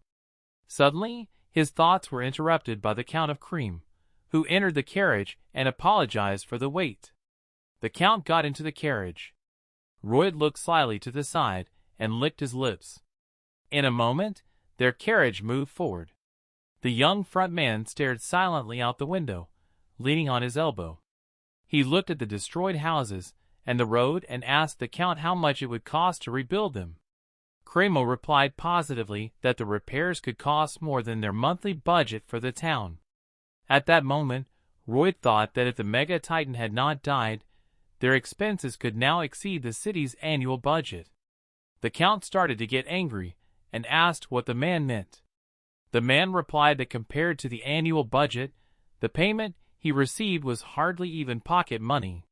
He laughed and added that who would have thought that a statue erected to fight a Mega Titan would bring such trouble. After all, no one can be blamed for their choice because this choice was made by nature itself. However, thanks to the fact that there were people who were willing to sacrifice themselves, it is good that everything worked out. And also when Roy thought about it, he remembered that he had overheard the servants. They said that those who work in the interests of the townspeople, regardless of their status, should definitely be compensated. Roy added that he was only curious to know how strong the interest of his townspeople was. The sweaty and irritated Count said that he would pay him 1.5 times more. Roy silently looked out the window, thinking about the Count's offer. The furious Cremo asked if this would be enough for him. However, the young broker apologized for the misunderstanding between them, because he had not asked for more money. But now he knew that for him, the lives of the townspeople were worthy of an increase in remuneration of only 1.5 times the total amount. The Count was stunned by Frontera's conclusion. Meanwhile, their chariot was traveling fast on the stone road. While Roy was silent, the Count decided to offer double payment. However, the man did not react to this. Cremo began to sweat profusely and offered triple the amount. Roy was extremely pleased to hear this, but tried not to show his satisfaction to the Count. Cremo finally calmed down and could exhale. Suddenly, Roy stretched out his hands to the Count. The man said that he was impressed by the Count's clever distribution of funds. He said he would consider it compensation that he could spend in the right way. The man shook hands with the swarm in embarrassment, realizing that it was all a demand for clean water. However, he did not hate him. For some reason, he was not even annoyed. Suddenly the townspeople saw the Count's carriage approaching them. The carriage stopped and all the people were happy to see Roy. The man looked out the window and smiled, because in Korea he was just a piece of garbage. The excessive attention of people began to tire him. The Count said that there were magic balls on the podium that amplified the sound. All this was for the sake of the townspeople to listen to the swarm. Roy was sitting in the carriage wondering what he would say on stage, because he was definitely not making money with his passion. When the man took the stage, he saw hundreds of townspeople chanting his name with excitement. At first, he was hesitant to speak, but then he gathered his courage and put his hand on the magic ball. He was amazed by the number of people present. At the same moment, the man said that if he could get money from each of them, it would be very wonderful. He asked if everyone already knew about his heating system. However, the people's faces showed surprise at the new words they heard. He looked around and realized that no one in the town had heard of it. The man said that the older generation suffered from joint pain in the winter, and parents were worried that their children would get sick. He asked how much time they spent on making fire. Maybe an hour or two a day. So if they are over 50 years old, they have already spent 15 years of their lives doing this. He said that if they consider it a lot of time, they should memorize what a heating system is. After all, thanks to this, the quality of life of all the townspeople could increase tenfold. For more information, the man asked them to contact him and visit the frontier estate. With that, he ended his speech. The man silently turned around and left. The Count knew the reason why he simply could not hate him. After all, Royd had a thorough approach to all financial matters. He was persistent but reasonable. Besides, he did everything he had to do. So instead of hating him, he wanted to make him his subordinate. After all, it would have been too stupid for him to keep him in the wilderness where he came from. Frontera's estate was to become his sweet gold mine. And the main knight here was Mr. Byron. He was honest, sincere, hard-working, everything was fine, but compared to his perseverance, his knightly skills were mediocre. The Count was a problem, because he thought his knightly skills were even less than average. Royd sat silently in the hall opposite Byron. The latter told him that all the preparations were complete. He handed the man a list of land allocations. The knight explained that they had decided to deal with the problem of labor shortages on the farms, while the orcs were to take over the work in the mines. And thanks to a neighboring estate, they were able to secure a large contract for the installation of a heating system. With a 30% discount, the net profit rate was 10%. Taking into account the volume of coal sales, the final net profit rate was over 50%. Knight wanted to continue with the waterproofing and rehabilitation, but Royd stopped him. He asked if Byron had been doing all this himself while he was away. The knight looked at the owner in confusion. He said he was just fulfilling his request to keep an eye on things while he was away. Suddenly, a worker came into the room and said that the last level of the heating system had been laid and asked the knight to take a look. Seeing the knight's capabilities, Royd realizes that if he had been born in Korea, he would probably have become a managing director of a large corporation. It seems that the contracts for the supply of floor insulation lent themselves well to Byron's leadership. Royd's parents concluded that their son was close to paying off the debt.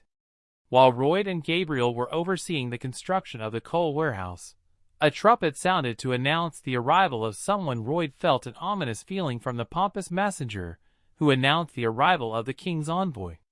The messenger began to read out the contents of the letter, which stated that Royd and Xavier were summoned to the royal capital for an audience with Queen Alicia. Royd was not very happy, remembering how he had been dragged into the work because he was good at something. Now he felt that his pride had been hurt, and he would have to work even harder.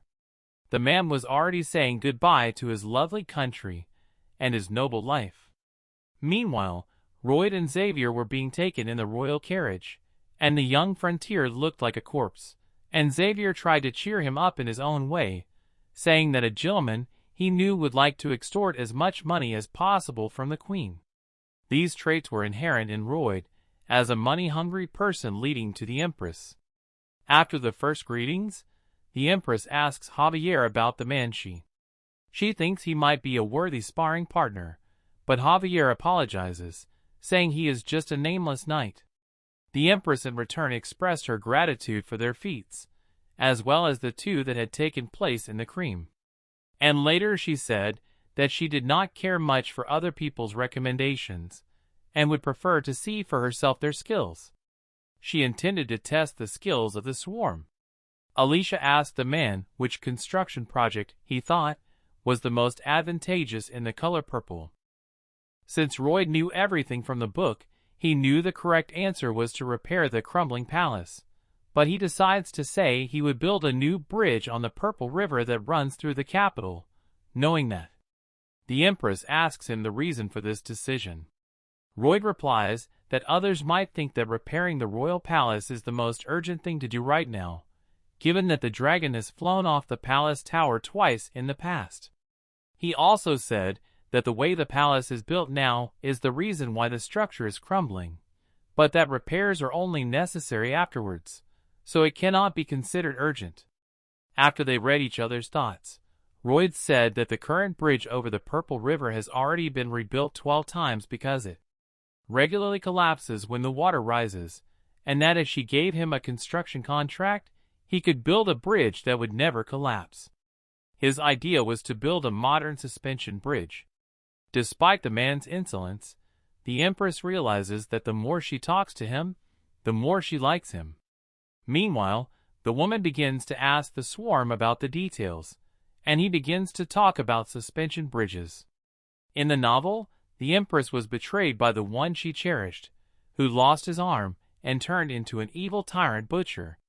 Royd offered the Empress his head if the bridge failed, and she smiled and agreed, until Royd mentioned a written contract that irritated the Empress. When he questioned her words, the royal said that it was just a contract, and he would be hanged if he did not fulfill it. After sweet talks with the Empress, the swordfisher is happy to have gotten the contract and not lost his head. Meanwhile, the Empress's bodyguard Sir Kyle is talking to the Empress. The man speaks of the swarm's insight. He asked her if she was unhappy and she said yes, because he seemed to know from the beginning that he would defeat her. But his pathetic posture was adorable afterward. Royd leaves the pole, leaving Xavier behind because he continues to attract the attention of women from everywhere in the capital. Royd goes to see Baron Frontera, his younger brother, who is studying at the Royal Academy and his parents have committed suicide. Eventually, Royd reaches the academy and finds Julian, who is supposed to be Xavier's age, and sees that he is very skilled in defense. Royd decides to act as if he has turned a new leaf, becoming kinder than the Royd he was supposed to be. Julian is already suspicious of him, because he hasn't called him names, and has even done what his mother told him to do. Royd turned around to leave before Julian became even more suspicious, but remembered that his mother had asked him to have lunch with him, so he reluctantly asked Julian if he knew of a restaurant where they could have lunch. While Lloyd tries to be as much of a jerk as he should be, everything falls short of Julian's expectations. They have lunch and Julian continues to puzzle over how Lloyd has changed so much. Royd has changed so much that he gets hit in the head by another student who starts bullying him. Julian because he forgot something, and then begins to despise the Frontera family, openly calling Julian names.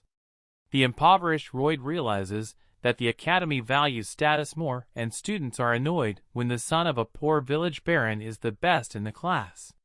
Royd wonders if he should intervene, but Julian looks at him to keep him out of it. Suddenly, the student starts talking about being the heir to the Lacona Dyed Fabrics Company.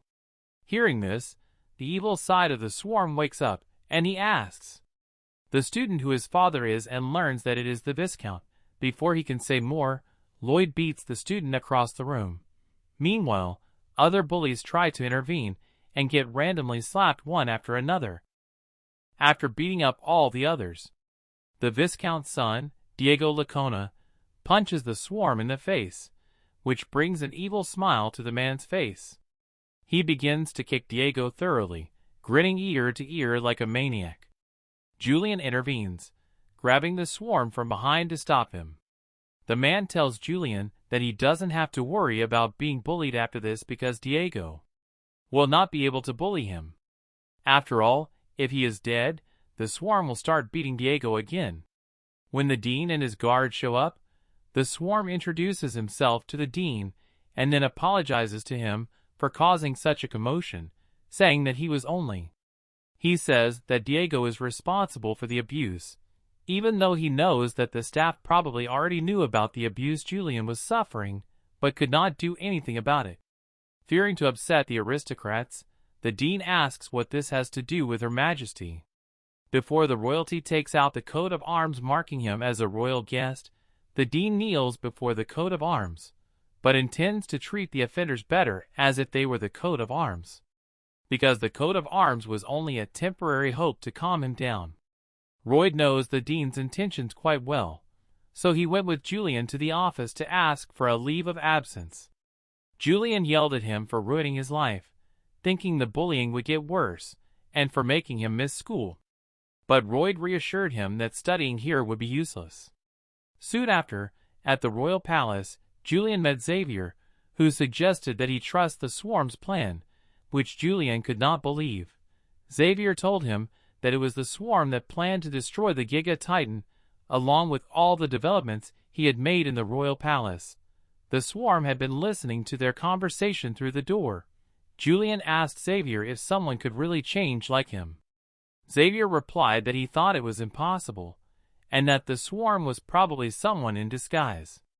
Then suspicions arose in his mind, and he told Julian that he had read that his soul could theoretically inhabit someone else's body using a powerful mana binding, and so he had been investigating the swarm secretly to find out if there was any mana flow that was inhabiting someone else's soul in his body.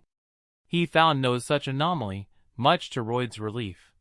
But he didn't even realize that Xavier knew what he wanted, and knew that Julian didn't know that his family was in debt. However, he still paid tribute to Royd for handling it. Then the man received RP, and now that Julian's favorability rating has increased, Royd entered the room and tells Julian that they are going to practice. Royd made a pizza out of stone and clay and let the bellhop eat it to create metal wires, which Pong later rolled into cables. The man then gave Julian a shovel, saying it was an important task. Julian asked why he had given him such an important task, to which Royd replied that it was because he thought he was smart and responsible. Royd went to his workshop to borrow some technology that could help him create the suspension bridge and met with the royal dwarf master Corgoodies. Royd knows that Corgoodies is a stubborn old dwarf and won't budge until he is interested, so he gets the blueprints and forces Corgoodies to look at them. Corgoodies tells him he doesn't want to see him, but not before he sees his interest peak. As the swarm starts to leave, a dwarf stops them, saying that the structure could break if it is not properly installed. Royd objects, saying that he is well aware of the consequences if anyone other than Corgoodies helped with the construction. When the dwarf was done, he looked at the blueprints and agreed to help with the installation. So the process began. Royd went with Xavier to work on the suspension towers. When they were just starting, nobles with guards appeared and began to accuse Royd of fraud. Royd was taken to the Empress, where the nobles complained that there was already a bridge on the river that had stood for 30 years, and Lloyd was trying to build another one. The Empress calls everyone to the table, and both sides begin to present their arguments. The first to speak is the Builders Guild, with Victor, the leader of the Builders Guild, who claims that the purple bridge has been standing for 30 years, and says that it will fall like a slide. A slide on the guild. Royd cannot recall future events, so instead he asks the official sitting next to the leader how much he is paid to do this. The accusation is clear, and the Empress is encouraged to emphasize the writer's mistake as an unfounded accusation against a royal official. At the same moment, the woman orders that the Royd be tied up and an executioner placed over him. The Empress declares that he has insulted her with his lies, and now she must restore her honor. Kavya was already reaching for his blade when the Empress asked the swarm if he had any last words. He said to destroy the entire family of the culprit. The Empress asks Victor and the official if they agree, and they agree, and the Empress declares that she will prove her vassal's innocence. She summoned magicians to cast a confession spell on him. As a result, the vassal is found to be corrupt, and they are both immediately punished and paraded in public half-naked. Royd appears and tells us that he begged the Empress not to harm their families, and the Empress in turn also ordered all the workers in the kingdom to help with the construction of the bridge. The work went smoothly, and the suspension tower was quickly completed with cables attached to both suspension towers. Julian and Xavier looked at the completed bridge, and Royd received 1,050 RP along with the Empress's granting of the title of Master Builder. The problem of the estate's debts would now be solved. But the question remained that the Empress would now want to use Royd's abilities further. She asked him to return with her to the royal palace, but the man intended to break free from the Queen's power and solve the problem with Julian's academy. At the palace, the Empress presented Royd with a title of nobility. Royd earnestly asked the Empress for something more, saying that he would like her to withdraw the offer of the land and title, and in return, he would like a thorough purge of the Royal Academy. Lloyd explained that it was currently full of corruption and inequality, where lower-ranking students were subjected to physical and mental suffering. He believed that the academy was now just a platform for students to exercise their power rather than to learn. The man then asked Xavier to produce a document detailing the results of their 4-month investigation into the academy's graduates and teachers who had left the academy because of corruption, including their testimonies. The nobles immediately began to panic and claim that Royd was a liar, and that nothing he said was true. The furious Empress summoned magicians to cast a spell of confession on the nobles. The nobles who spoke were punished before the Empress began arresting everyone. Royd watched the process with Xavier, convinced that the Queen must have forgotten he existed, so he could sneak back into the village. When Sir Kyle appeared behind him, he told him to leave only after attending the banquet. The next day, he also told Royd that the Queen said his plan to create a diversion with the academy was excellent, and she respected his desire to live a lazy life. Kyle leaves him a little dumbfounded. Even Xavier couldn't sense his approach considering that Kyle is the best swordsman in the kingdom. Later, Royd talks to Julian about the events and how he guessed what would happen. Julian tells Royd that he doesn't have to force himself to curse him because he trusts his brother and is proud of him. The swarm stepped aside and received a significant increase in RP on his balance sheet. Later, at a royal banquet, the Empress asked Royd to come to her, and she mocked her husband a bit with Xavier. So before the Empress ordered the swarm to fulfill her order, he reluctantly stepped forward. The Queen told him that she would prepare everything for him if he ever changed his mind. She then leaves the swarm to enjoy his newfound financial freedom. The man begins to eat to his heart's content, and suddenly realizes that his insurance will lapse in 3 years because of the evil Queen. Royd suddenly hears the phrase that the feast will last until the moon sets. As Kyle walks behind him, the young front man remembers it from the time when the Queen was poisoned and lost one of her arms. It was another secret code used by those who planned the assassination, which was not to take place for another 3 years. In the inner chambers, the Queen sat down on the sofa and thought that perhaps she had overdone it. She seemed to be overworked, given the floods, the academy with Ashfagan, a hostile state led by Samarkand that was gathering an army in its western lands. She did not yet fully believe that this was a threat, because in that case, they would have to cross the wilderness to attack. Alicia suddenly began to have a severe headache. Her condition was deteriorating, and she realized that she had been poisoned. She tried to leave the room when she saw Kyle at the door, thinking he had come to help, but instead, he was gone.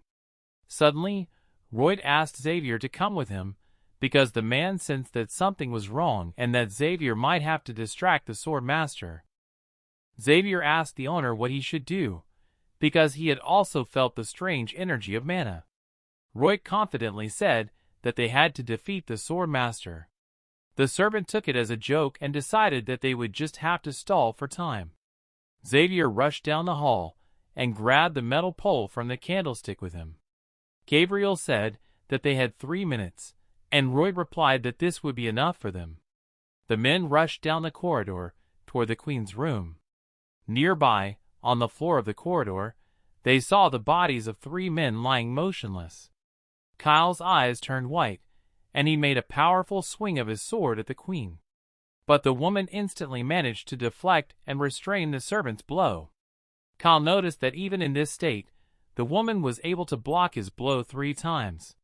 When the woman wanted to ask why he was doing this, her strength left her and she fell to the floor.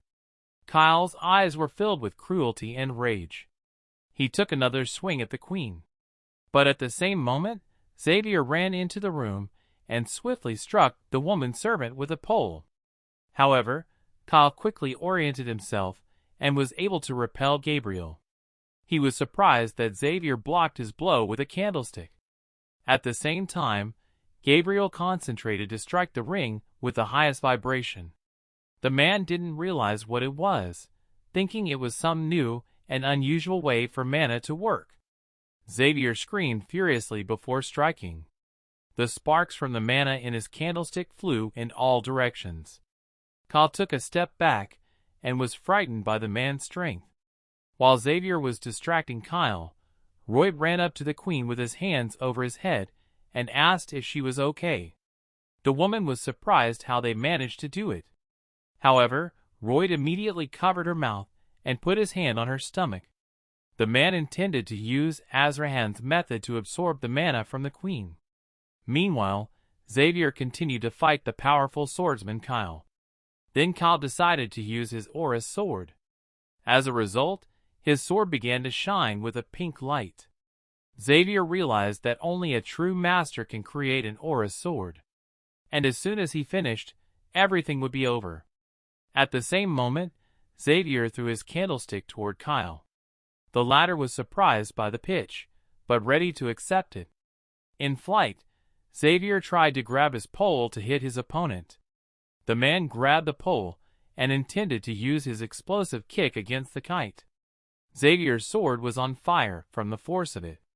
At that moment, Kyle recognized that Gabriel was a genius in mana management and his skills.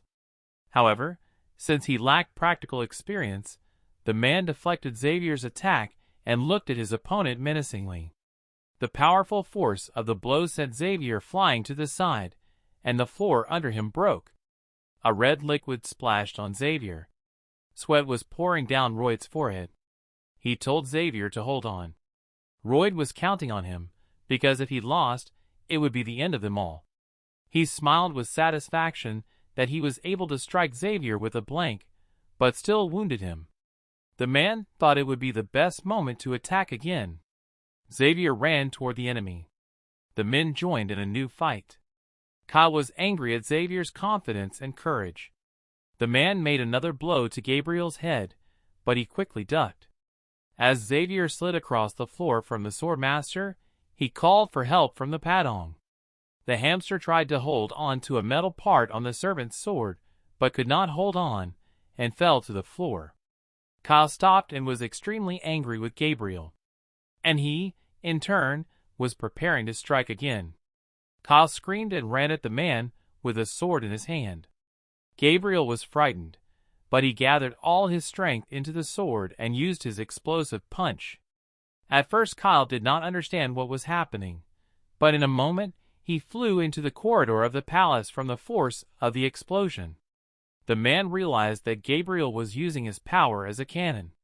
The powerful force of the explosion caused a large flame to spread across the walls of the palace. Kyle covered his head and tried to escape from that place. But at the same moment Gabriel jumped out of the queen's room to catch up with the criminal. Then the man used his explosive power again to stop Kyle. His explosion bounced off the walls, forming several explosions at once. The man ran away in terror from the explosion, saying that Xavier was a real monster. Veins and sweat stood out on the swarm's face from the exertion. The man continued to keep his hand on the body of the exhausted queen. The queen turned to the Groida with curiosity as to how he was absorbing her mana, and at the same time, poison mana.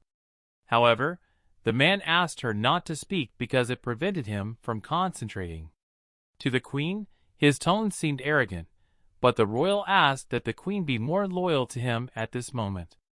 A moment later, the swarm coughed, and red discharge suddenly flowed from his mouth. The woman was embarrassed by the young Frontera's actions. She could not believe that he was ready to save her even at the cost of his own life. At that moment, Kyle was in a dead end. The flames from Xavier's explosion were approaching him. Suddenly, the flames from the explosion burst into the ceremonial hall. The doors to the hall were blown out by such a powerful force.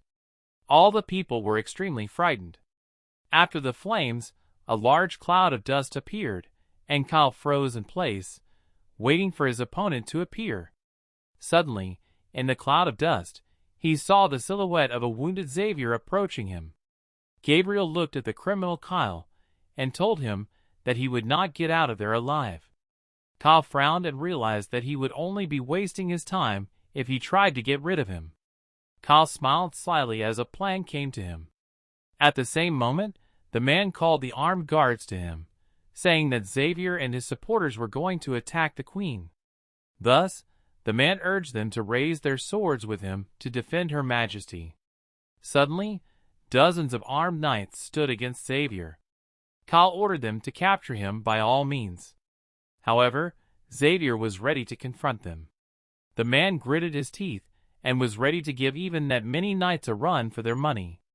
Then in one move, he threw 3 guards, who were in his way, into the air at once. Then the man continued to destroy the guards one by one.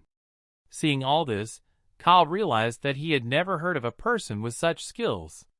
Therefore, if he could reach the level of a sword master, he could easily conquer and destroy a whole small state. But Kyle could not allow this to happen. So he told everyone to get away from him, because he intended to fight him alone. After all, he was going to lose. Xavier looked at Kyle's aura sword in fear. The swordmaster held his sword tightly in his hand, and immediately he made a powerful blow with the aura sword toward Xavier. Gabriel flew into the corridor of the palace from such power. His power destroyed not only the flooring, but also the columns and part of the walls in the corridor. After that, Kyle silently turned around and headed for the exit. Xavier was lying on the floor, all mangled and exhausted.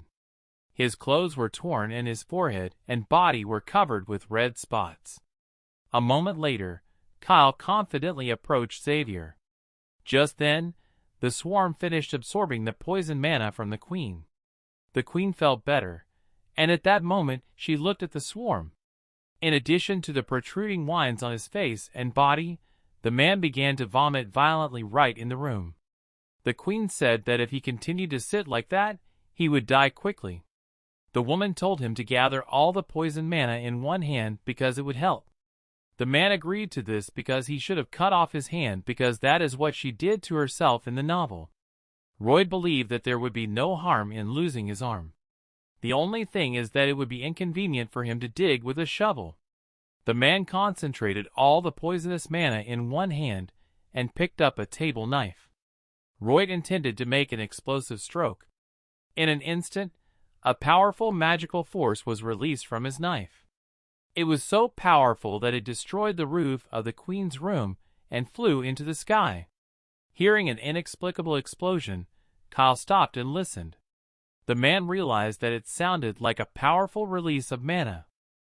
Kyle realized that the young further did not even know what he had done.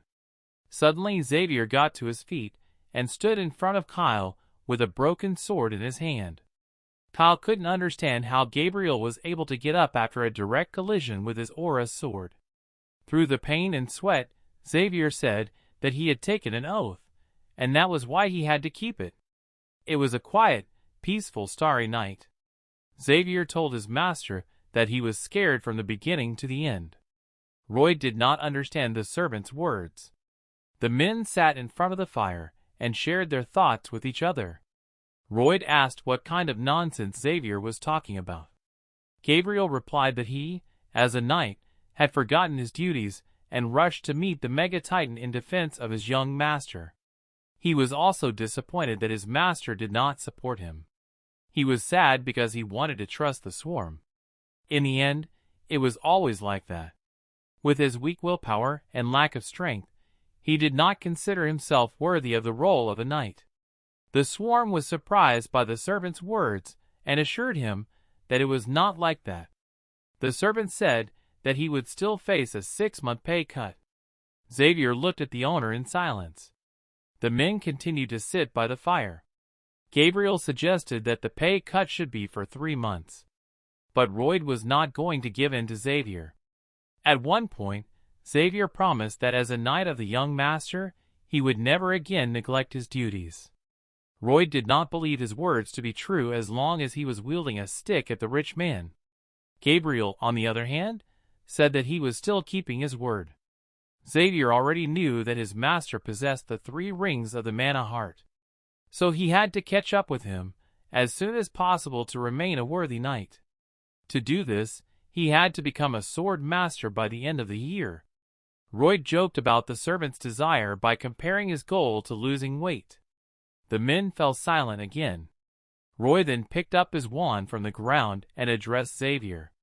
He explained to him that each person has a limit to how much he can expand his mother's heart. Therefore, theoretically, he would not be able to grow any further even if he trained for 100 years. According to the man, the boundless ocean of mana is not so easy to polish. While Roy was drawing on the ground with a stick, Xavier immediately erased his drawing with his foot. Xavier realized that this time he would be able to do without his master's help. He decided that he would no longer rely on the swarm master.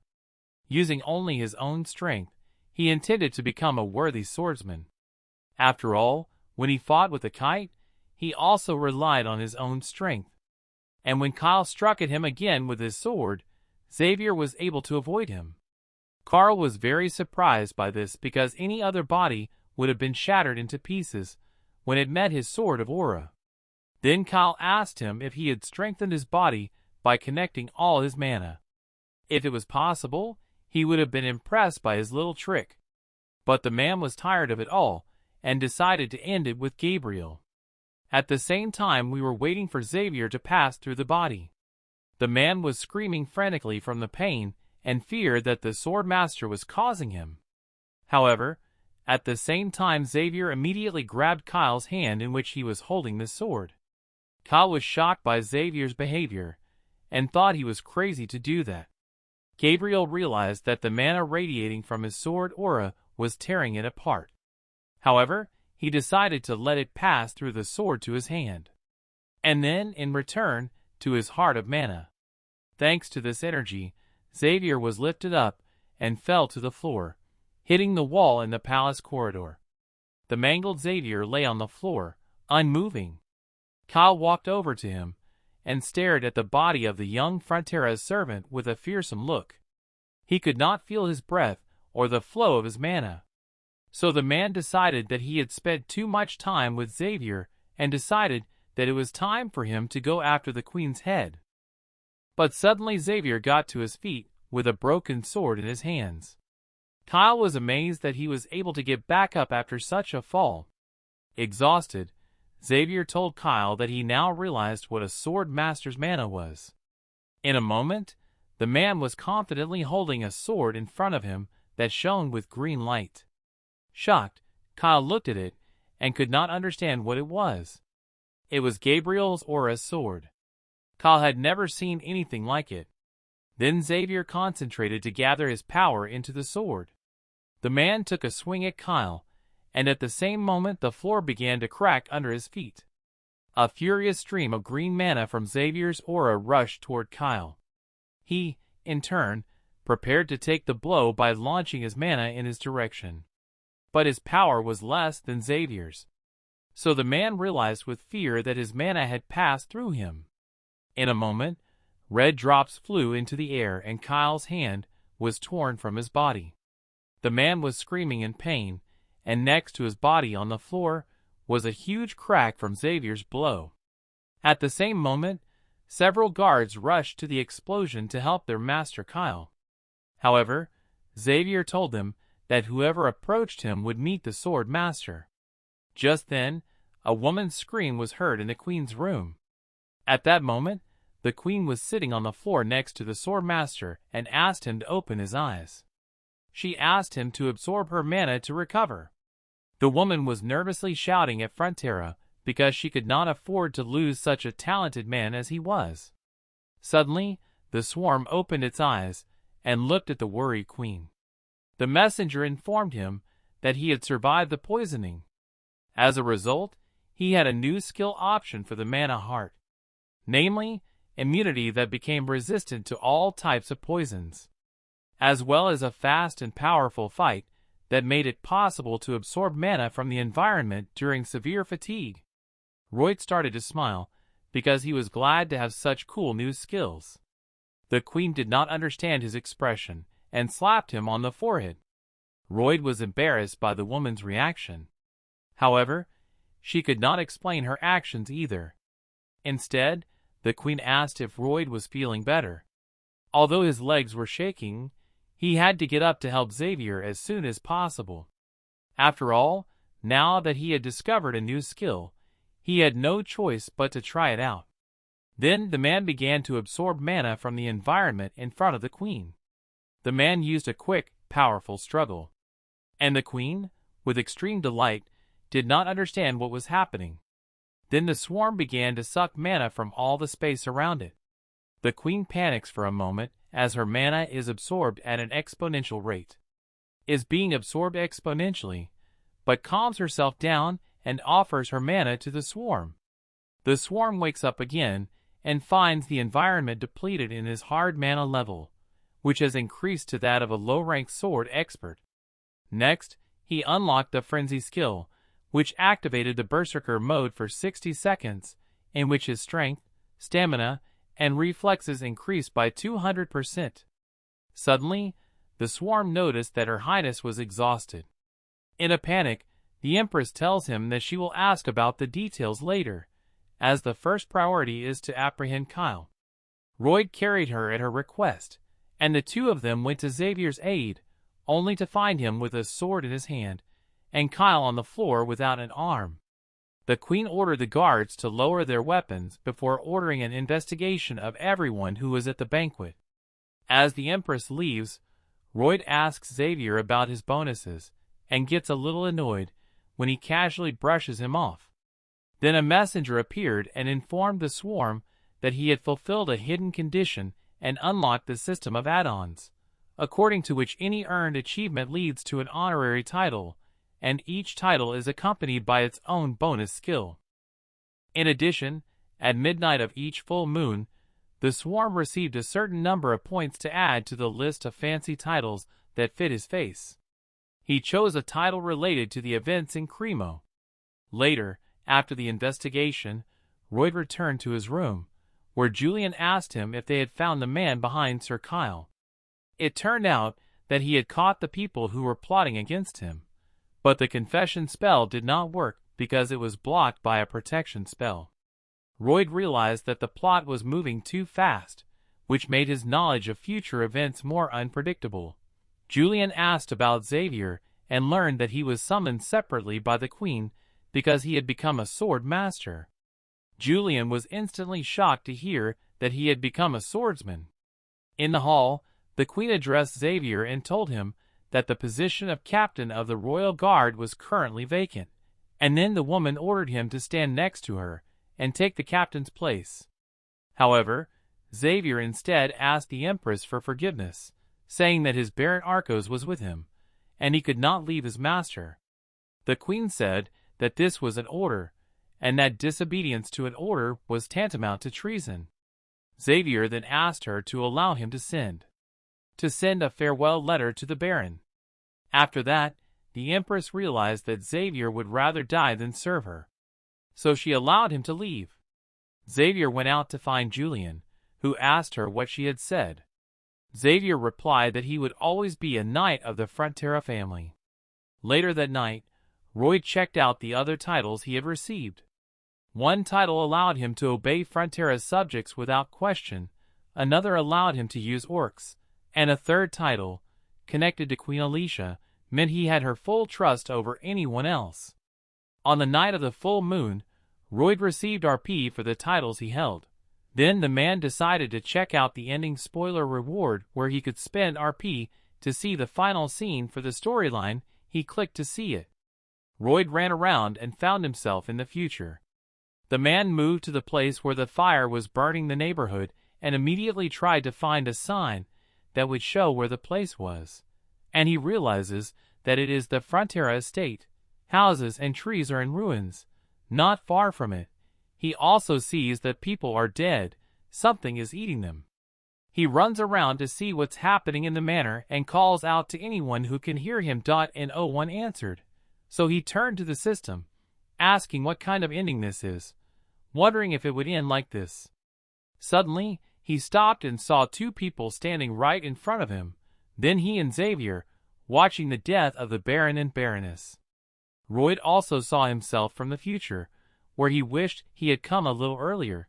He was crying, apologizing for not being able to protect anyone. He was angry looking at the ruined ending, and so he started shouting at the system, asking what kind of ending it was. Suddenly, a huge swarm of giant locusts appeared behind him. Royd knew about it, but wondered why it appeared at the exact moment when Xavier appeared and was about to meet the swarm of locusts. With all his anger and the power of a sword master, he struck the swarm with his aura sword, cutting through the red sky. But he was not able to get rid of all the locusts. Swarms kept coming, and the bigger they got, the more time passed. Eventually, even with the power of his newly acquired sword aura, Xavier Azrakan dies, eaten alive by a swarm of locusts, along with his master, Swarm Frontera, and the entire northern part of the kingdom. The swarm woke up in horror at the sight. He asked the messenger what he had just seen and added whether all this would happen. The messenger did not confirm whether it would or not. Instead, it told him to think about what he would lose if he was wrong. So he immediately ran to the palace, because he knew that he himself had said something in the future in a spoiler. If only he had come a little bit earlier. He doesn't know how much a little bit earlier is, so he needed to get to the estate as quickly as possible, because he knew the exact cause of this swarm of locusts. He talked to the queen and explained that the entire region of Cremo would be turned to mud. So the swarm asked Alicia to mobilize the troops and prepare for this unprecedented disaster. Alicia was surprised that the swarm's words came out of nowhere, so she asked him to explain everything in detail. Royd explained that this was the work of their people's enemy, Asfahan. They were trying to create dominoes of these monsters to drain the kingdom's strength. In addition, they are pushing the monsters out of the eastern desert, taking away their habitat, causing the monsters to move westward and chase another group westward. They are being pushed out like dominoes, and these monsters will wreak havoc in their eastern region. Royd internally believes that this incident should happen no sooner than 3.5 years from now, and it should take place much further north than the Frontera state. He didn't know why the timing and details of this event had changed, but he didn't have time to worry about it now. Although Alicia thought there had been some movement from Asfahan in the eastern desert, she asked the reed how he could know about the movement of their nation's enemy. This shocked him, and he tried to find a way to explain his deep knowledge. She knew that the Royd was hiding too much from Alicia, because she found him more suspicious than Asfahan. So he began making up a story as he went along, telling her that he had some connections, a bloodline, in fact, with the Wasteland Orcs, a tribe of sand and steel. They send him a carrier pigeon to inform him of this. As for what he knows about the attempted assassination of Kyle, he explained that he saw Kyle and his subordinates talking strangely. So when the swarm saw the suspicious looks they were giving each other, he followed them and witnessed the event. As for how he absorbed mana and destroyed his surroundings, he explained that his bodyguard was a genius who had no equal. They had been together since childhood, and Xavier had taught him the secret magic of self-defense. And Royd claimed that he could master these skills. Alicia thought that although this story made sense, she knew that Royd was making these stories up as he went along. And the swarm knew that she knew, so he used the last trick he had, which was a headline where he could get Alicia's full trust. So she gave him 500 warriors under his direct command, the White Cavalry, and 50 wizards to support him. She also allowed him to command them, because he knew the enemy's movements. Royd was happy, thinking how generous Alicia was, so he thanked her. She strikes back by saying that he should know more than anyone else and asking if he thinks that trusting his baseless assumptions comes at no cost. So he does his due diligence, saying that he knows everything very well, and tells her that if they can stop the monster's attack, he will announce to the world that the foresight and determination in this matter belong to the queen. To restore the honor of the crown, which was tarnished by the assassination attempt. She says that she has never met such a suspicious person as Royd, but she likes that they understand each other. After that, Royd and Xavier ride off on some kind of magic horse. Xavier asks the swarm about all the reasons why he has suddenly returned, but his face is blurred by the gusts of wind blowing in his face. Xavier only wants to joke with the swarm, telling it that it understands and asking it to continue.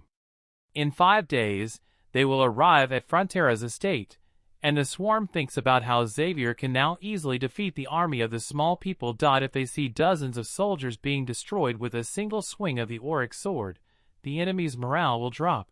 But with locusts, it's different. They just run to the food they see in front of them. They are not afraid of death, and so Xavier alone is not enough. Since they are attacking from everywhere, at a 360-degree angle, the intense firepower of 2 men will not be enough. After that, he tells Podong to go to the place he told him earlier and wait, as he has a plan for the locust swarm. Now, together with Xavier, he has to save his money-centered Frontera estate at all costs. 5 days later, they can't even catch their breath, as it turns out that the little time he talked about in the spoiler was extremely short. When the swarm has already entered the Frontera district, the villagers look on in confusion, because they had no idea what was going to descend and eat them. Suddenly, the swarm appeared behind one of the men and told him to go inside, and asked him for a pot lid, the biggest one he could find. The swarm of locusts was approaching the castle. Emily, one of the castle's maids, was shocked to see a giant locust fly through the window and hit the floor with a loud thud. The locust approached Emily before finally pouncing on her. But Marbella crushed the locust with a chair and saved Emily. However, more locusts flew through the window, so Marbella took Emily with her. When Marbella looked out the window, she saw a huge swarm of locusts flying over the village. She was so shocked that she couldn't move, and then Arcos came out of the other corridor. He told them to follow him outside to meet Byron and the other knights. They ran to the front door. But when they got outside, the swarm was already outside the castle and saw them. Meanwhile, Byron ran away from the swarm and ordered all his men to gather in the castle. Then he looked to his right and saw Mikhail, who was fighting with the locusts that had swarmed him. The castle is closed, but the people who live there are having problems. Byron is still trying to figure out what to do, but then he remembers what Arcos told him. To always put people before lords. Byron pulled out his sword, gritted his teeth, and helped Michael by cutting the locusts in half. He ruthlessly killed every locust in his path and ordered Michael to stay with him. Meanwhile, Arcos struck one of the growing swarms with his pickaxe hammer and destroyed it. To keep his word to the swarm's family, he roared at his men to fight for the townspeople. Byron, Michael, and the orcs were determined to defeat the locusts. But soon they were outnumbered, and Byron could only watch Michael and let the locusts bite him. When the locusts got close, the helpless mother panicked for her child's safety. The people in the city fought with everything they could find, and Arcos kept fighting even though the locusts were biting him. The orcs defended Arcos, Marbella, and Emily in the castle. Suddenly, a loud sound came over the village, and the mother helplessly began to defend her child. She doubted whether she had heard correctly until the sound came again. As soon as the locusts realized, they stopped attacking the villagers. The sound came again, and the swarm of locusts took off. The swarm screamed and cursed the locusts, yelling at the top of his lungs. Xavier swung his sword and struck it in the middle of the large lid Lloyd was carrying until it made a loud sound. Holding the lid, the swarm continued to shout at the swarm. Meanwhile, Xavier was frantically swinging his sword at the lid of the pot. The swarm began to chase them, making more and more noise. Soon the swarm thickened in the air and flew after the swarm and Xavier. It didn't take long for the locusts to leave the castle and start chasing the rest of the group. Meanwhile, Arcos and Marbella immediately recognized the swarm's voice shouting in the village. The swarm began to form a large figure around Royd and Xavier. Royd was right when he said that the locusts were following them in a straight line. Royd was glad he was right and told Xavier to walk around the residence. The farmers were shocked to see a huge swarm of locusts following them. Lloyd then told Xavier to hit the lid harder, and when Xavier did, Lloyd nearly fell off his horse. Then the swarm began to complain, but Xavier was only amused. He told the owner to prepare for the next attack without any regrets. The young frontier knew that locusts are attracted to loud noises because he had read about it in a book. When he told Xavier that they were going to Lacona, the servant asked if he wanted to help them too. Then a window appeared in the messenger window that showed that Xavier's approval had increased, giving him more RP points. But then the swarm screamed, saying that he didn't want to lose his water bill. At the same time, the swarm was surrounding the castle in Laken, and the Viscount tried to defend himself. Then he heard the loud ringing of a gong, and before he could even realize what was happening, Royd and Xavier on horseback were breaking down the door. The Viscount was angry with Royd for breaking into his mansion, but Royd warned him not to be late with his water bill. Xavier was obviously frightened by his master's threat, and he rang the bell again. A loud sound resounded in the castle. Then Lloyd and Xavier immediately took off, and a large flock of locusts followed them. Xavier asked the owner if he had gone to the buildings on purpose to gather the swarm. Lloyd replied that he planned to annoy the Viscount. When Xavier heard these answers, he was too shocked to say anything. They rang the lid again, and the swarm followed them. Royd confidently shouted to everyone to clear the way. Xavier asked the swarm to stop shouting for no reason to conserve their energy. However, the swarm said he wanted everyone to know that he had saved them because he wanted everyone to give him credit. Xavier was again too stunned to speak, thinking Lloyd had a few cogs loose in his head, but he knew they had to continue the mission and go to the Merit's marshes. Lloyd was shocked when he saw the swarm approaching them. He immediately told Xavier to defend himself as he had done behind the lid, but he had a mind of his own and rushed forward, channeling his mana through his sword and preparing to attack the swarm. Xavier managed to kill a lot of locusts while Lloyd tried to stay still as the swarm of locusts slammed into his lid, and it didn't take long for Xavier to split the swarm as they ran away from him. The swarm then joined the one behind it. As a result, the swarm became larger, and Lloyd took this as an opportunity as they formed one pack. But when they reached the middle of the ground, his horse began to feel tired. Lloyd knew they would be in trouble if he kept pushing his horse, so he threw back the cover and told Javier to get ready. And before Javier knew what Lloyd meant, he immediately jumped off his horse and onto Javier's back. On Javier's back, saying that Javier was now his horse and ordered him to run. Javier was visibly annoyed, but he knew what to do and immediately jumped off his horse. Javier landed perfectly on the floor, but Lloyd teased him by treating him like a real horse. Javier was getting more and more upset. Then Xavier decided to run as fast as he could. Even though he was still angry, he was able to get a few feet ahead of the swarm while he carried the swarm. But the swarm had already caught up with him and was closing in. Lloyd immediately called for Jingle and Hippo, who jumped off Xavier's back and followed him to a small ditch. Belle and Hippo were waiting on the other side of the field. Hippo had a mouthful of water, ready to spit it out at any moment. And as soon as the men dipped into the ditch, the Belle immediately jumped out of the river and into the air. The Belle farted fire at the approaching swarm, followed by a loud explosion that shook the neighborhood, killing all the locusts in its path. The number of locusts was completely and instantly cut in half in one swift action. The fire trail left a huge black smoke in the air that could be seen by other people from a distance. The swarm then ordered the bell to continue the attack on the swarm, and Hippo stood in the field with his big body and spat liters of water on the locusts. Some locusts broke in half because the water from Hippo was so strong.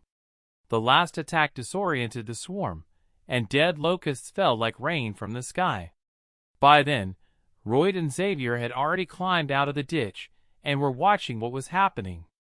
Then the men put all their strength into a shovel and a sword and prepared to exterminate the locusts that still managed to survive.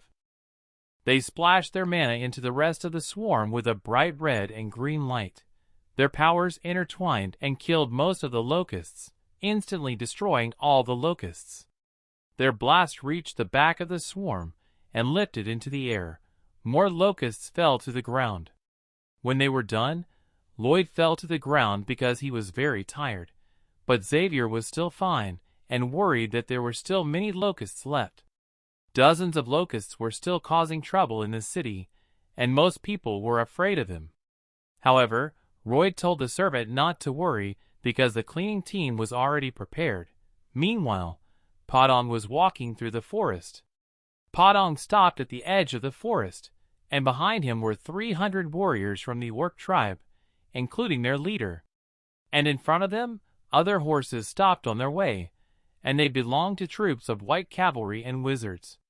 It was a clean team that Royd had prepared. Royd told Xavier not to worry about the locusts anymore and started thinking about the domino monster.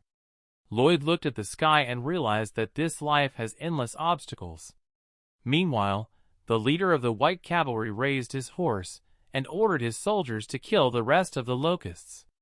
The soldiers immediately drew their weapons, and the wizards behind them polished them to a shine. They lined up to launch the attack. The cavalry instantly destroyed dozens of locusts, while one of the orcs used a branch to kill a locust. He stabbed 2 of them with a single blow and then threw them on the fire to cook while the other orcs cheered. Once the locusts were cooked, they immediately ate them while the other orcs sang about their high-protein meal. And in the middle of all this fun, Emily is interrupted by one of the orcs with red hair. She was holding a flower in her hand. Then she gave it to the orcs as a sign of gratitude for saving her life and quickly ran away. The orc blushed as he looked at the tiny flower in his hand. Meanwhile, Arcos and Marbella were approaching Lloyd and Javier in the field. Arcos was very worried about their safety, because even though he was the Lord, he could not do anything. They hugged their son and were grateful that Lloyd was okay. As Arcos and Marbella hugged Lloyd, Lloyd reflected on how he had risked his life for his old age pension. Then he talked to the notification panel about what he said in the spoiler about the ending. He realized he had more pressing matters to attend to. The messenger revealed that Royd had earned the title of Exterminator, which would allow him to scare away the bug-like monster. As day turned to night, Lloyd stood on an empty training field with a shovel.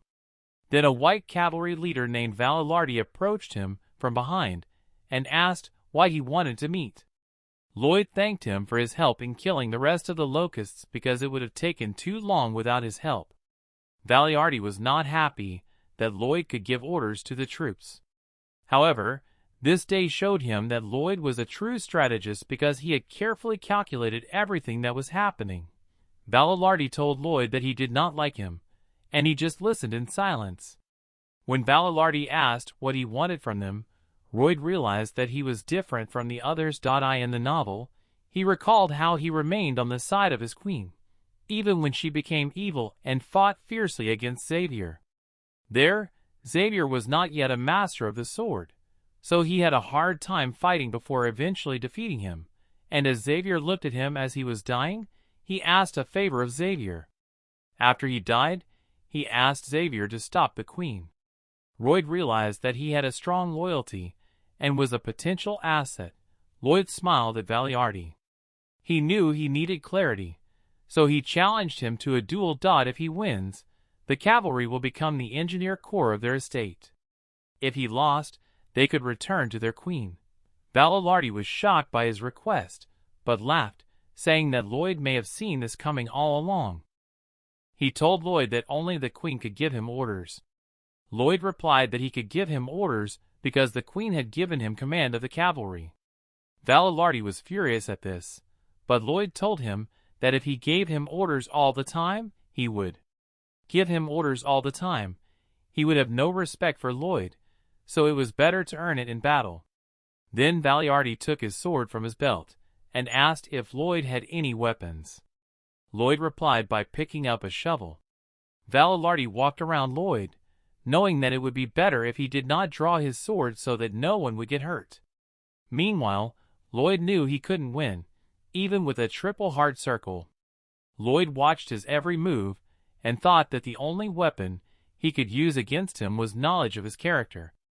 Valilardi stood in front of Lloyd and told him that the rules had to be changed because this was not a knightly fight.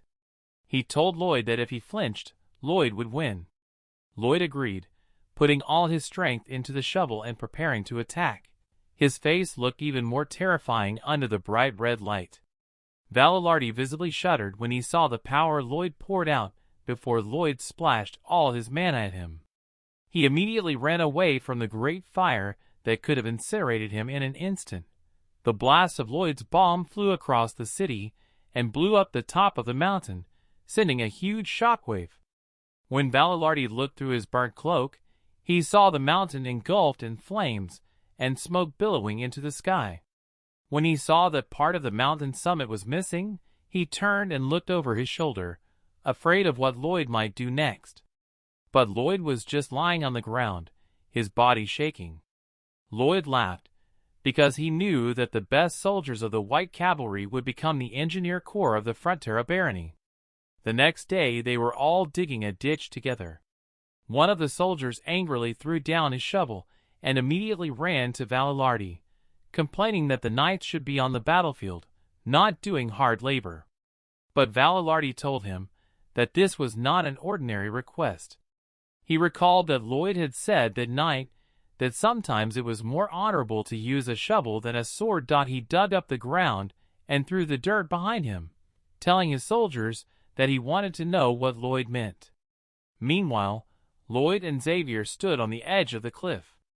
Xavier asked him if his plan would work, and Lloyd assured him that the orcs had taught him the orcs, so his plan would work.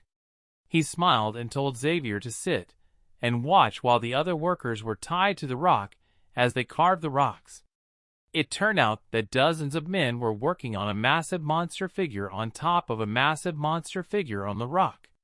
And the next morning was quiet. But soon, something like an earthquake swept through the barony. It started small, but grew stronger and stronger. Soon furniture began to fall and families held on to each other as the tide rose.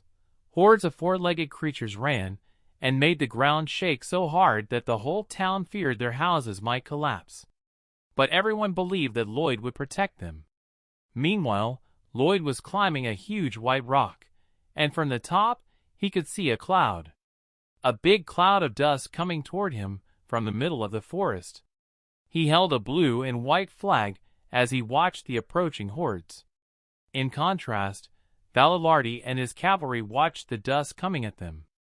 Valilardi doesn't trust Lloyd at first, but when he sees the huge horde of mastodons, he realizes that Lloyd is right. The mastodons were trampling the forest and destroying trees. Valilardi recalled his conversation with Lloyd when he told him that the circle of dominoes were mastodons. When he asked Lloyd to prove his theory, Lloyd continued to avoid the question, and he was unable to get a straight answer. But now that he was leading the troops, he knew it didn't matter because Lloyd was right. He put on his helmet, deciding that now was not the time to think about it. He remembered the strategy to stop the horde. He and his warriors would run ahead of the herds to take the front of their line. And once the horde stopped, they would surround and attack them one by one. As Valilardi sat on his horse in full armor, he predicted that 20 of his soldiers would die. Then he overheard a man talking to one of the warriors about how he was going to propose to his girlfriend when they got home. But in the worst-case scenario, he could only leave his spear for her. But that's the price you pay for being a soldier. Valilardi ordered all his men to get ready and go forward, but the man stopped him before he could leave. He was going to enter the battle without any armor, and even if it surprised Valilardi, Byron was already used to Lloyd's strange requests. Byron told Valilardi that he was there to decipher the message of Lloyd's flag from the top of the white cliff. Suddenly, Lloyd fluttered his flag, and Byron noticed it immediately. The signal meant that Lloyd was calling for the white cavalry. He then waved the flags many times and ordered the soldiers to move quickly to the southeast corner of the village. Valilardi was excited, knowing that their strategy had changed. Their current position was ideal to stop the attack, and if they moved to a new position, they would have no chance of stopping the horde. Then Bavaria looked at Lloyd, who was waving his flags. Lloyd practically threatened to report them to his queen if they continued to argue. Valilardi wondered if this plan would work, but Lloyd said that he had thought it through, and Valilardi still didn't believe him because his plan didn't make sense. But the hordes are approaching, and Lloyd began to make a sign. Lloyd has raised both of his flags because it doesn't look like the hordes are going to stop. As the hordes pass right in front of Lloyd, he smiles, knowing that the first phase of his plan has gone smoothly. The roar of the horde can be heard through the forest, and they run straight for the rock that was carved out a few days ago. And when the front line of the horde saw the colossal monster, they stopped. Then the mastodons from behind hit the front line, confusing the herd. It turned out that the first stage of Lloyd's plan was to block the mastodons' path with an image of their natural enemy named Megalania. Lloyd was right. As the hordes ran into each other and stopped right in their tracks, wasting no time, Lloyd waved the flags again. After reading the sign, Baron ordered the cavalry to move forward quickly and make as much mud and noise as possible. He also ordered them to knock their spears against each other to make more noise, and even as they carried out this plan, Valilardi never realized what it was. It doesn't take long for mastodons to hear the noise made by cavalry. They think that another megalomaniac is approaching, so one of them howls, and soon the others join in. Lloyd knew his plans had worked when he saw the herd begin to move north. From the very beginning, he planned to drive the mastodon herd north, so he ordered the cavalry to move their positions.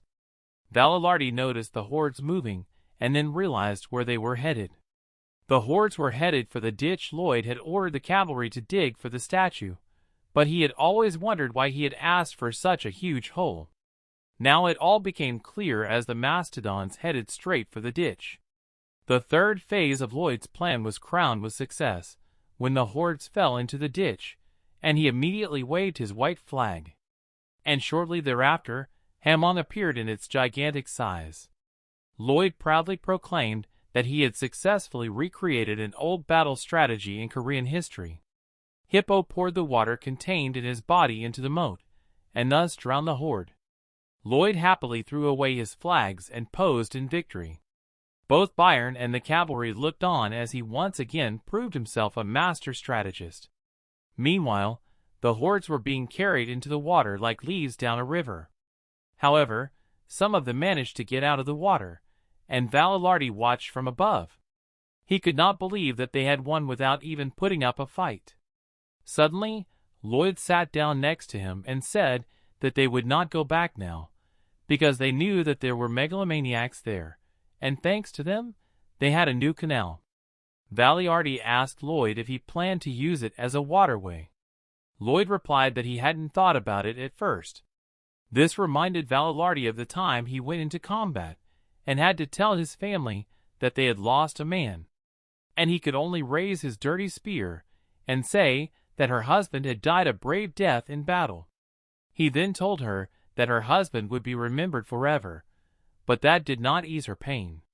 He saw her break down over the loss of her husband, and the number of soldiers at the cemetery continued to grow. The other soldiers were saddened by the deaths of their friends, but Valilardi ordered them to waste no time, and they began training. When it got dark, the graves became wet, and it started to rain. Valilardi sat on the ground, mourning his soldiers, and thought that the more they talked about valor or honorable deaths, the more they lost meaning.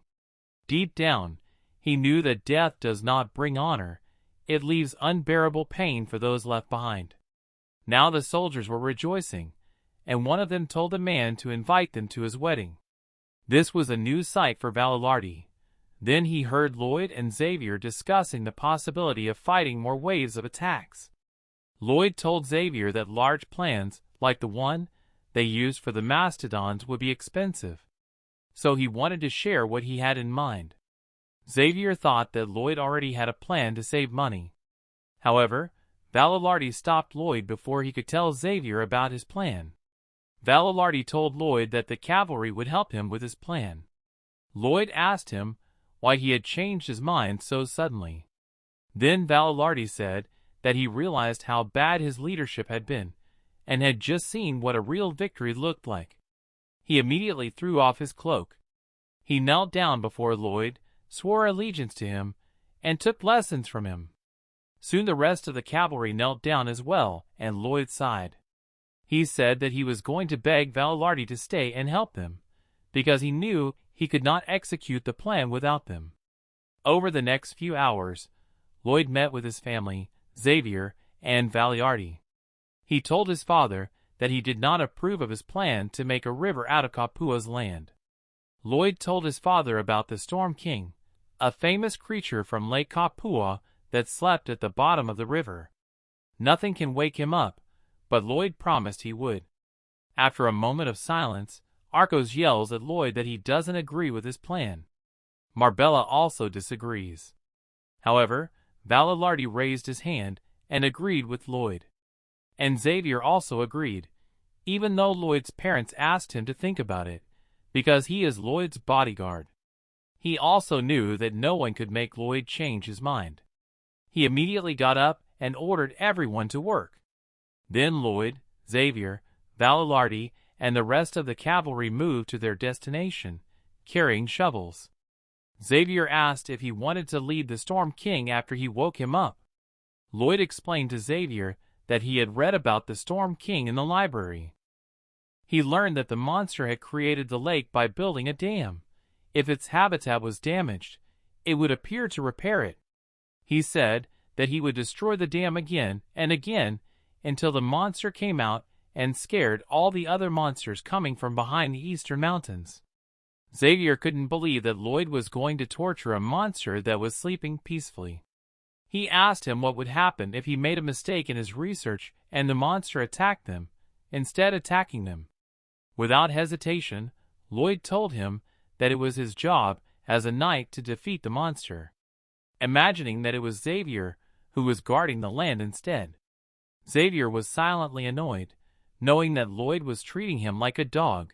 Soon they found themselves on the shore of the lake. Lloyd took a deep breath before activating his surveying skills. He turned on the simulation mode, which immediately blended in perfectly with the landscape. He started moving things around, memorizing where he could break so that the lake wouldn't flood, but also so that he wouldn't wake the beast. Xavier told Valardi not to be surprised by Lloyd's strange behavior, as it looked like he was just waving aimlessly from the outside. Valardi, on the other hand, liked the fact that Lloyd looked crazy and at the same time very smart. While they waited for Lloyd to develop his plan, they talked. The Storm King was watching them from the bottom of the river. If they woke him up, he would kill them all. It was a few hours before Lloyd carried out his plan. In the village, he wondered who was laughing so loudly in the field. And that's when he saw Baron playing with the mastodon babies, and it didn't take long. It didn't take long for Baron to notice that Lloyd was watching him. Lloyd had no idea that a man like Baron could behave like that, and it gave him the creeps when Baron immediately stood up and asked him. Baron offered to take care of the baby mastodons that their mothers had left behind during the attack, but Lloyd had his doubts because they would become wilder as they grew up. However, Baron tried to convince Lloyd that this would not happen because they were so cute, and Lloyd had a hard time making up his mind. So Lloyd tried to talk Baron out of it, saying that raising them would be hard, but Baron told Lloyd that they were too cute to give up. Lloyd was out of his mind, so he let Byron keep the baby mastodons, and it made him so happy that he fell to the ground. And started playing with them again. As Lloyd was leaving, he thought that Byron would somehow find a way to tame the mastodons. This would be a good asset for them, considering that the orcs had returned to their village because of the attacks of the domino monsters. He ordered one of his officers to gather 5 warriors and go with the orcs to their tribe, because he didn't want to lose his asset. Valilardi then told him that preparations for the operation were complete. Lloyd smiled and shouted to the cavalrymen that they would wake the monster, and only cavalry could do it. He praised them for their strength, and the soldiers cheered. And Lloyd continued to praise their bravery, and again the soldiers greeted him with loud cheers. Then Lloyd ordered them to bow down to the shovels, and they did so without hesitation. They began to march forward, shouting even more about their shovels, and Lloyd went ahead. Lloyd was in front. Meanwhile, Javier stood silently behind, watching the soldiers walk away. He felt sorry for them, because Lloyd had them wrapped around his finger. After Lloyd finished his simulations, all the soldiers started working. He changed the terrain so that the shores of the lake would not break and cause a flood. Once the relief was ready, he waved Javier to his position atop the relief and told him to start exploring the spot he had marked. Javier plunged his sword deep into the ground and used his mana to blow it all up. The explosion was so strong that the debris flew into the air. After the explosion died down, the ground began to shake and several trees began to fall down the hill. Dust flew high into the sky and could be seen from afar. It was exactly what Lloyd had predicted. The explosion was enough to cause the natural dam to collapse, so he ordered the cavalry to take cover. And suddenly the lair, which was floating calmly on the water, began to shake. Lloyd had foreseen everything, and now he was sure that the Storm King had woken up. The lair exploded and split into 2 parts. But Lloyd never thought it would be so huge that they would be in danger. A pair of eyes looked at them from the water, and Xavier stood behind a tree, his mind on full alert. Valilardi watched from the ground how tall the monster was as it rose to the surface. The water burst and Lloyd was confused to see that the monster looked like a beaver. Meanwhile, all the soldiers, including Valilardi, were also shocked, but not at how scary it was. That it was scary. They all thought it was magical because the monster was screaming something that no one could understand except Lloyd, and the beast was furious. Looking at the monster from the ground, he wondered if it wasn't a summoned creature like Podong, Bell, or Hippo. Nevertheless, Lloyd is now more confident in his strategy, considering that the beaver's main job is to repair dams. Suddenly, the Storm King turned and looked at Lloyd, causing him to crouch lower to the ground, hoping he wouldn't be noticed. The Storm King spoke, and Lloyd understood him perfectly. He knew where he was hiding because he could smell him. He told him that he would not just fix the dam, but kill them all because they had disturbed his peace. Lloyd began to sweat, knowing that the Storm King was smarter than he had expected. Valilardi approached Lloyd and asked him what to do next, but Lloyd was scared and couldn't put on a serious face. The Storm King angrily scooped up water with his hands and splashed it on everyone. The cavalry tried to escape the great wave of water that would have covered them if they had not moved to a safe distance.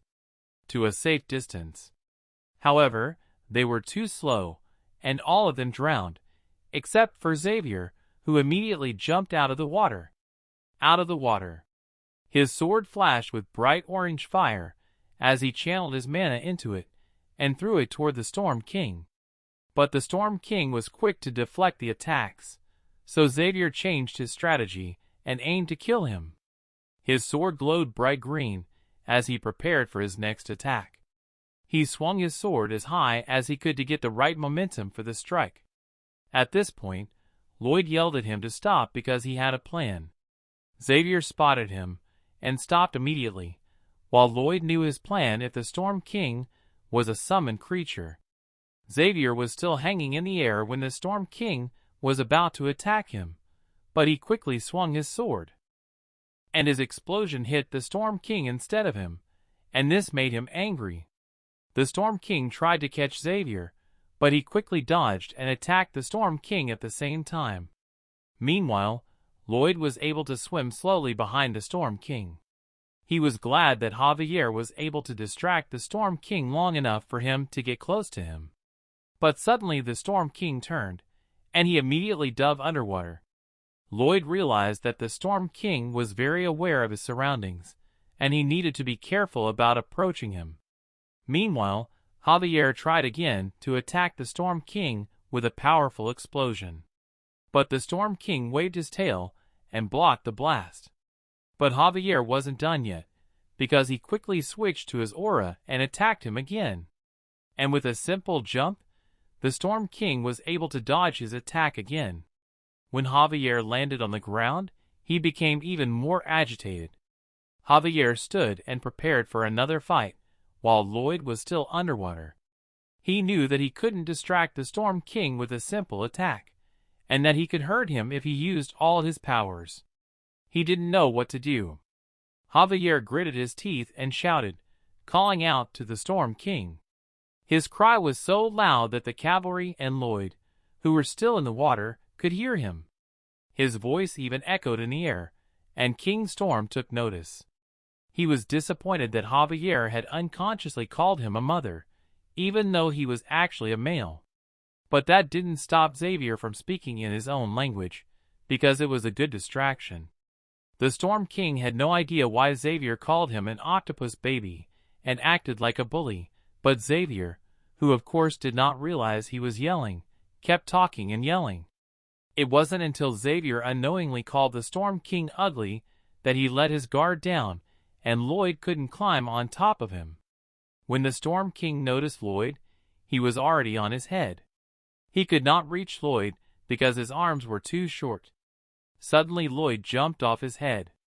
He flipped over in the air and threw a blue sunflower seed at King Storm. It was the same seed that Podong had eaten to make himself smaller. The seed landed right in Storm King's mouth, and while Lloyd was still flying in the air, he wished his plan would work. The effect of the seed was immediate, and the Storm King became smaller immediately. Lloyd was happy that his plan had worked, and the Storm King, much smaller, came to the river bank. He was surprised to see that the tree had become so big, and someone had grabbed it. Lloyd picked him up off the ground and held him tightly, with a terrible expression on his face. However, the Storm King tried his best to get out of Lloyd's hands until he managed to hit Lloyd in the face with his tail. Storm King managed to escape from Lloyd, and he immediately ran away. It was hard for the cavalry to catch up with him, because he was moving so fast, so Lloyd told Podong, Bell, and Hippo to follow him. Podong was able to outrun King Storm, but King Storm threw a jab, hitting Podong in the face. Instead, the battle in the Challenge Realm was interrupted. The blow made Podong angry, so he struck back and hit Storm King with all his might. They became angry with each other and began to fight. Hamlong saw this as an opportunity and wasted no time in attacking Storm King. But the Storm King is very nimble, so Hippo couldn't hit him because he jumped to the side. So Hippo got hit, and the Storm King ran away. But Lloyd stopped him before he could get away, and because he was moving too fast, the Bell, who was sitting on his shoulder, fell to the ground. The little Bell gracefully got up and, in the eyes of King Storm, who had been sleeping underwater for 500 years, he saw her. He sees how beautiful it is, and is so enchanted by it that he does not even try to escape. Lloyd was confused to see that the Storm King was not trying to escape as he thought. Then Lloyd saw the look on Storm's face and realized that he had won. He offered to talk to him together. Storma stood there feeling defeated, but that didn't stop him from being as charming as possible in front of the Bell, and he agreed to talk to Lloyd. Lloyd smiled because he knew that his plan to catch King Storm was a success. Lloyd brought King Storm to his manor. He told Storm to shout as loud as he could once in the morning and once at night from the other side of the lake. But when Storm asked Lloyd what he would get out of this deal, he started scratching his hair and said he had nothing to offer. But Lloyd smiled, saying that if he did, everyone around him would be happy, including Jingle Bell. Lloyd knew that Storm liked her, so he used that to his advantage. Bluebell smiled broadly and agreed with Lloyd, and Storm was again hypnotized by her beauty. Storm immediately agreed to the deal, and Lloyd was glad to be able to use him. After all, he knew that the Bell had no feelings for Storm. So he decided to take everything he could from him, hoping that he would be forever lonely for the rest of his life. But he realized that he had never been in a relationship either, and they were both lonely. Realizing this, the man picked Storm up and hugged him. The beaver tried to pull away, but he couldn't because Lloyd's hug was so warm. When Lloyd asked Storm if he could call him Beaver, the beaver said he could do as he pleased. Suddenly, Greg burst into the room, supposedly to accompany the orcs to their tribe.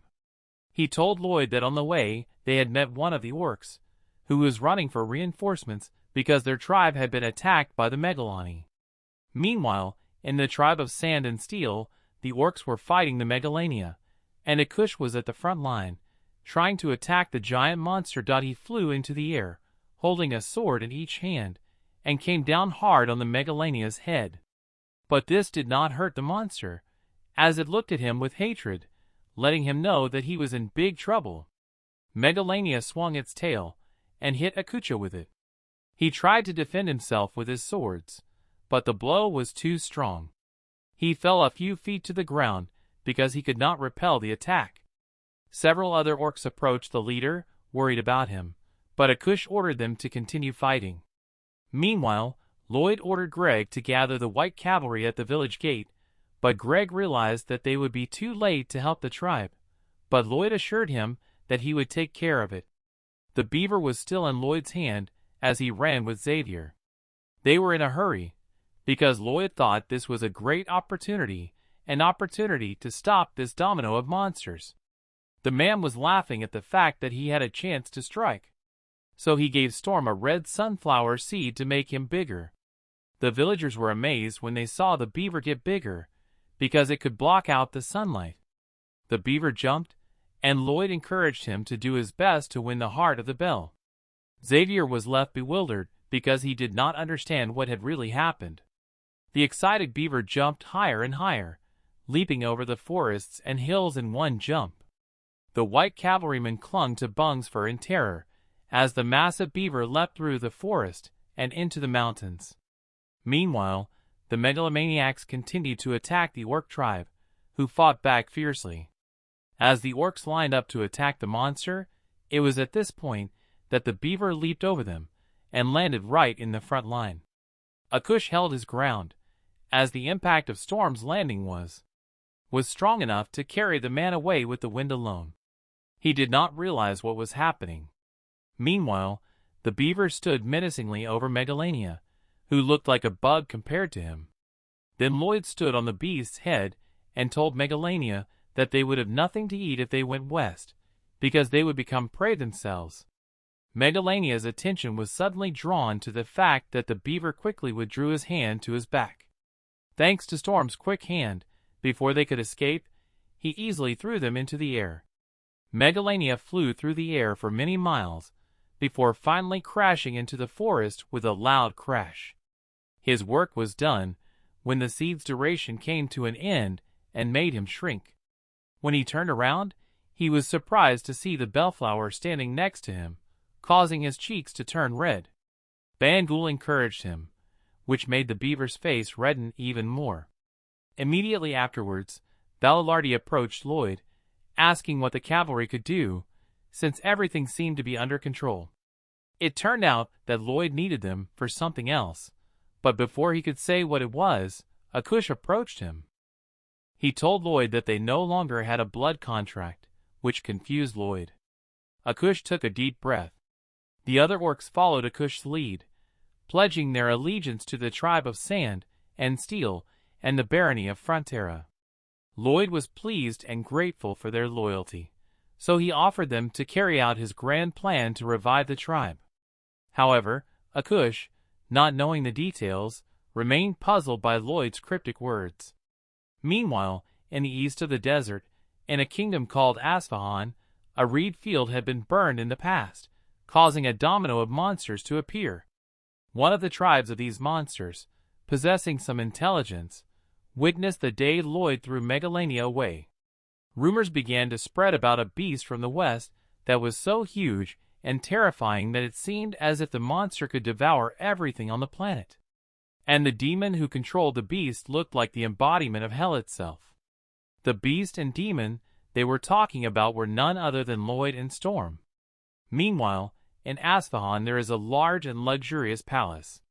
The Sultan listened to a report from one of his warriors that an orc tribe had moved into the Magentano forest. He then asked him about Magentano's reaction, which was without any problems.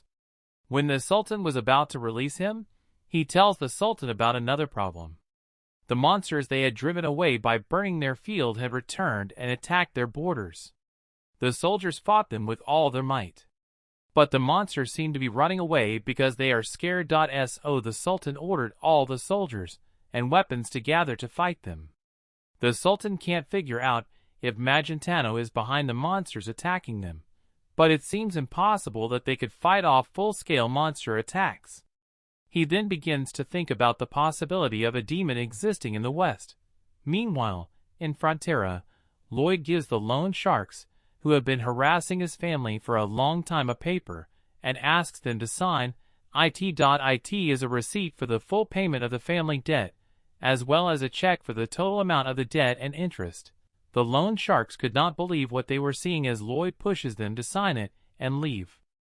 After they signed, they walked away in fear, and Arcos saw everything that happened. He goes up to Lloyd and asks him if he has just paid their debt, to which Lloyd shows them the entire receipt, asking them to hang it on the wall. Arcos immediately hugged him and cried, feeling grateful to Lloyd. He feels sorry that he made Lloyd work so hard to pay off their debt. He feels like a worthless father to Lloyd. Listening to his father pour out his heart like they don't deserve to be his parents, Lloyd asked him if he loves him. Without a doubt, his father loves him with all his heart.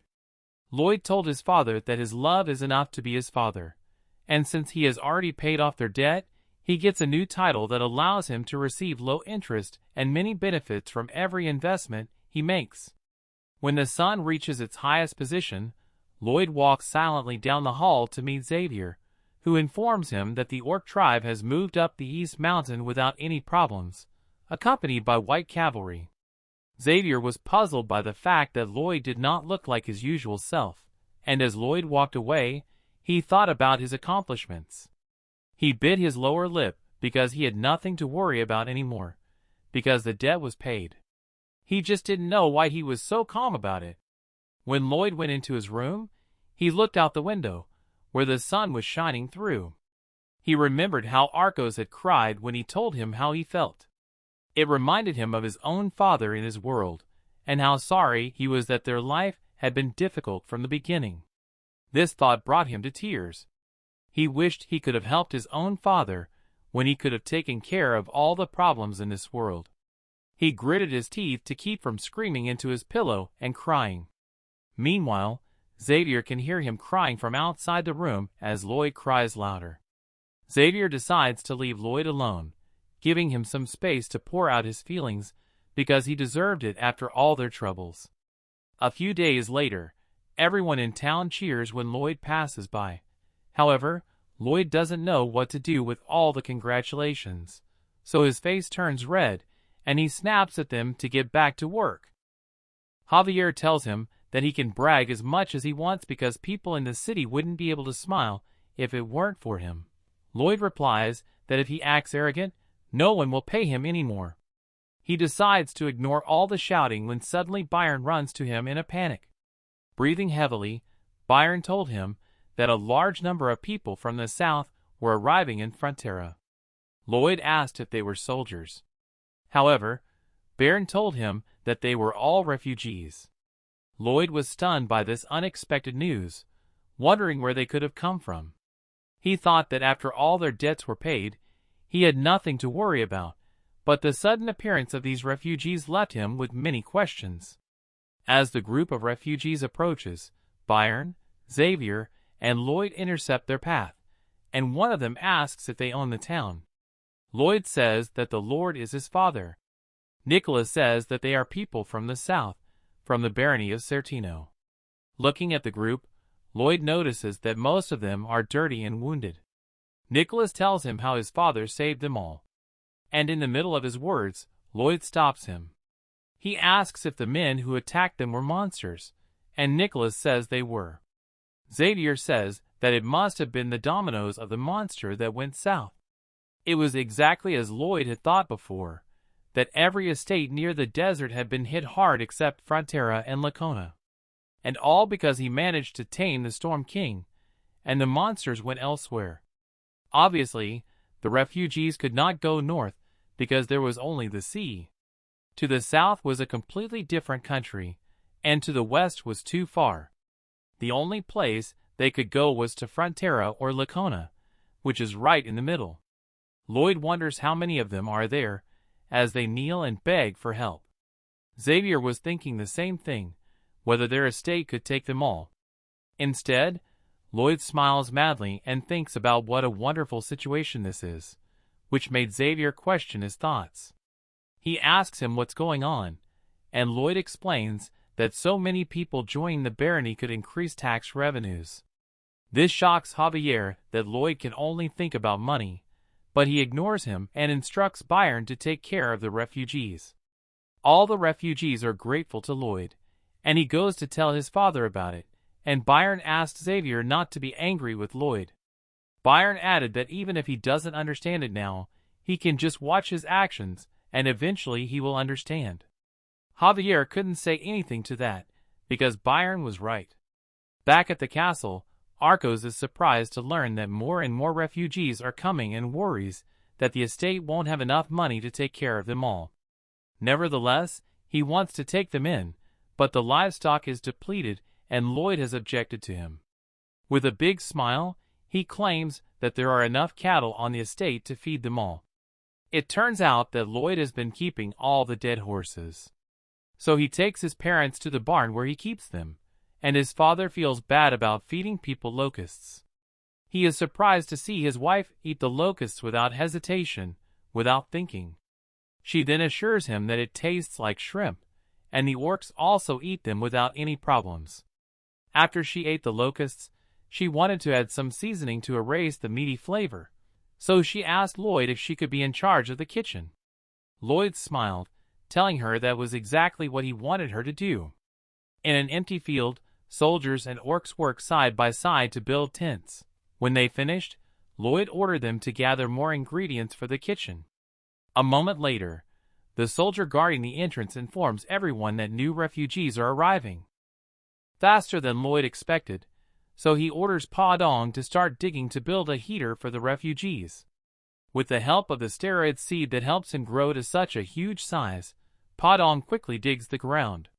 Just then, Bear arrives and reports that the men in charge of the heating system, who are working with Bangkul, are doing it with full dedication. They are working faster because they know that refugees are arriving in the barony from all directions. In the kitchen, the maid is worried that the aftertaste is too strong, but Marbella says she has already dealt with it. She shows them an old legendary cookbook that Lloyd got from the Dark Wizard's cave, surprising all the kitchen helpers. While at the manor, Lloyd watched the number of refugees in the tent worrying that there was not enough land. He was scratching his head trying to think of an idea to make the refugees permanent residents of the estate, and a moment later he heard a child crying. He saw a toddler begging his mother to come home, but Lloyd knew they no longer had a home, and that made him sad. This brought back memories of when his family had just moved to a new place, and he smiled broadly as he talked about his home. It was just a tiny apartment on the outskirts of the city, but it was his home because his parents were there. And now, looking at the crying boy and his mother, he promises to build a house for them. Then he stands up, and Xavier watches him from behind, smiling because he has witnessed his master's kindness. Lloyd then told him that they had a big project ahead of them. Xavier asked if there was enough room in the mansion to accommodate them all, but Lloyd assured him that there was, because he would build an apartment. He wants to build it because in Korea, an apartment is a common building and only requires a small plot of land that can accommodate many living quarters. Construction costs are reduced by standardization, and having blocks in all directions improves insulation. As Lloyd looks down at the river, he activates his skill to determine that this is the best solution to ensure that the refugees have a good environment to live in. He models the best way to build apartment buildings around the river, and it is at this point that he smiles happily that he can increase the amount of tax. His unpleasant smile grows wider as he thinks that when this project is completed, he will be rich and imagines himself swimming in a pool of money. Later at the meeting, Lloyd explains to everyone his plan to build a residential complex. But before they start, Javier argues about the name of the project because he is annoyed by the name, Honey Apartments. Meanwhile, Byron feels like he's been awake all day because he dreams that Lloyd will torture him to death with his work. So Lloyd just told him to ignore it. Before he explains that Tullo is a complex of old buildings with many living quarters on each floor. Floors and common areas for water, toilet, and dining in the middle. He also said that the most important thing about this project is that if they build a steel gate to block the way to the square, it will be a strong fortress that cannot be broken. Hearing this, Valalardi applauds, and everyone else is surprised that Lloyd has thought of it this far. Xavier then expresses his concern about the limited budget of their estate. This irritates Lloyd instead, so he lashes out at him and asks Xavier if he is accusing him of being limited by money. However, when Arcos asks the same thing, Xavier politely replies that they have the budget to implement the project and feed the refugees. Later that day, Lloyd and Xavier are riding horses, and Lloyd keeps teasing him for being crazy. But Xavier just ignored him, which in turn made Lloyd wonder what was on his mind. So he expressed how worried he is if he fails at something. He knows that he is responsible for everything if things go wrong, and the only person he can share his worries with is his knight. Xavier was stunned by what Lloyd said, so Lloyd tried to cheer him up by acting nasty, as he always did, to make fun of him. Xavier started punching him, wishing it was real, and not just in his imagination. In a moment, they arrive at Lacona. Inside the castle, Lloyd spots Diego walking down the same corridor as them and greets him. But Diego is so scared of Lloyd that he screams. Lloyd was having fun making fun of Diego and asked if he had been kicked out of school. Diego had indeed dropped out of school, so Lloyd offered to help him get back to school, but only after his family is good with the Frontera barony. Right after that, they meet with the Viscount, and he is surprised to learn that Lloyd wanted to charge more for water, acting as if it didn't cost anything. So he laughs, thinking he has already won the argument, showing the contract they signed.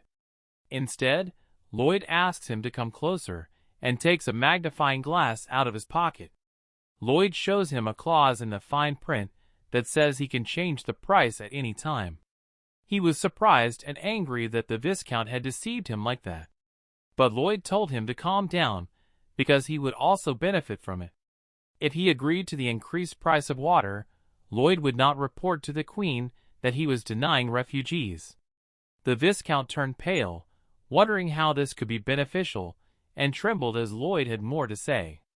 Lloyd also adds that if he writes a letter to the Queen, he can ask that Diego be returned to school.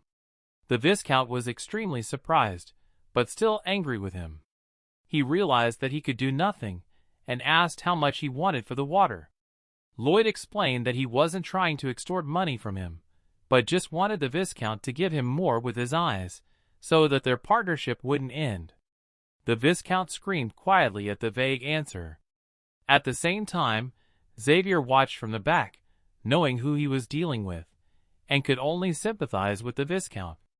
He thinks about how awful Lloyd's personality is, while Lloyd asks how much he is willing to give.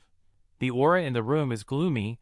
The Viscount glares at Lloyd, and the latter just looks at him calmly in return.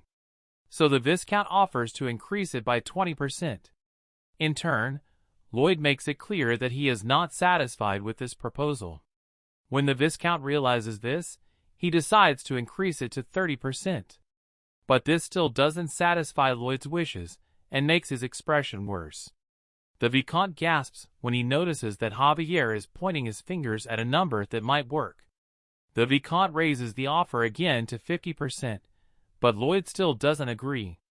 The Viscount doesn't understand why until Xavier shakes his head and whispers to raise the price to 5 times the original amount.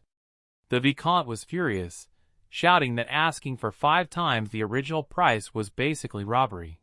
But Lloyd tried to de-escalate the situation, adding that 4 times was enough.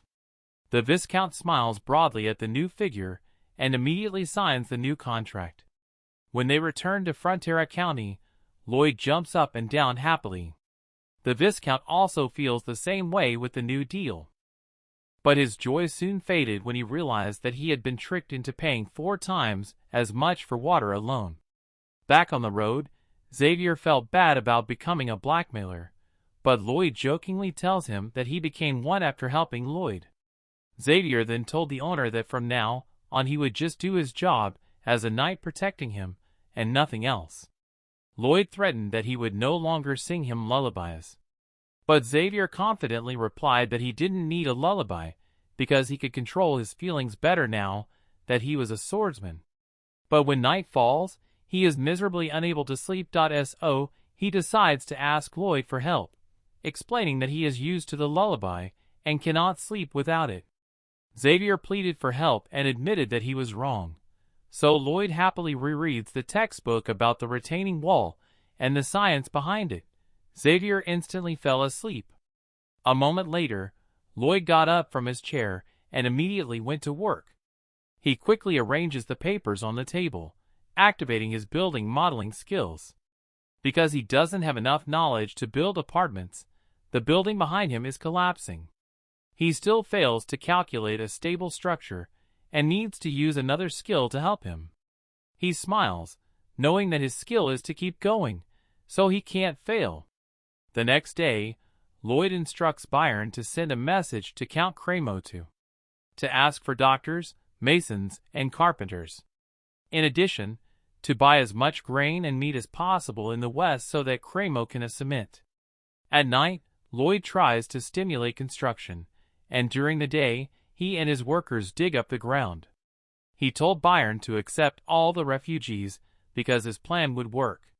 When night fell again, he continued to building the house and wondered if he should lower the floor level.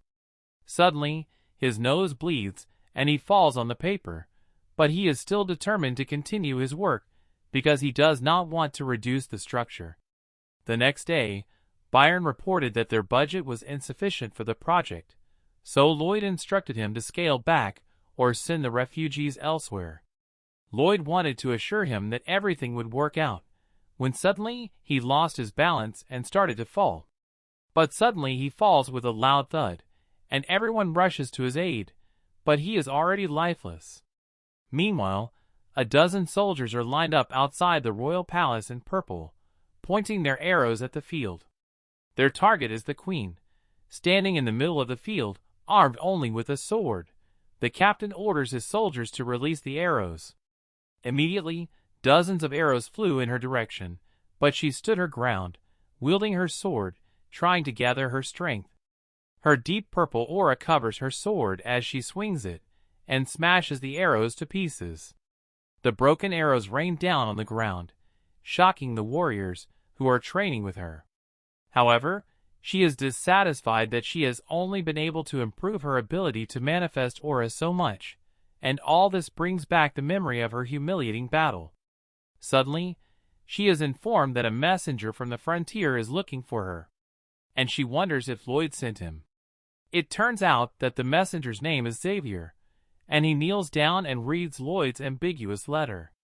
While the queen wondered what he was up to this time, Xavier read that Frontera had taken in refugees from 17 estates after the attack of the domino monsters. The Queen heard every word of praise Lloyd wrote and wondered if he was being sarcastic. She imagines Lloyd kneeling on the floor crying when Xavier tells her that Lloyd doesn't have enough money.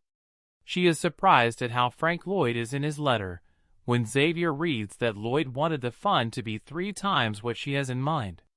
The Queen is shocked and thinks Lloyd has gone mad, to which Xavier adds that he is not. It looks like Lloyd is speaking directly to the Queen through the letter. She is annoyed and continues to imagine Lloyd telling her that he wants to build a house for refugees so they can live and make a living. Again in the letter, Lloyd tells her that his budget is insufficient, and the Queen, hearing this, orders Xavier to stop because she understands what Lloyd wants. She explains that in order to deliver the huge sums of money, she will need to seek the advice of financial experts and get approval from the stubborn elder. After hearing the Queen's response, Xavier pulls another letter from his pocket.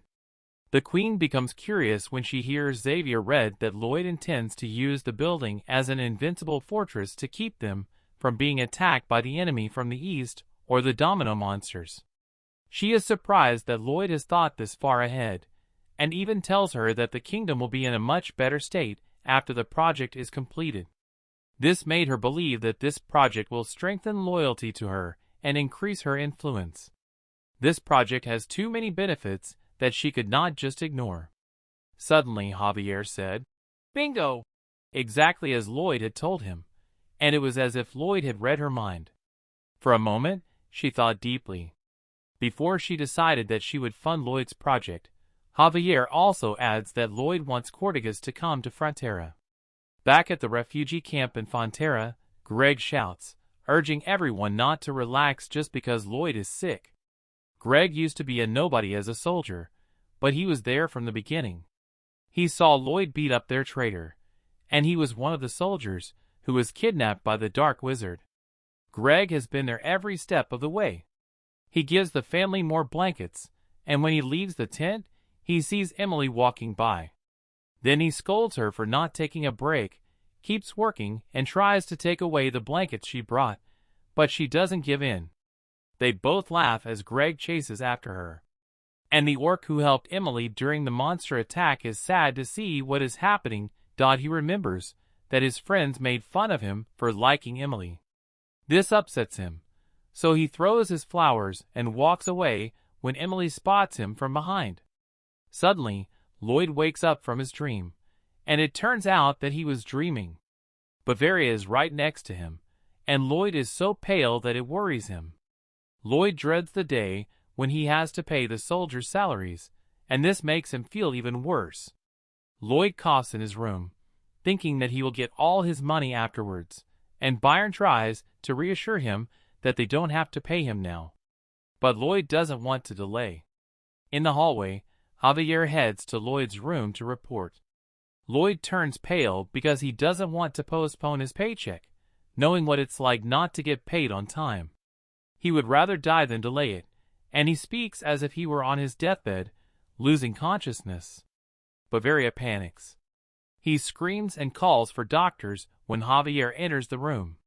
He says that Lloyd has fainted, so Xavier pulls out the checks from them and tells Lloyd that they have received the money. Suddenly, Lloyd wakes up bright and shining, and Bayer watches in horror. His illness is over because he has received the money from the kingdom. And, standing in his bed with a crazy smile, he orders them to start working again. A few days passed, and Byron announced that the building was almost finished, so they had to keep their spirits up. Progress was rapid, and they managed to build a retaining wall around the perimeter of the complex building. While they wait for their overlord, Lloyd models the plan he's been working on to summon the building with his skill, in real scale on the site plan. He tested it for resistance to a landslide and typhoon, although all buildings withstand all disaster simulations. Lloyd was pleased that his designs worked and moved on to the next simulation. He raises his hands to the sky and simulates a meteorite falling directly on the complex. The meteorite blows up half a continent, and Lloyd laughs hysterically at how funny it looks. Noticing that Xavier is watching from behind, Lloyd asks him what's wrong, and they start to fight because Lloyd always twists Javier's words. Then Javier tells him that Cortigas and 30 other dwarven artisans have just arrived in Frontera, so Lloyd immediately greets him. Lloyd needs them because he needs concrete to build a sturdy apartment, and he needs the gnomes to build a cement mixer. Cortigas expresses his displeasure that Lloydnicki has not been offered the job and instead tells him to get to work immediately. Lloyd explains that he does not neglect his manners, adding that the best way to greet them is to show them a drawing they have never seen before. Cortigas snatches the blueprint from Lloyd's hands and begins to work. Lloyd and Xavier also immediately start working. Together they use a mana blast to blow up the earth. The earth begins to collapse as the combined mana blast seeps into the ground. The cement mixer built by the dwarves is driven by Padong, who enthusiastically runs around the barrel of the machine while whipping up the concrete mix at the other end. Meanwhile, the orcs bend the rebar, exercising to build muscle. Lloyd then explained to Byron how to fill the cement block to make it nice and strong. As the building got taller, Lloyd used Storm as a crane to deliver materials, and the presence of the bell kept him encouraged. Several days have passed, and Lloyd instructs Byron to keep going as they watch the building continue to grow. Lloyd still has to think about building a heating system that could be run throughout the building and connected to radiators in every room.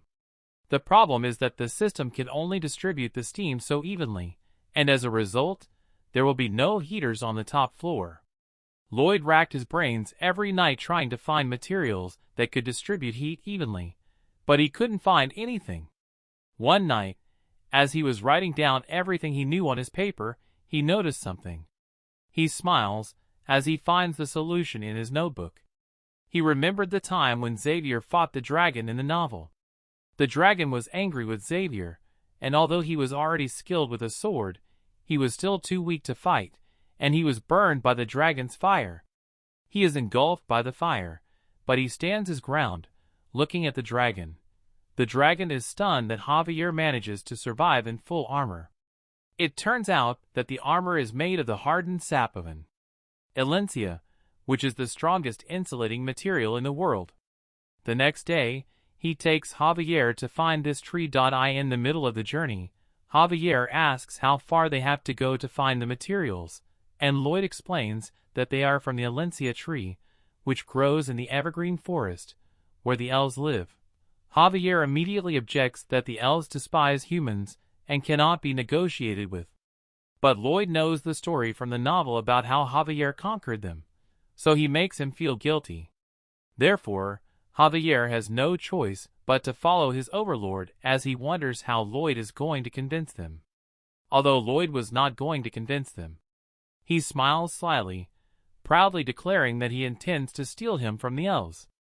Javier is extremely annoyed and wants to kill Lloyd. As they approach the evergreen forest, Javier holds his sword tightly, and they walk between the beautiful flowers that have bloomed in the middle of winter. Lloyd warns Javier that all elves are connected to the forest, so they must be careful and move quietly. But Javier is allergic to flowers and immediately sneezes when he inhales their scent. Lloyd is annoyed that Javier has to be quiet when he sneezes, but Javier argues back, saying that he is just beautiful, so everything he does looks cool. Lloyd was even more annoyed by his answer, so they start arguing about meaningless things. Javier was laughing at him because he knew Lloyd couldn't compete with him on looks, so he changed the subject to nonsense. Having no argument, Lloyd tries to hit him, but Javier easily blocks every punch using only one hand. Lloyd suddenly stops and tells him to hold his breath because they need to be inconspicuous. Lloyd explains that they need to go to the center of the forest, but the elves are already lined up in front of them with their bows drawn. He is surprised that the elves have already spotted them, and one of the elves says that they have made a lot of noise at their door, so they will be caught. Javier expresses how bad the situation is, but Lloyd thinks otherwise. He tells Javier that the situation quickly escalated when the elves shot arrows at them.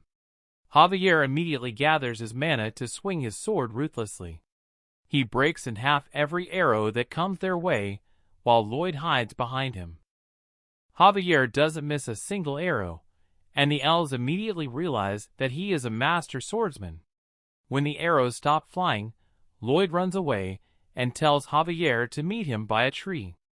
Javier is worried that Lloyd won't survive on his own, but Lloyd says that as long as Javier distracts them, he will be fine.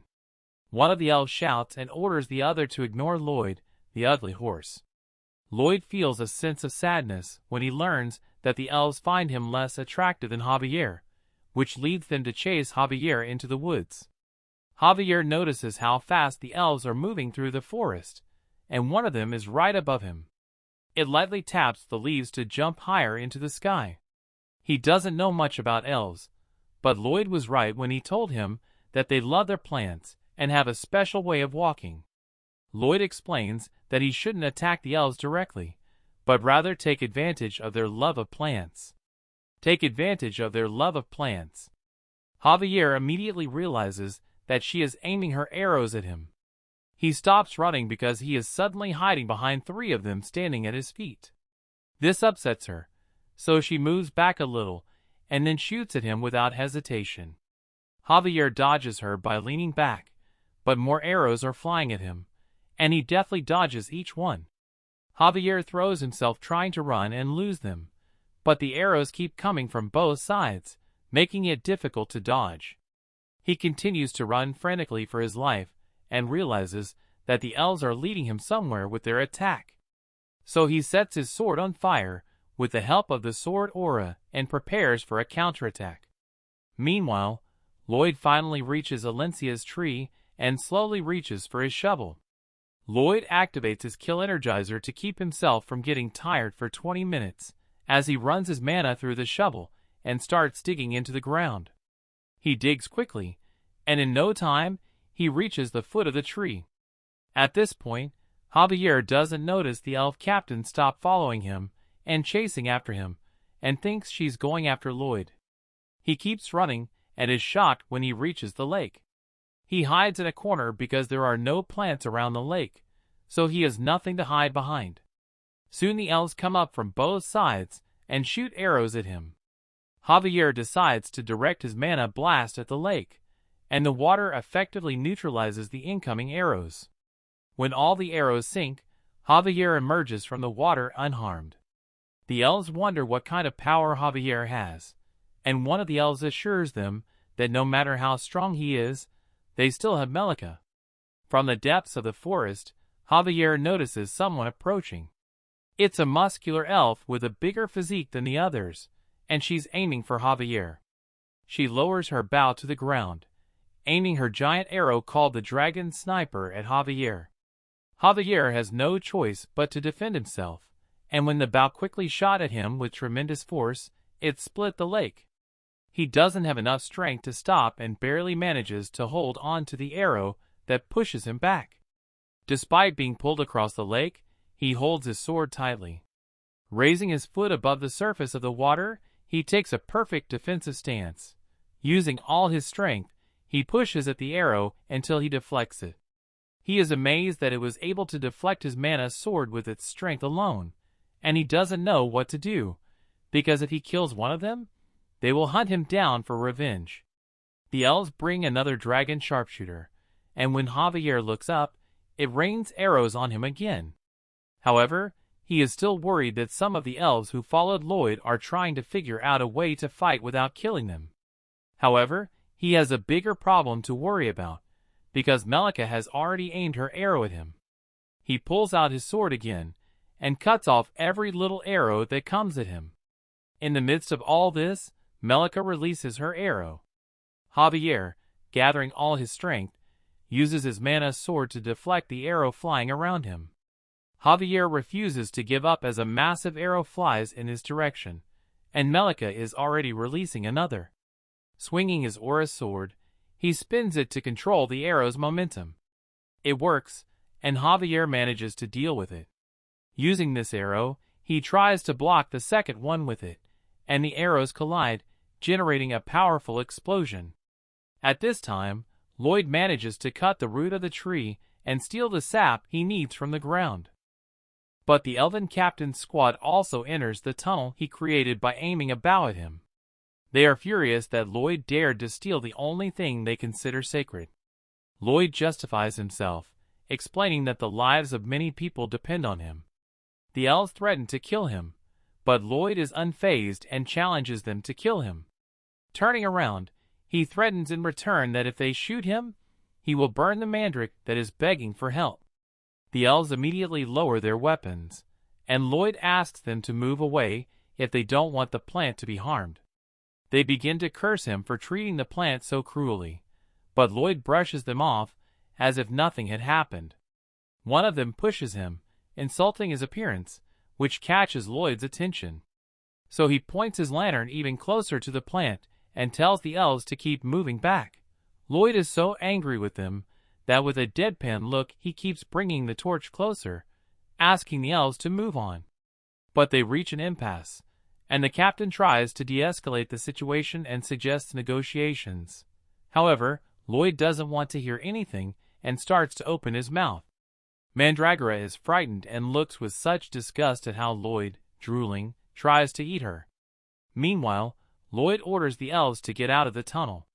When they manage to get out, Lloyd continues to hold the mandrake, waiting for Javier to arrive. He is so afraid that Javier will not come, because it will be the end for him. Suddenly, the elves begin to lose strength due to hunger, and their leader begins to lose strength due to hunger. Muira tries to keep their spirits up, but then her stomach starts to growl too, and eventually they all fall to the ground, exhausted. Lloyd is confused and wonders what happened to them, as he remembers how empty they looked when he first saw them. Then he realizes that there is no wildlife in the forest, and the domino monster has moved to the end of the mountain, leaving the forest abandoned. He knows that elves don't eat plants, so they only eat meat to survive. He wonders how long they have been starving like this. Meanwhile, Xavier still stood his ground and knew how to defend himself, but the elves began to look paler and lose strength. He wonders why they lost their strength so quickly, but this is also his best chance to catch up with Lloyd. He ducked down and was ready to run. Calling on his heart of mana, he raced straight for the army that blocked his path. Melika, on the other hand, is still going strong.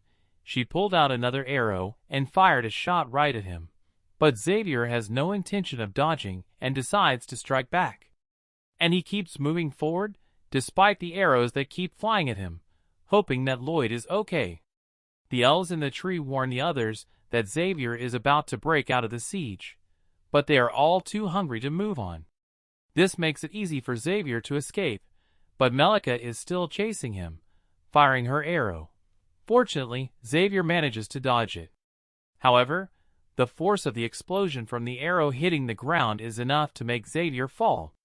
Melika does not miss her chance and quickly rushes forward to stab him. Xavier stumbled, trying to dodge every blow that came his way. He was determined to get to Lloyd, because it was his job to protect him.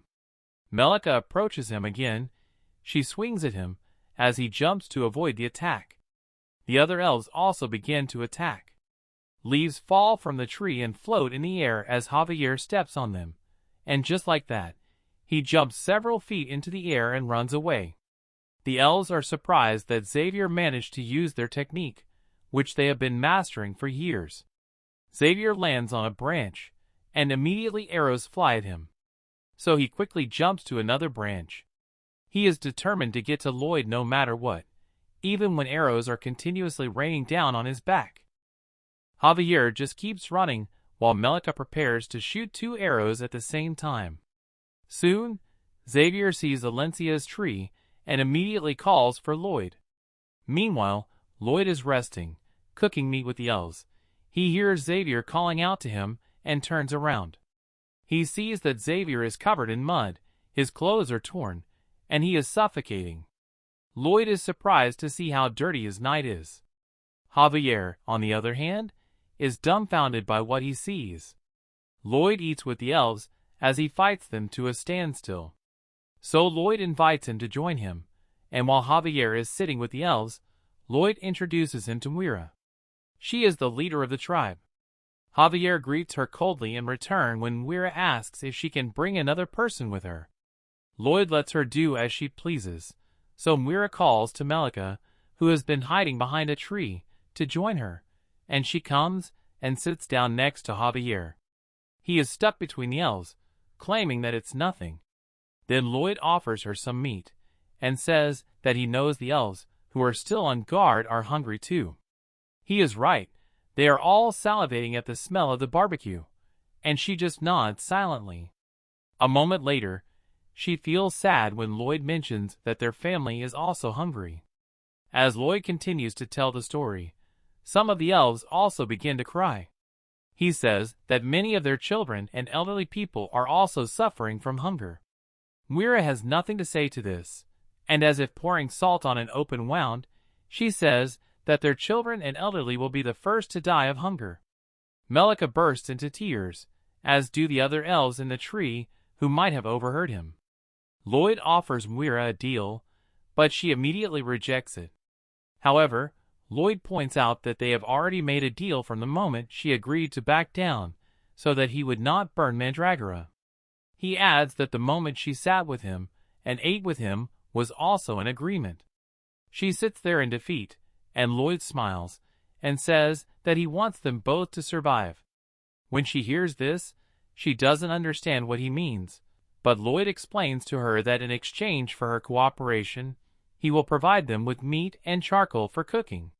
He will also build them a freezer to store the meat, and Muira listens to this in silence. Then she asks what he wants, and Lloyd explains that if she rejects his offer, the children in the barony will freeze to death. He needs the sap from Alencia's tree once a month, and he will teach her how to get it without damaging the tree. Lloyd also adds that if they agree, they should divide the elves into 2 groups, one for distribution and the other half to help him build the apartment. Another elf recommends that Muira not agree to his suggestions, so she thinks carefully about his proposal. Then she remembers how her mother told her to trust only people who can become her friends. She sits in silence for a long time, making Lloyd more and more worried.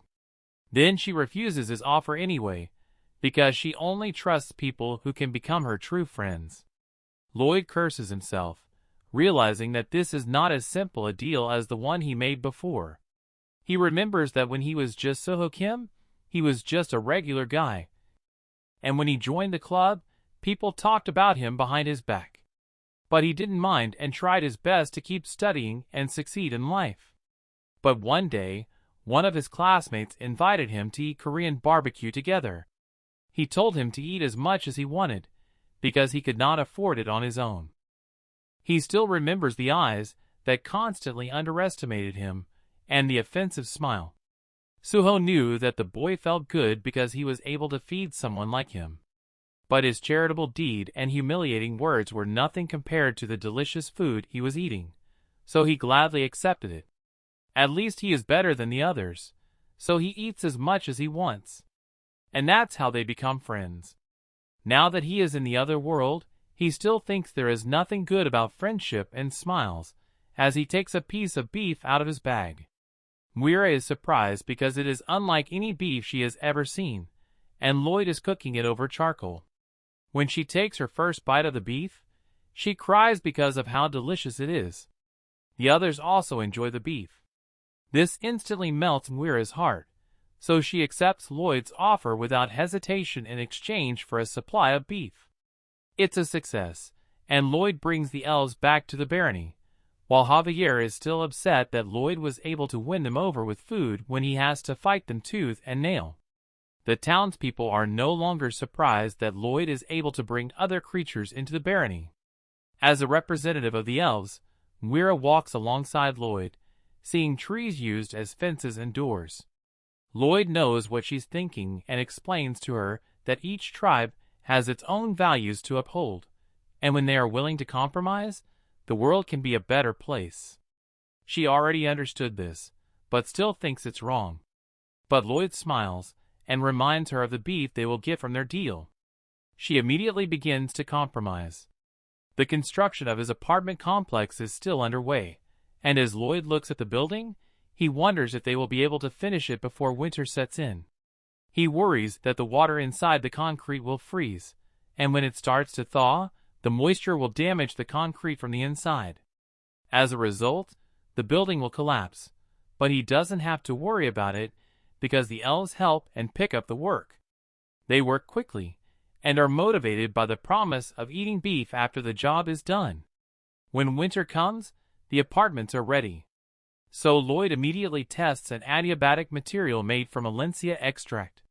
He told his men to cover the radiator with it, and when everyone on the floor was done, he ordered them to turn on the boiler in the basement. When the machine started up, the steam quickly went up the pipe. And the room is perfectly heated, which means his project is a success. When Lloyd leaves the house with Xavier, he announces to everyone that they should move in with him. Javier tries to tell him what should be his priority, but Lloyd just brushes him off and walks away. Xavier was annoyed that Lloyd was ignoring him and ordered Byron to prioritize families with young children and the elderly for resettlement. Lloyd goes on to say that if the refugees cannot move now, they will have to be housed in gondolas. Javier is surprised that Lloyd has thought of all this, while all Lloyd could think about is his tax revenues. When he's done, he asks Javier to go with him and meet with Arcos because he still has work to do. Javier thinks about how much Lloyd has changed and how he has changed the lives of everyone around him. As they walk down the street, they notice the royal messenger approaching. Arcos and Marbella are already there and greet the messenger as he opens the scroll. He reads out a message from the queen, who says she is impressed with Frontera's accomplishments. And she announces that Frontera's barony will be elevated to the level of a county. The envoy congratulates Arcos and Marbella, and Lloyd smiles happily in the back as he watches this happen. Thanks to their efforts in fighting the monsters' dominoes, protecting the shelters, building up the east, and turning it into a fortress, Frontera will become independent, turning into a county. He also adds that the queen will finance and supply materials for the construction of the Orient, which makes Lloyd extremely excited.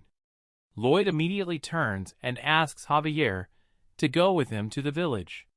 Arcos notices him leaving with Javier, and he cries because all of this was possible because of Lloyd, and he is proud to have him as a son. When night falls, Lloyd, along with Bayer and the villagers, walk around the statue of the queen that they have decorated and sung praises to. Lloyd is the one who persuaded them to do this so that a messenger would watch them. So when he comes back and tells the queen about it, she will be confused and angry. Meanwhile, the Viscount Lacona hurries to Frontera because he has been called by Arcos. He quickly kneels down in front of Arcos and greets him. But Arcos is humbled and asks him not to be so formal. But the Viscount continues to kneel to hide the fact that he is jealous of Arcos becoming a count. He has been making fun of Arcos at parties, and he intends to use Arcos' kindness to his advantage. Arcos asks him for help in building up the eastern region. He needs engineers, but he knows that if he asks for too much, the Viscount probably won't be able to handle it. So he asks only to send as many as he can. When he lifts his head off the ground to look at Arcos, he sees the same face that Lloyd used to intimidate him into bringing back his injury. This is the end of their encounter, and the Viscount looks so pale after their encounter that he falls off his horse, while Arcos watches him from his castle. He feels terrible for having threatened the Viscount, who is trembling as he tries to get back on his horse, but somehow he feels good after he did it, and Arcos smiled at the thought. Meanwhile, Beatrica tells Lloyd that they have finished moving from the shelter to the apartment, because there was a message that there were reports that he got a new achievement and bonus RP for doing so. Lloyd smiles broadly as he reads the message. Meanwhile, the families are getting a full meal in the area for single Ondal. Some are unhappy about this because they know they can't depend on other people forever. Some are upset that they can't do anything to support their own family, and then they notice that someone is calling Lloyd. On the street, the refugees are happy and thank Lloyd for his help. Lloyd talks to everyone, including an elderly woman, and even takes a picture with a child.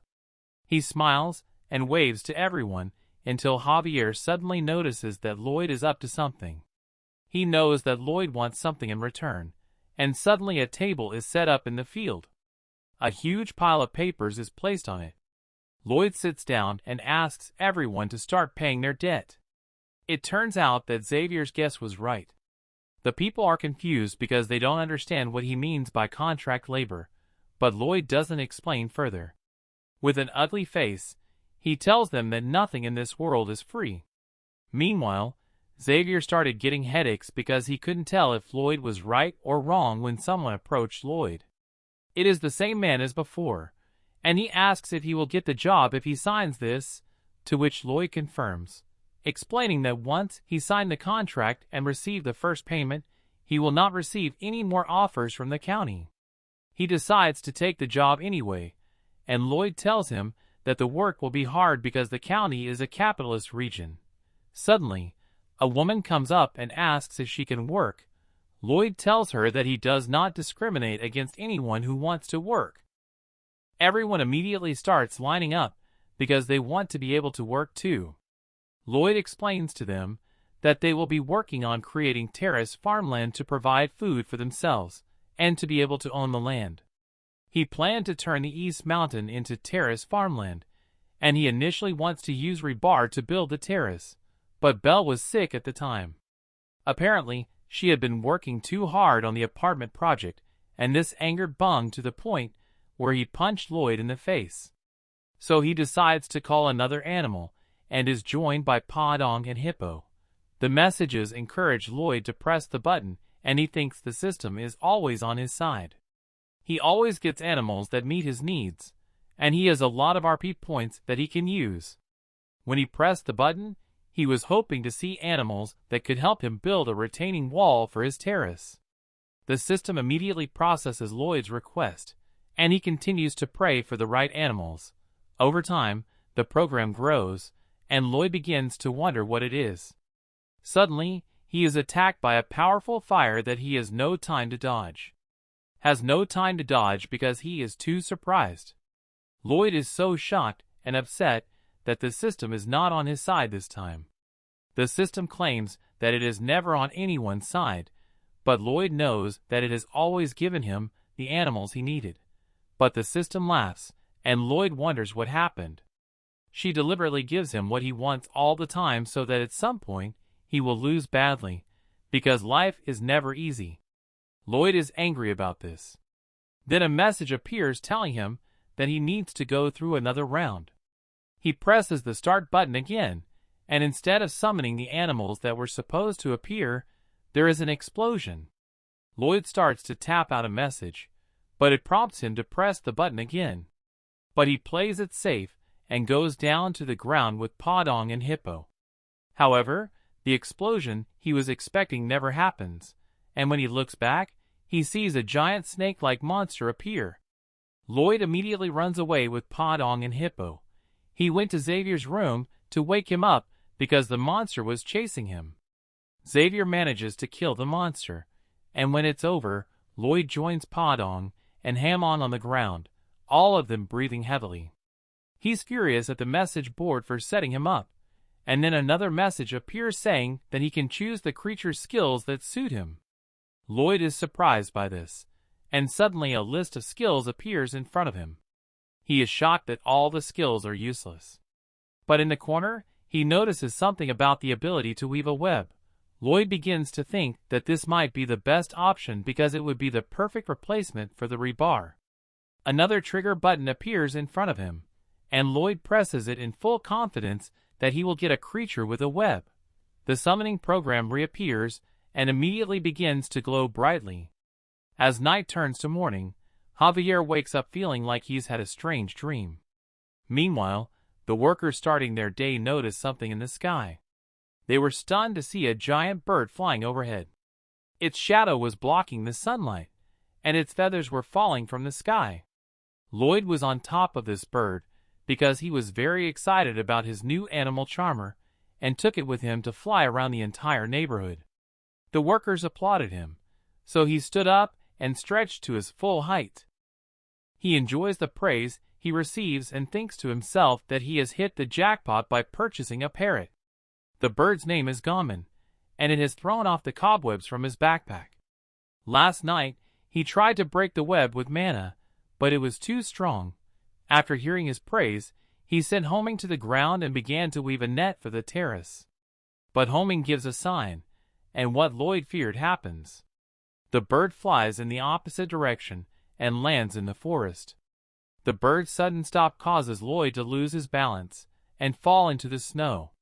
He yells at Homing, but he calmly sits down in a tree and leans back. From the beginning, Lloyd knows that Homing is a lazy animal, and when he suddenly stops because he is lazy, he is just angry because he does not know how to make him work. Last night, after Lloyd had just called Homing in, he asked him what his web-weaving skills looked like. But he just sighed and sat down on the ground, saying he didn't care. Lloyd was shocked at how he behaved while Pa Dong was talking to Homing.